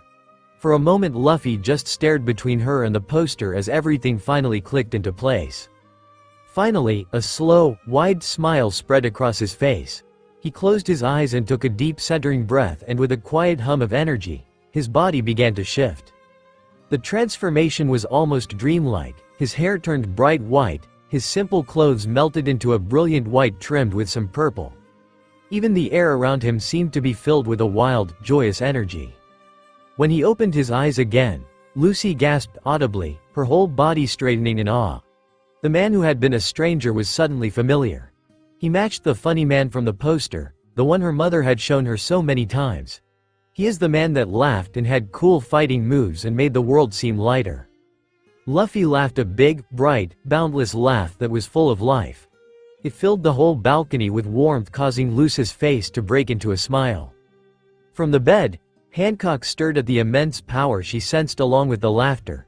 She reached out instinctively, searching for the warm weight of her daughter and husband, but found only emptiness. Her eyes snapped open. Seeing the balcony doors still open, and still sensing this immense power, Hancock hurried towards the doorway with concern. What she saw made her stop all movement. There, under the soft glow of the early morning sun, sat Luffy, his Gear 5 form incredible to witness. In front of him was their daughter, laughing with him. Luffy looked over Lucy's head, causing the toddler to turn around and see her mother.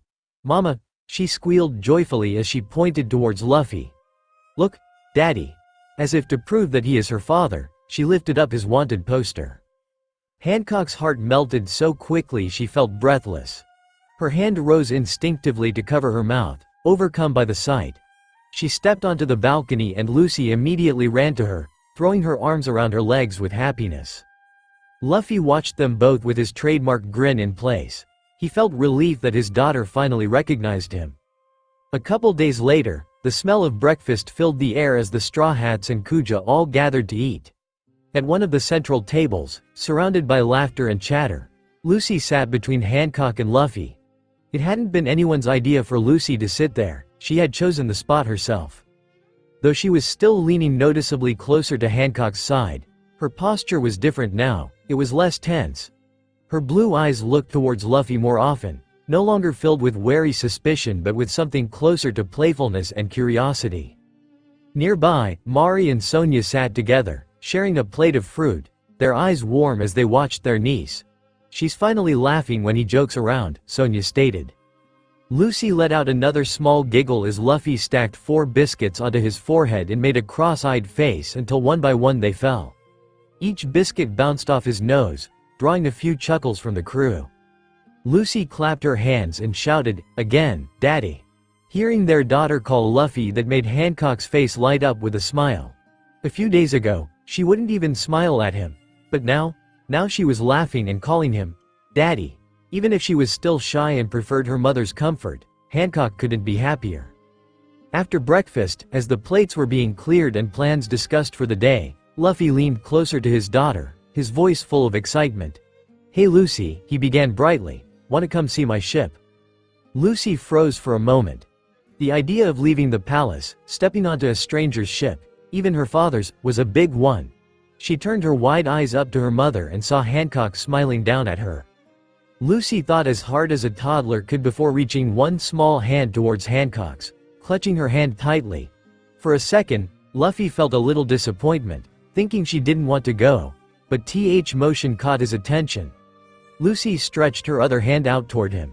She didn't say anything, but the small offer of trust was enough to make Luffy smile. Together, they walked through the palace grounds, heading toward the dock where the Thousand Sunny awaited.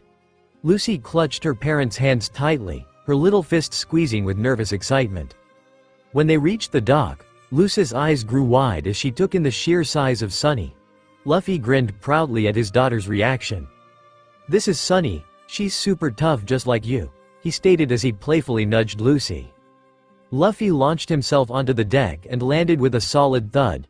Lucy's eyes went wide at the sudden motion, her mouth falling open as she watched him rise to his full height with that wild grin still plastered on his face. Before anyone could stop him, Luffy stretched both arms out, one wrapping around Hancock's waist, the other scooping up Lucy.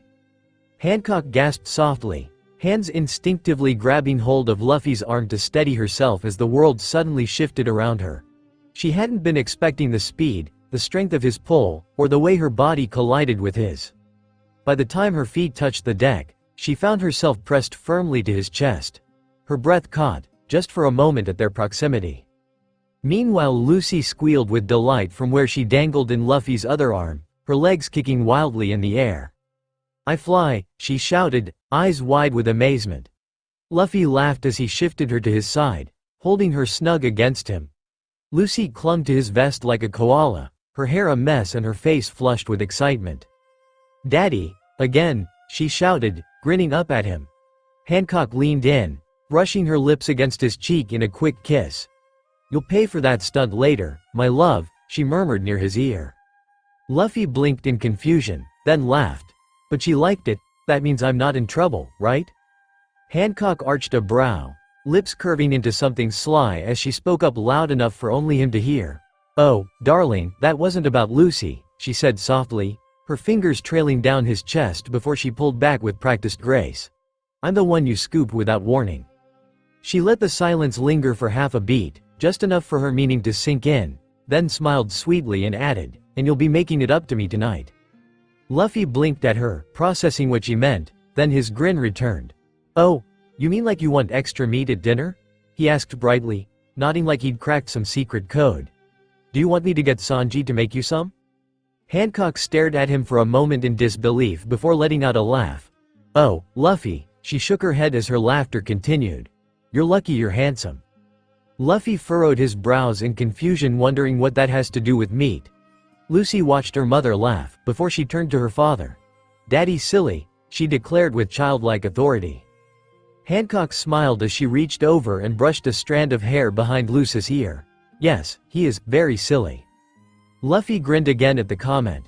"Come on," he said with sudden excitement, gently passing Lucy into Hancock's arms. "I gotta show you everything." And just like that, he was off, bounding from one end of the ship to the other, calling out everything with childlike enthusiasm. From the docking station to the crow's nest, he moved fast, trying everything he could to make Lucy laugh while he explained things. Hancock noticed that every time Lucy giggled, Luffy seemed to light up like the sun. As their tour came to a close, the family found themselves standing at the front of Sunny. "That right there," Luffy said as he pointed towards the figurehead, "that's my special seat." Lucy tilted her head intrigued as she listened to her dad continue. "I always sit up there when we explore. It's the best seat on the whole ship." Then Luffy reached out somewhat hesitantly towards Lucy. "Want to see it too?" Lucy froze for a moment then nodded. She stretched out her arms and was quickly scooped up by her father. Lucy turned towards her mother and reached out a hand as if silently asking her to come with her. Hancock kissed her daughter's forehead. "You'll be all right, my love. You're going to fly again," she stated encouragingly. Lucy's eyes lit up at the word and clung to her father to brace herself. With his free arm, Luffy stretched forward, grabbing a hold of the figurehead's mane and launched them into the air. Lucy squealed in surprise, then burst into delighted laughter as she gripped her father tightly. Luffy kept her close the whole way, laughing too. "Don't worry, Luce, I won't let you fall."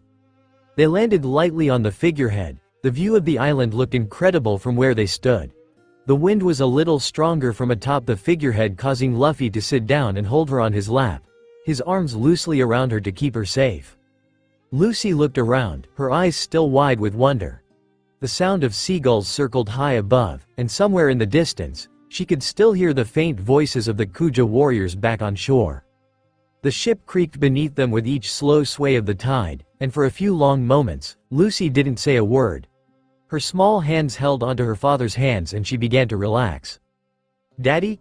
Lucy asked quietly before turning in his lap to face him, causing Luffy to look down at her and patiently wait for her to continue.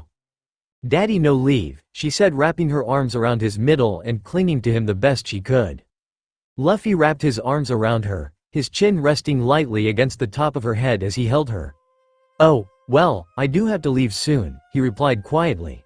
"But I'll come back every time, I promise, Luce." From the deck, Hancock had been both watching and listening. When she saw Lucy tuck her face into Luffy's chest, she felt her throat tighten. She knows exactly how her daughter feels. A few days later, the sun had just started to dip low over Amazon Lily, casting long shadows across the garden paths. For once, the grounds were quiet, no straw hat parties, no training, and no Kuja finishing any work for the evening. Instead, there was the soft sound of bare feet on stone, followed by a delighted giggle.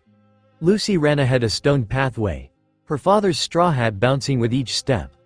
Luffy chased behind her, letting her run just out of his reach. "I'm gonna get you, Luce," he called, voice full of joy.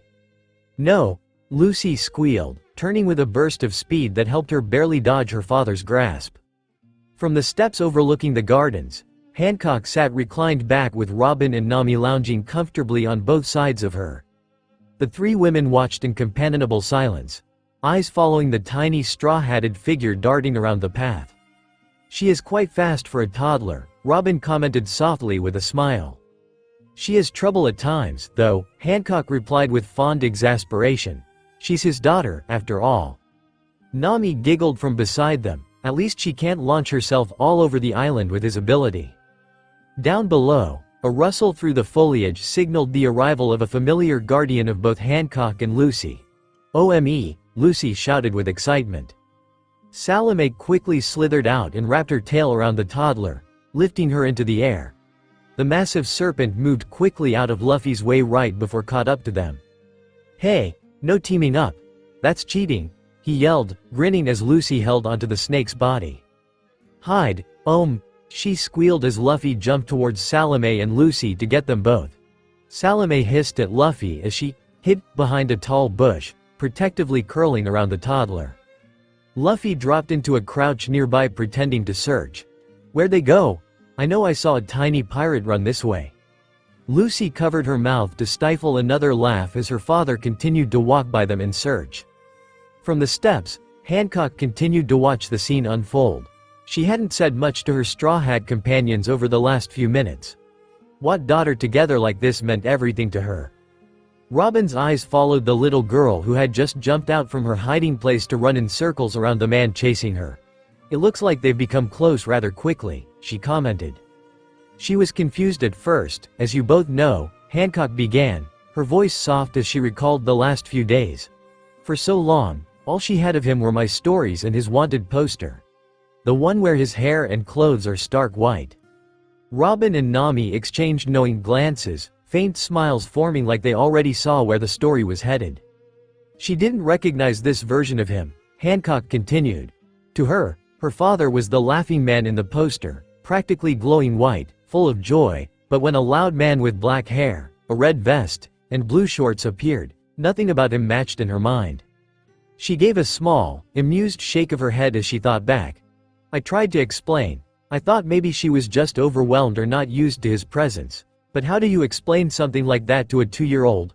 We didn't realize she already had an image of her father and the Luffy in front of her simply didn't fit it." Nami tilted her head slightly in curiosity. "So what changed? Looking at them now, you'd never guess." Hancock's gaze drifted toward the garden again. Lucy was squealing with delight as Luffy let her sit on his shoulders and give him commands as if she was a captain. "It was a few mornings ago," Hancock said, turning back to them. "I felt it first, that power. I have never felt anything quite like it, especially from him. I was worried something was happening to the island until I heard laughter. When I stepped outside, there he was." She paused, voice softening again. White hair, white clothes, that same wide, wild smile from the poster. Robin's expression softened further. And how did Lucy react? Hancock's full smile returned. She stared at him like she'd just solved a puzzle. Then she screamed, "Look, Daddy," to me and hugged me in her excitement. She kept looking between the poster and her father as if to prove to me and even herself they were the same. The silence that followed was warm, as if all three women were replaying the scene in their minds. Robin finally asked, "How were they after that?" There was still hesitation. "Which you have witnessed," Hancock admitted. "She clung to me anytime he was too loud or became close too fast. But Luffy," she exhaled, something fond slipping into her voice as it almost did when she talked about her husband. "He never backed off, but he did not push himself into her space. He just stayed present, close enough for her to run to him when she was ready." She watched as Lucy laughed and playfully pushed her dad, causing him to fall back in exaggeration and groan dramatically. "And now? You'd have to pry her out of his arms," Hancock stated softly. The laughter from the garden carried on, but the women on the steps had fallen quiet again as something within Hancock had shifted. It was subtle in the way Hancock's posture tensed, the way her fingers wrung together, her eyes no longer following Lucy but focused somewhere far off. Robin noticed first and tilted her head slightly, the breeze catching the ends of her hair as she studied Hancock's expression. There was something heavy that quickly began to weigh on her. "What is it?" Robin asked softly, her voice low enough that it didn't completely interrupt the piece. Hancock blinked, then slowly turned her gaze toward her. She didn't answer at first. Nami, sensing the shift too, looked over and waited. Hancock opened her mouth, closed it again, and then let her gaze drift back toward the garden before drawing in a long breath. "I don't want him to leave." It came out rawer than she intended. Her throat tightened the moment she said it. "I keep watching him with her, laughing, playing, being here with us. Each passing day brings us one day closer to when you all will leave for your next adventure. I feel like there's something stuck in my chest. It's not like I haven't said goodbye to him before," Hancock continued. Her gaze locked on Luffy as he twirled Lucy gently in the air, both of them radiant in the golden light. "But this one feels different, harder even." She blinked, trying to chase the wetness from her eyes before it could fall. "Lucy's already emotional whenever I leave. She cries and clings to me, but I always come back. Everyone knows when I will return." She hesitated and took a moment to calm herself before continuing. "But when he leaves, I don't know when she'll see him again. I don't know when I'll see him again. And I can already see it, the moment he boards your ship, and she realizes he's really going. I can already hear her cry." Her voice broke, just a little, and she closed her eyes to steady herself yet again. Robin's hand reached out gently, resting against Hancock's forearm. "She's strong," Robin said softly. "Because you are strong. You will still be here for her when we depart, and he'll come back." Hancock nodded, though her throat burned. "I know, but strength doesn't make missing someone easier. Especially not when you're two and have finally met your father." She exhaled through her nose, quiet and pained. "And there's nothing I can do to soften it. She's just now starting to love him freely. And now we have to let him go again." Nami reached over then, her hand covering Hancock's where it was clenched into a fist. "Well then, we will plan accordingly and make sure you know when we'll be able to visit, or if we're even close when you're on one of your voyages." The halls of the palace had grown quiet as most of the Kuja were asleep. The warmth of the day had long faded into a cool, gentle breeze that rolled in from the sea. The curtains swayed softly in the moonlight, brushing against the open balcony doors where Hancock stood alone, bathed in silver glow. Her hands rested on the edge of the stone railing and her fingers curled slightly as she stared out at the horizon. Somewhere out there held her husband's next adventure, and tomorrow morning he would be leaving. Luffy had insisted on putting Lucy to bed. She'd clung to him after dinner, sleepy-eyed and stubborn, declaring that only he could tuck her in and that he had to tell the story. Hancock had stepped aside without a word, watching them disappear hand in hand toward Lucy's room. They'd told Lucy that morning that Luffy would be leaving soon with his crew on the Sunny. Lucy had nodded, big eyes blinking like she understood. All day, she'd never once let go of his hand for more than a few minutes. Now, with the weight of it pressing down, Hancock stood still, eyes fixed on the stars above the tree line, the ache she'd carried all day settling into something heavier. It always came to this, the goodbye. No matter how beautiful the days in between had been, this moment always loomed over her. The creak of her chamber's doors reached her ears, followed by footsteps. She didn't turn right away. Luffy stepped out onto the balcony behind her, barefoot and quiet. His voice broke the silence, low and soft. "She's asleep," he said. "Tried to stay awake to see the stars with me, but she couldn't fight it." Hancock let out a breath that almost sounded like a laugh, almost. "She held your hand the entire dinner," she murmured, not turning. "Didn't even let me hold her without checking to see if you were still in the room." Luffy walked up behind her, stopping just a few steps away. "Yeah, she's been sticking to me like crazy." There was fondness in his voice, but it also carried an edge of sadness. "I don't think I will be able to handle her tears tomorrow if she cries," Hancock said finally, tilting her head up and closing her eyes. "She's finally met her father, only for him to go away." Luffy didn't answer right away. He stepped up beside her, resting his elbows on the railing, his eyes looking towards the horizon. "Gotta admit, it does feel weird having to leave you two again. You'll be okay?" Hancock looked at him and the light from the moon caught the edges of her eyes, still bright despite the tears she refused to let fall. The movement caused Luffy to look at his wife and his breath caught when he noticed the tears in her eyes. His brows drew together, confused and concerned. "Hancock?" he asked softly, his voice uncertain. She didn't answer as she looked away, trying to blink away the tears she refused to let fall. Her hands clutched the stone railing. Without another word, Luffy shifted closer. His arms slid around her waist and pulled her in gently to his side. She didn't resist and leaned into him, wrapping her arms around him. He held her tighter as he spoke. "I didn't know you were this sad. You always look so strong when I leave." She gave a small, breathless laugh, the kind that wasn't funny at all. "I have to be," she replied quietly. "Especially now for our daughter." "You don't have to hide it from me," he said quietly. Her arms tightened around him as she finally let the tears slip free. Luffy didn't say anything else as he just held her. Hancock stayed pressed against him, her fingers clutching his vest, not wanting to let go. She closed her eyes and focused on her breathing, willing herself to calm down.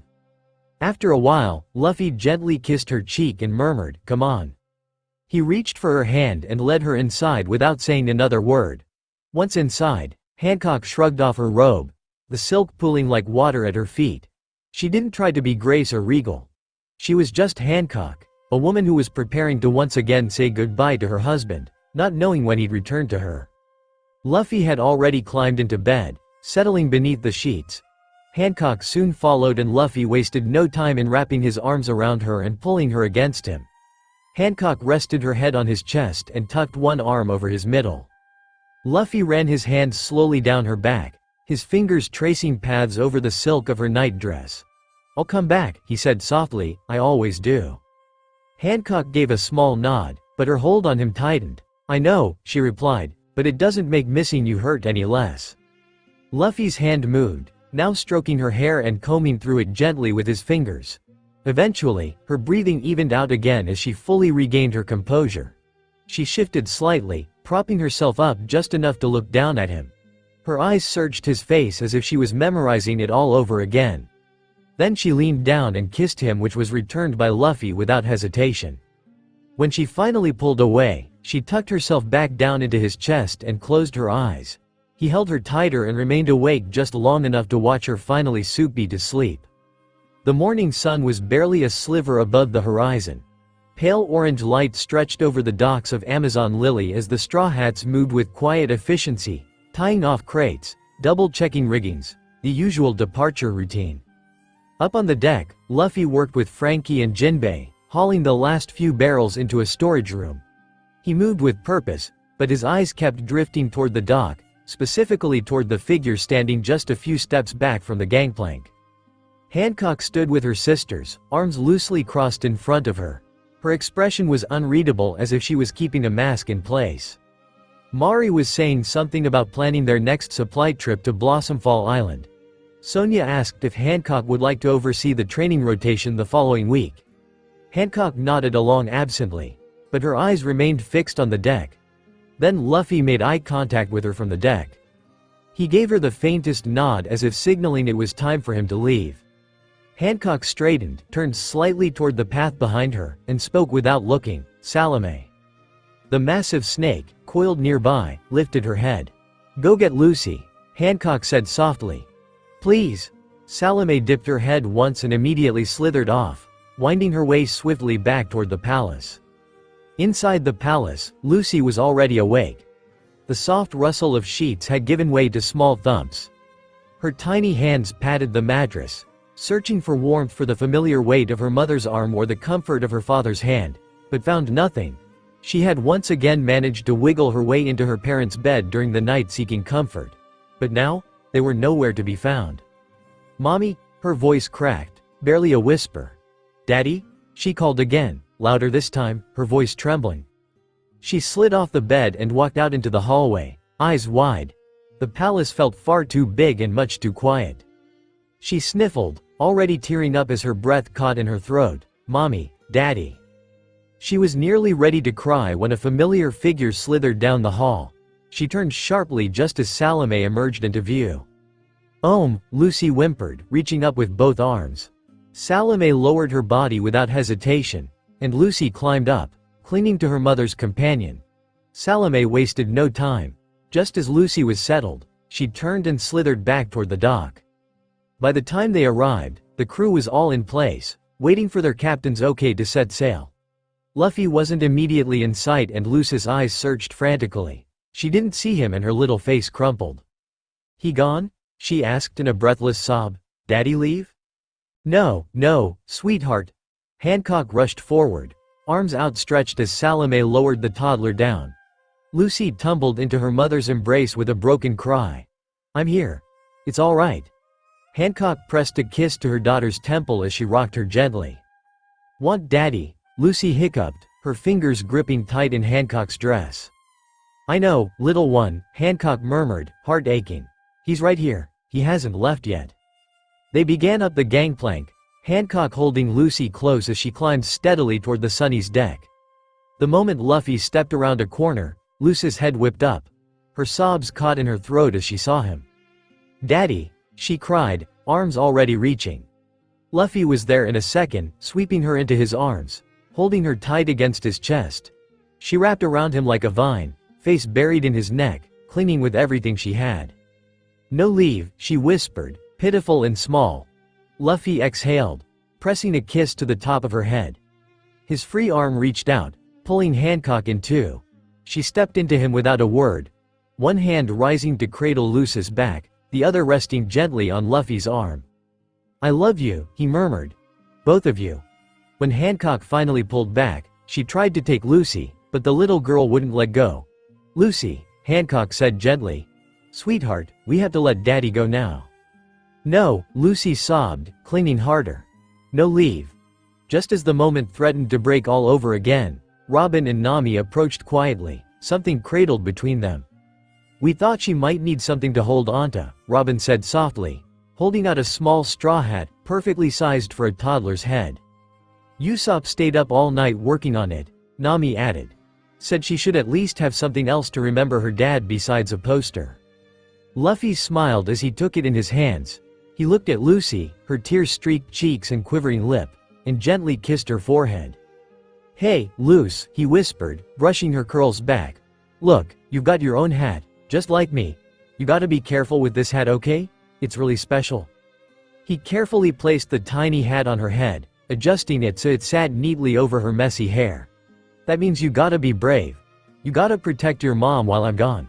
Can you do that?" Lucy's eyes welled up again, but she gave the smallest nod. "Promise?" Luffy asked. She nodded once more, resting her head on his shoulder. He hugged her tightly one more time before handing her over to her mother.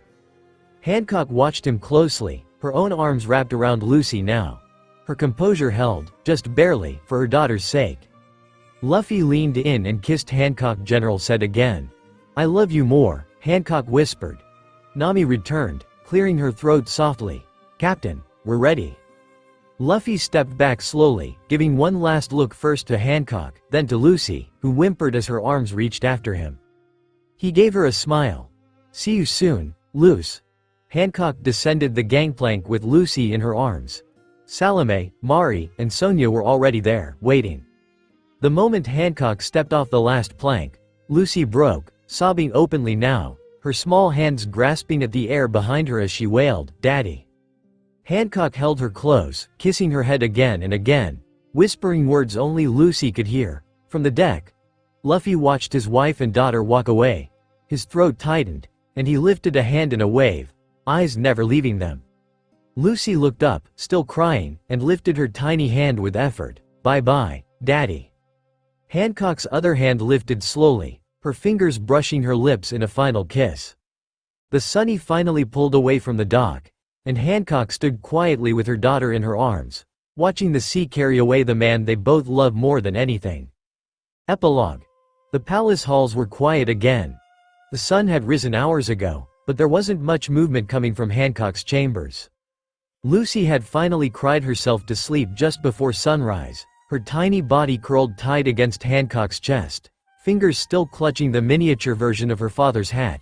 She had been either wearing it or holding it since his ship vanished on the horizon a week ago. Now as the light from the windows made its way across the room, Hancock remained in bed, her arm holding her daughter close, her free arm draped over her eyes shielding them from the light.